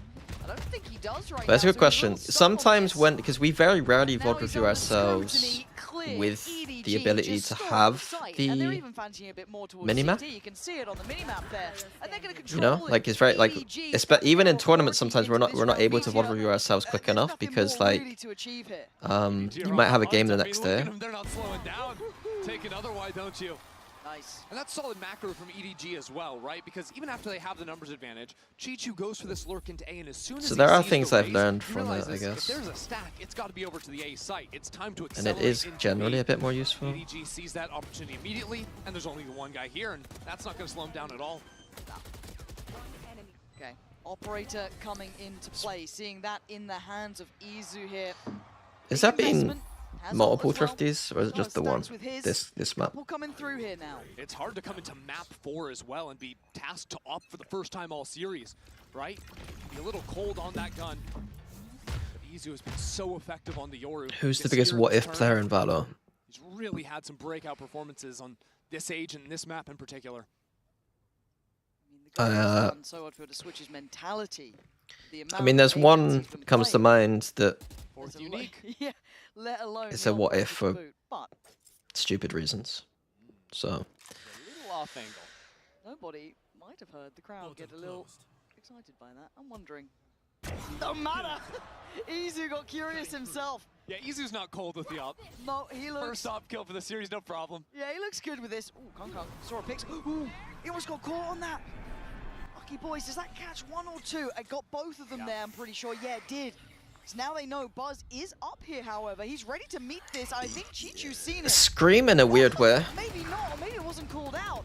EDG do trade Scream in a strange way. 3v3. Oh, and now with the dimensional drift coming in as well, T1 might I be able think to Scream in it. Scream's a good They've snuck shout. 2 players into backside as well. With only 30 seconds left, EDG are just losing. But I feel like he's always been a big what if player, even in They've had a CS. couple rounds like this where they've really slowed down, where they've been held back, and Izu lands another. You're not getting up ramp. Find somewhere else to go. You're not coming through heaven. Neaso, I mean, that was one of the players I was thinking of, but it wasn't him really I was thinking of. But he's in the right place again. 10 seconds. Where else are you going to Zoms? go? No. Where are you going? Izu! He's sending him down to hell. The second they step towards heaven is 2 more seconds. Oh! Nice shots. Stunning from Izu. Biggest what if player? He's untouchable. The first op round all day. And he just takes them down one by one. First with a little op angle, leaking into mid. And then the double flickies. Ooh! Sick. Pretty nice. That's pretty No. nice. Yeah, you know it's good when even the crowd's just like, what the hell? Big round coming up here. Ultimates on both sides. No, guys. When I say what if player, for me, it's not just a player who was like necessarily. One sec. God almighty. These A hits for EDG, usually good, but what are you supposed to do against that? Yeah. For me, a biggest what if player isn't just someone who wasn't able to show a high level. Like, even though Sick won a trophy, you could say he was a what if player because it could have been what if he had done more. Like, Leo could become a what if player if he's unable to play. You know what I mean? Because what could he have done if he, you know? To me, Scream is a what if player because what could his Scream done if he was in an if he was either on the op as well. But if he was, you know, able to play in a team environment a bit better, or maybe even in a team that was better suited to him or something, or trying not to be an IGL, etc. So often when you'll see a defender, Aspas could become, yeah, potentially. With that 1v1. It's a weird, it's one straight, it's hard to say that one with a straight face, because like obviously people would take that the wrong way. But, yay. Already, right? Absent in middle. Leaving EDG to I don't know about yay. Go for these walks. Hold the extremities. It's really passive. What if the Chamber never got nerfed? Is that the what if? Yay was good on Duelist though, don't get me wrong. This is what I'm talking about. EDG love these slow rounds. They're posting up Kong Kong for the smoke to fall. This off angle. Surely they clear it, right? Meteor tucked in this deep corner. The Omen ult's on nothing in A main. Meteor has to be ready for it. Oh, he is! He was locked in on one. Great trade out from Kong Kong, very quick. But now do they expect Izu? As said, a very deep line here. He's going to be forced into a very unfavorable position, trying to find the timing to tuck into the corner, and he does. Evades everything. Oh, they almost line up for him. They did! Yes, Smoggy's down to 4! That's nothing to play with. And now he's getting surrounded, though. He still wants to fight this out. Tucked in the corner. What? What are you up to, Kong? What's the plan? To get a trade for Chichu, maybe. But now No, Kankang lost his mind there. 10 seconds. 10. Kankang's brain melted. He's playing it so calm. Kankang?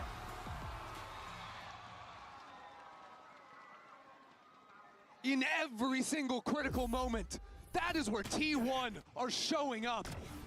Come on! Izu's up has been ridiculous. I've got no idea what is happening in Kong Kong's mind there. And yet it's T1 to pull through in those clutch If I moments. said in that moment Kankang's brain is melted, that's fine, right? I think that's fine. EDG, you're gonna have to call a timeout. And it looked good at the beginning, right? A lovely trade in for Kong Kong there, kind of rolling out the red carpet. I felt they had a really good crunch in towards Izu, but super slippery from him. But also, where was the spacing? Where was the trading? Where was the Bro, they just timing used to, a random really Discord capitalize on fucking that? thread. EDG have had a consistent problem in I'm not every reacting map to that they've people played. doing journalism by just They've never been able to clear pasting my Discord answers and then just rewriting They're them. abusing those angles. And here again, Izu puts himself in The the stands right will position haunt you. with the operator, right? You don't have the double What? satchel to go flying on in. Yeah, they tried to use the Teo nades to push him out, but he just walked on past those, still swung and was able to take Oh, his the shot. stones will haunt you. have to Oh, be you talk about way more Kankang? precise with your moments, with your scaling, with your spacing when you move forward. Running a comp like Don't this think on I the care. DXX, or Don't Izu's think just I going to keep care. running rounds Do I like that care? against you. Yeah, it Do only I compounds care? the problems, right? We're now seeing 3 consecutive for T1. Probably not. 7, 8, 9 looking real pretty for them. Is EDG, that a report on back of a smallest timeout now, people in trying to Valorant? Facilitate a buy, muster something together. Is that a report on smallest? Sometimes your flames are decent, but you write like a child, so I can't, you know. Prowler will confirm a real teleport from Smoggy. Not going to be any fake. Have you seen this one way? Is it any good, Jake? It's like the worst one way in the world, but it might be enough. Angle in mid.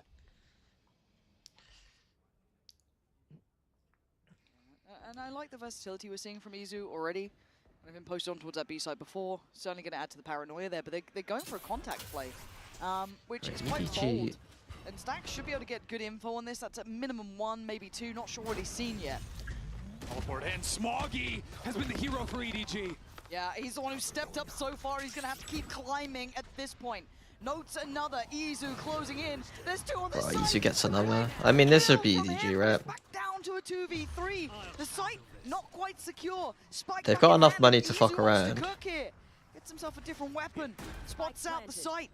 What's the plan? Oh, Izu Viper way on the lurk, by the way. paranoia. This is unwinnable, right? Take the fight back Chi-Chu's to won, the right? Kang. Adjust his eyesight, checks towards CT, finds Sylvan, and yeah, he's getting slippery with it too. Izu good, but not good enough. EDG. The amount of just direct plays EDG makes is incredibly high. I guess that is the meta, but The B site there. it can look so flat when it just looks flat, I you mean, know? it's a great combo to the backside. Look at that paranoia. You've got the nades, the breach blast pushing players back into Smoggy's crosshair. It's enough for And they were holding down, but you executing can't push down a peak sewer. Kunko Oh, even okay. got there because he opened the round over on the A side of the map. Yeah. Smoggy said, give it to me. No problem. 14 kills for the Omen. Smoggy stepped up in a big way here in crunch time. Spot on. Now, money for T1 also on the line here. Back and forth we go. Fragile for either side. Izu once again dedicating himself, at least early on, towards the B site in a little bit more of an aggressive angle. Okay. This team actually waits for a Viper, what? Doubled up in mid here. Okay.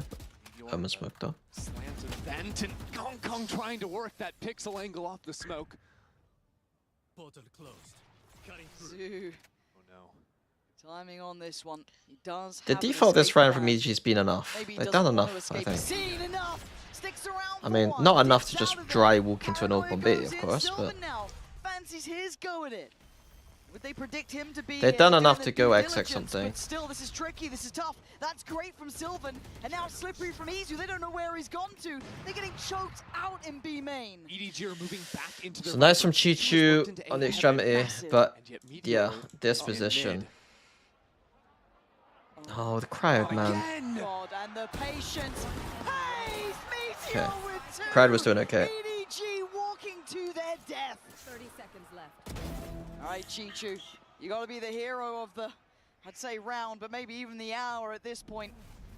Spike's Bro, the gone, he balls to knows go it's 20 there. I seconds. don't know if Meteor knew it was already a position that's got a big Damage, sure, kill this but game, but this feels futile.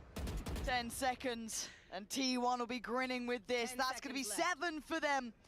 And what a lovely reposition from Meteor there. And Stax, he just fancies a go, and that's why 7 rounds now for T1. That's the second time EDG haven't cleared that exact same spot this half. And they're forced back into it because of the beautiful hold, right? T1 utilizing their teleports perfectly after getting the kills, calling in Sylvan to go into that exact same position. it's 4 on defense Backside enough. EDG cannot physically clear. It's 4 on defense enough. In here, though, isn't it? It's not defense, it's attack. It's 4 on Yeah. Forcing attack Guardians enough. every round. And EDG looked like, I've never seen them really look No. this lost for overall answers. Izu again, this versatility. No. Showing variety in approach. We've seen him in various looks towards that B site. We have seen him I in think middle. T1's comp Not this committed. is better on Even attack. scared away from mid. They're just trying to run execs out of the playbook. But now. it's like, And A will be yeah. the look. But Stacks, I think, is just So gonna catch the timing. is Prowler, EDG's problem. only guaranteed to see one, and Chi-Chu's been playing their EDG consistent. just had the better He comp though, I didn't think. just cycle off of timing for Izu. He did have it back towards CT on A.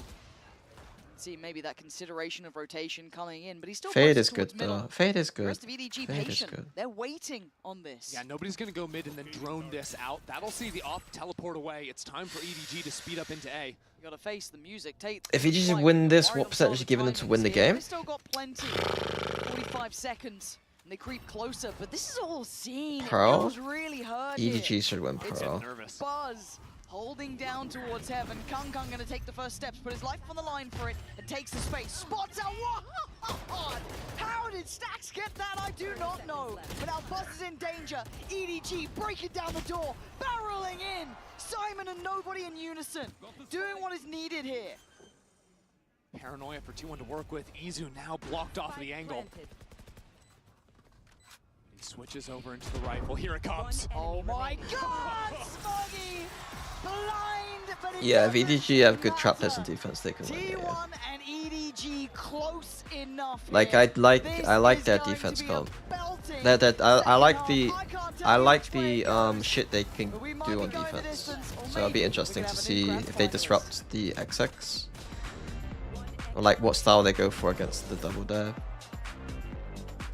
The problem is that their comp, T1's comp does have default ability with like the fade, so it's not as simple as like take away map control from them, because they can get map control back. Is Smoggy the most underrated player in Val? Potentially, because I don't have any concept of how good he is. Hey Pluto.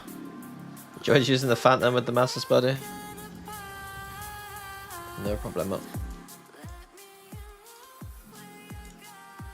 I'm between changing skins right now.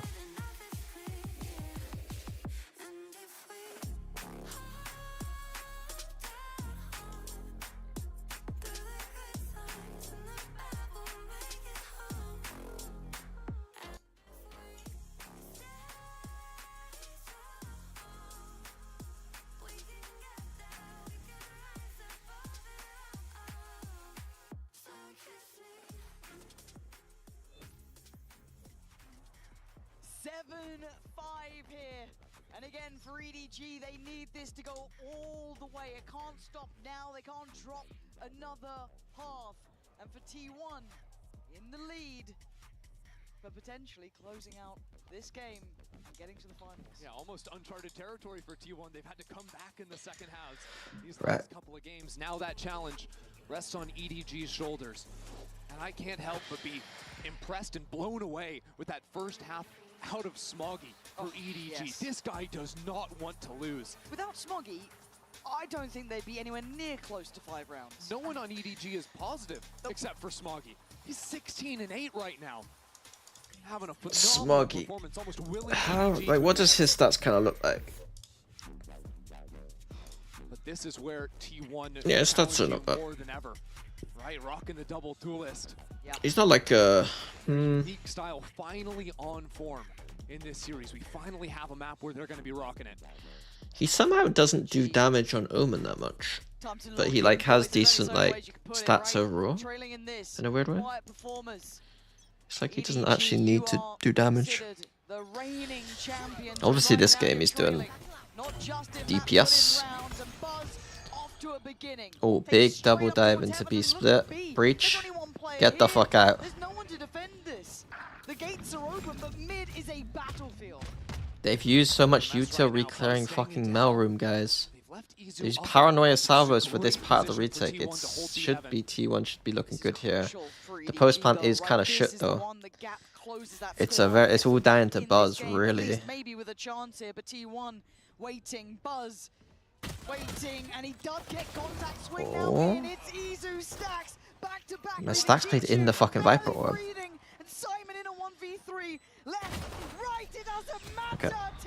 I think as soon as EDG's with that Viper Orb on CT, I'm probably wrapping one player background to heaven. Clean, and their post plants have been excellent consistently throughout today. What agent has the most aura? When they're under really no resistance on the site, right? Simon's trying to run on out of there. They know exactly how to navigate that. Even Question. Izu swinging off his Hell player's contact. The two duelists for T1 working in tandem nicely. Yeah, confidence for Izu here as well. Got to say it throughout this. Him coming out and having a good performance in his duelist role, really nice for him, right? That can only bode well going forward. He's one of the players to opt obviously for the Bulldog here. And Kung Kung being challenged away from this early angle. He's not going to back down. Nice Kung Kung. It takes everyone's kit of utility basically to humble him off the corner. I don't know. He still fancies it. Same time, look at A Heaven right now. Meteor is all the way through. I don't think Omen has real aura, to be honest with you. I think Omen's got fake aura. It's a bit like how Yoru's aura is fake. How is he between them all? But there's 3 4 players here. This may be a read, but it might be a misread.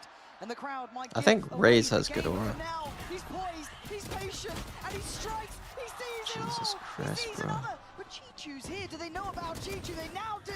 Good trades, good Do they know about Chichu? BANGKOK trying to get overhearing time. Nobody fighting for his life as best he can.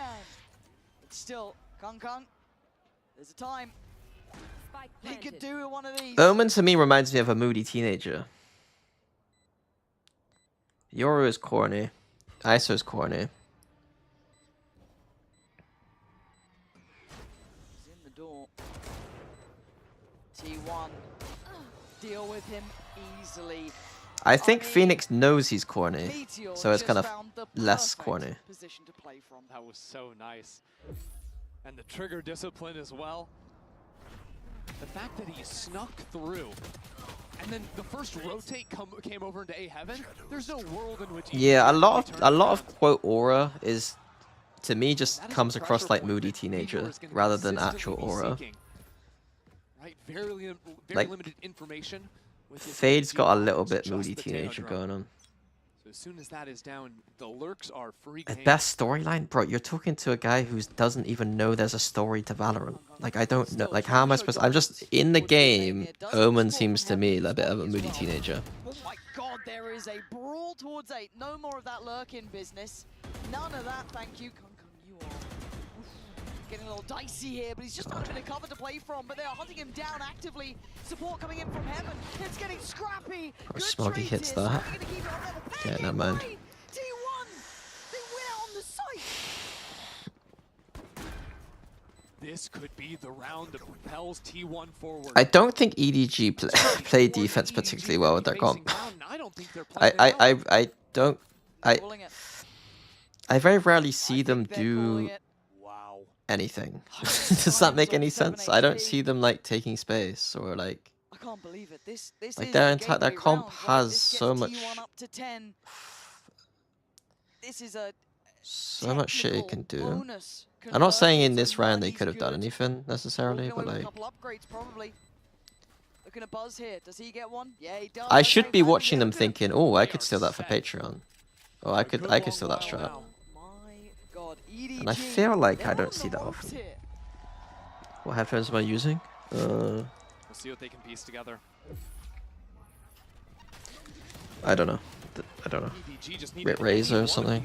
first fights I to go their I way. don't recommend them. Smoggy was the only one that could I'll be honest. They kind of soak up. like the story of this map. Like the fucking ear things like soak up like terrible smells.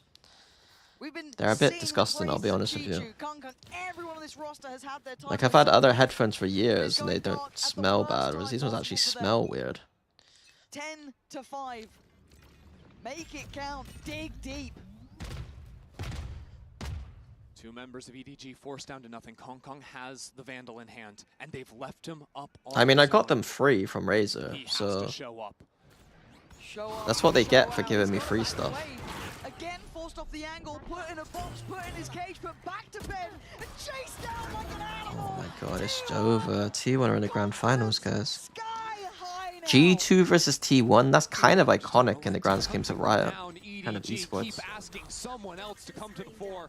But now Meteor up in heaven. It's Smoggy every time, Pansy. Someone help him. Sylvan instantly checks him though, doesn't let him build into the round. Simon, nobody. It doesn't feel like they've got much building here. Sylvan putting on a show. And it's down to 1. And they want it done. To be honest though, how many of you thought T1, like, be honest with yourselves, how many of you had T1 above top 5 this tournament? Like, I would have had them in like 6th, probably. And you look at it, it is hard to be the reigning champions returning to another global event. No one in Valorant really has succeeded bar Fnatic the once. Yeah. And especially coming through a turbulent offseason, some of the biggest patch changes we have seen in Valorant. So like, EDG have still been at the it's top so of their easy game, to but like today it look has at people's not been the predictions and case. be like, ha, they don't know what they're It is talking do or about. die But like, for the reigning champs. there's fucking 8 teams at this tournament. It looks similar. It looks like a rinse and repeat. Kang. The narrative should be they didn't look good and then they got to the tournament and then beat people. Like, that's the narrative, not Alice are fucking stupid. Simon's here now. Simon by his side, but that's 5 Flat chat players. idiots, question mark? He has to excel, and he's dead. Izu breaks him down, and another T1. Some of their Preds were a bit silly, but even they admitted that. Sight is theirs again. G2, nobody smoggy. They're a mile away, and 12 rounds is calling. I would have had G2 win in the event, so I'll take that one. And they are unstoppable. Oh, unrelenting. Smoggy trying. Try as you might, Smoggy. No one can say you haven't put in numbers, put in work. But this isn't a one-man show anymore. It's a team game. And T1 has 5 here. Sticky calling Plat Chat human coins. Smoggy has to bow out of the round. The rifle, the best thing he can walk away with. It is, yeah. T1 It's are just difficult. masters of their own style. The only team consistently What maps did G2 ban against T1? What did I call earlier? I called that they would ban Fracture and Bind. They finally ran through DRX to take down the #1 seed of Pacific. They lost to EDG earlier in this tournament, but every single series it's been a revenge match. They could ban Haven, but I expect Fracture and Bind. EDG in the final hour, the final moment potentially. Call the timeout. Unless I got something wrong about Bind. Maybe the players have caught a glimpse, but even the fans now rallying behind the teams. They can feel how close this is here to something of a surprise. They banned Fracture 100%. Haven could get banned. I doubt it. They banned. I think they banned Bind. And T1 underestimated. Is G2 the Fracture not good? They've proven us wrong. No, they really don't like Fracture right now. They played a very simple Fracture, and it worked well in Americas. And then they came to this event and played it once and didn't know. They just played really fast and exec everything. And then the next day they just banned it. Or the next game they just banned it. T1 Fracture isn't good either. Didn't they just win today? And just shocking everyone through the duration of this event. What a star performance. They beat DRX 13-11, who I thought were pretty good at Fracture. Look at what we're seeing on the mini-map. And they just lost 14-12 to EDG, and EDG won both pistols. I think that G2 will not play Fracture. T1 rallying themselves here, and EDG up for the fight. Look at the way they banned in their last series as well, from what I remember. And they're up for it. They're pushing. They keep pushing. But Buzz answers back. You want a brawl? We'll give you a brawl. Buzz having his moment. His time in the sun. And the one remaining factor. Buzz, his time in the sun. The MVP of the event thus far, going on a long walk through T1 territory. The MVP of the event There's so two of the far? best he's got to take down to keep his team in it. As the spike ticks, as G2 steps closer to the site, T1 will feel it in their bones. You guys jinxed it, guys. Perfectly. Pressure not No, on you haven't them jinxed it. It's this over. time. Second by second, closing in on the thing that they've dreamed of since the very start here. Something of their wildest dreams coming true! T1 are going to the finals!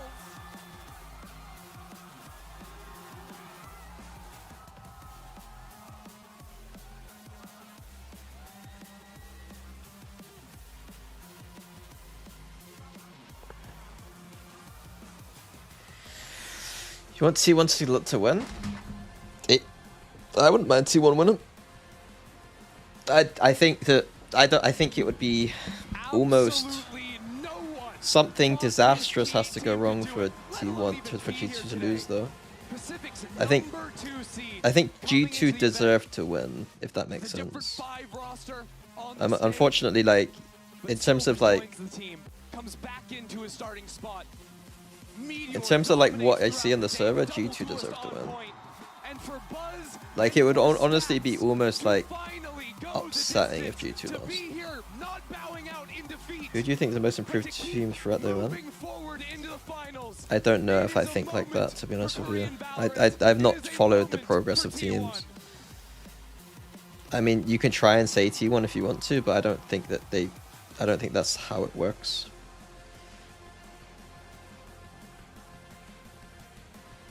Simply does not get better. Do you think TL will qualify for another LAN? Nobody can take this away from them. Facing incredible foes and coming out. It's easier to qualify now. Consistently. Because there's more teams, right? Champs. Champs is possible. I think a lot of teams will presume now Liquid like take a little bit of a dip, right? That would be like I think the general narrative. There's going to be some teams at home who fucked up kickoff who should come back a bit stronger. Off to enjoy your weekend. Icons on this team. For a guy like Izu stepping up so massive, he played 4 different agents today. I should Played 3 probably. different roles. I might stream later. Played the Potentially. Sentinel and finished off 19-9 on the Yoru. Yeah. He's the wild card of the team. He's the X factor. Watching this back. I mean, it was a treat, right? This map felt like a treat. And and I do have to note that EDG bowing out here to me is a bit of a surprise. But on the day, they looked flat. Will you be watching regular season games for APAC? No. If I can get myself a way of using a PC in Berlin, if I'm in Berlin, then I will try to do some VOD reviewing. Like, I'll try and VOD review regions. The problem is that for kickoff I was focusing on not being shit, and then I was also ill. And it was only 4 weeks long. So, but then for stage 1, it's a bit weird because I'll try my best to get a PC at some point or somehow get access to a PC that I can stream from. This game, these boys winning this feels like a love letter to any long-term Valorant fans of what can be done here. To take down the standing champions until this point, the show. I don't think those streams would be good enough to just upload to YouTube. Shout out EDG. I'm not. How can you not fall in love with it? I'm not. No more. No back-to-back. No back-to-back. There's only one back-to-back. One back-to-back. It's crazy too, because you've got iconic organizations as well in the finals. What a game. Feels like a marathon. It really wasn't in the end, but real highs and lows of emotion here. Watch the interview and then I'm gonna fuck off. Finally, I think. getting their flowers there. They've needed this for a while. They've deserved it for a while, but we've seen it in true form here today. I want to say it, G2 is a different beast waiting. They scare the life out of me. They've been sitting, they've been watching, they've been preparing, and G2 with prep, terrifying. But this T1 team with momentum may just be the thing that can topple the Giants. The maps coming out are Bind and Abyss. And a treat for you is to hear from 2 legends. And the maps coming in are at Sentinel Icebox. And we have our grand finalists. Everyone, give it up for T1! Huge congrats, Stacks and Buzz. Now, Stacks, I'm gonna start with you. For so long, every tournament felt like it was so close, yet so far away.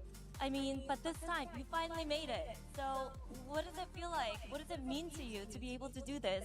스택 선수, 드디어 올라가네요. 참 그동안 많은 고난도 있었고, 눈물을 많이 흘리기도 했었는데 지금 기분이 어떤지부터 들어보고 싶습니다.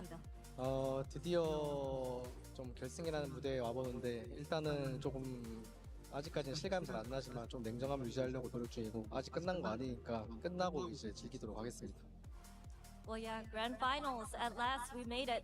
But, you know, it's not over till it's over. So I'm just trying to remain calm and very humble. And we'll celebrate once we pick up that trophy. ครับผมสำหรับคำถามนะครับผมนั่นก็คือว่าคุณเนี่ยเป็นทีมที่ไม่เคยได้ไปถึงจุดฝั่งฝันสักทีนะครับผมแต่วันนี้คุณได้มาเหยียบที่แกรนด์ไฟนอลแล้วรู้สึกยังไงบ้างนะครับแซคบอกว่ารู้สึกว่าภูมิใจนะครับผมแต่อย่างไรก็ตามประมาทก็ไม่ได้เหมือนกันเช่นเดียวกันครับ And also, Buzz, you know how much you wanted this, right? What's on your mind right now? And tell me about this moment. 얼마나 간절했는지 Icebox is a terrible map. 가장 잘 알고 있을 거라고 생각하거든요. 지금 어떤 생각이 가장 먼저 들까요? 일단은 그 전에 대회를 경기를 치를 때는 조금 승리에 Pool is gonna be kinda. 간절하게 했던 것 같은데 이번 대회는 뭔가 So it's 최대한 not a great 재밌게 pool, I 즐기려고 know. 했던 것 같고요. 그래서 덕분에 결승에 진출할 수 있지 않나 싶고 그리고 내일 결승도 최대한 재밌게 즐겨보도록 하겠습니다. Well, looking back at the previous events, I felt like I was just chasing for that trophy, too anxious to win. But this one was different because I tried to enjoy the game itself and I was having so much fun. So when it comes to tomorrow, I'll try to have as much as fun as possible. ครับผมและคำถามคล้ายๆกันนะฮะโอ้โหเหมือนไม่ต้องแปลอีกแล้วแต่อย่างไรก็ตามครับผมคำถามคล้ายๆกันอยากรู้ความรู้สึกของบาสตอนนี้ครับผมเขาบอกว่าเมื่อก่อนเนี่ยเหมือนเราเล่นไปเพื่อที่อยากจะชนะเพื่อที่อยากจะเอาถ้วยแต่ในวันนี้เขารู้สึกว่าเขาอยากเล่นเพื่อสนุกไปกับเกมครับผมและพรุ่งนี้เขาก็จะทำให้ได้ดีที่สุดครับ Now, lastly, you guys are on the verge of getting what you want. Just one more game tomorrow. RT1 getting their happy ending tomorrow. 이제 한 게임만 남았거든요. 트로피까지. 내일 해피 엔딩 T1 건가요? 네, 무조건 T1 겁니다. Yeah, 100%. In Thailand, happy ending? Come on, Jen. Come on. และสำหรับคำถามสุดท้ายครับผมวันพรุ่งนี้คุณเข้ามาใกล้ที่สุดแล้วนะครับสำหรับความฝันของคุณที่วันจะทำได้หรือเปล่าครับผมตอบสั้นๆครับ 100% ครับ Congratulations once again and one more time for T1. Woo! Right. Yep. Thank you so much for that, Jen and Isara. Appreciate it. And congratulations to T1, the second seeded team coming out of the Pacific region, a team that was rated in 8th coming into this event. And now they have punched their ticket to the grand final. Only two. You see what it means. I'm not gonna speak about this. They took a real risk leaving DRX. It was stormed Okay. Korean I got G2 winning this pretty handily, but of course it's a grand finals, and grand finals stuff gets a bit weird sometimes. And now they're here in their first ever grand finals. It's such an incredible moment for those two. Yeah, it definitely is, and with their own chance as well to create history.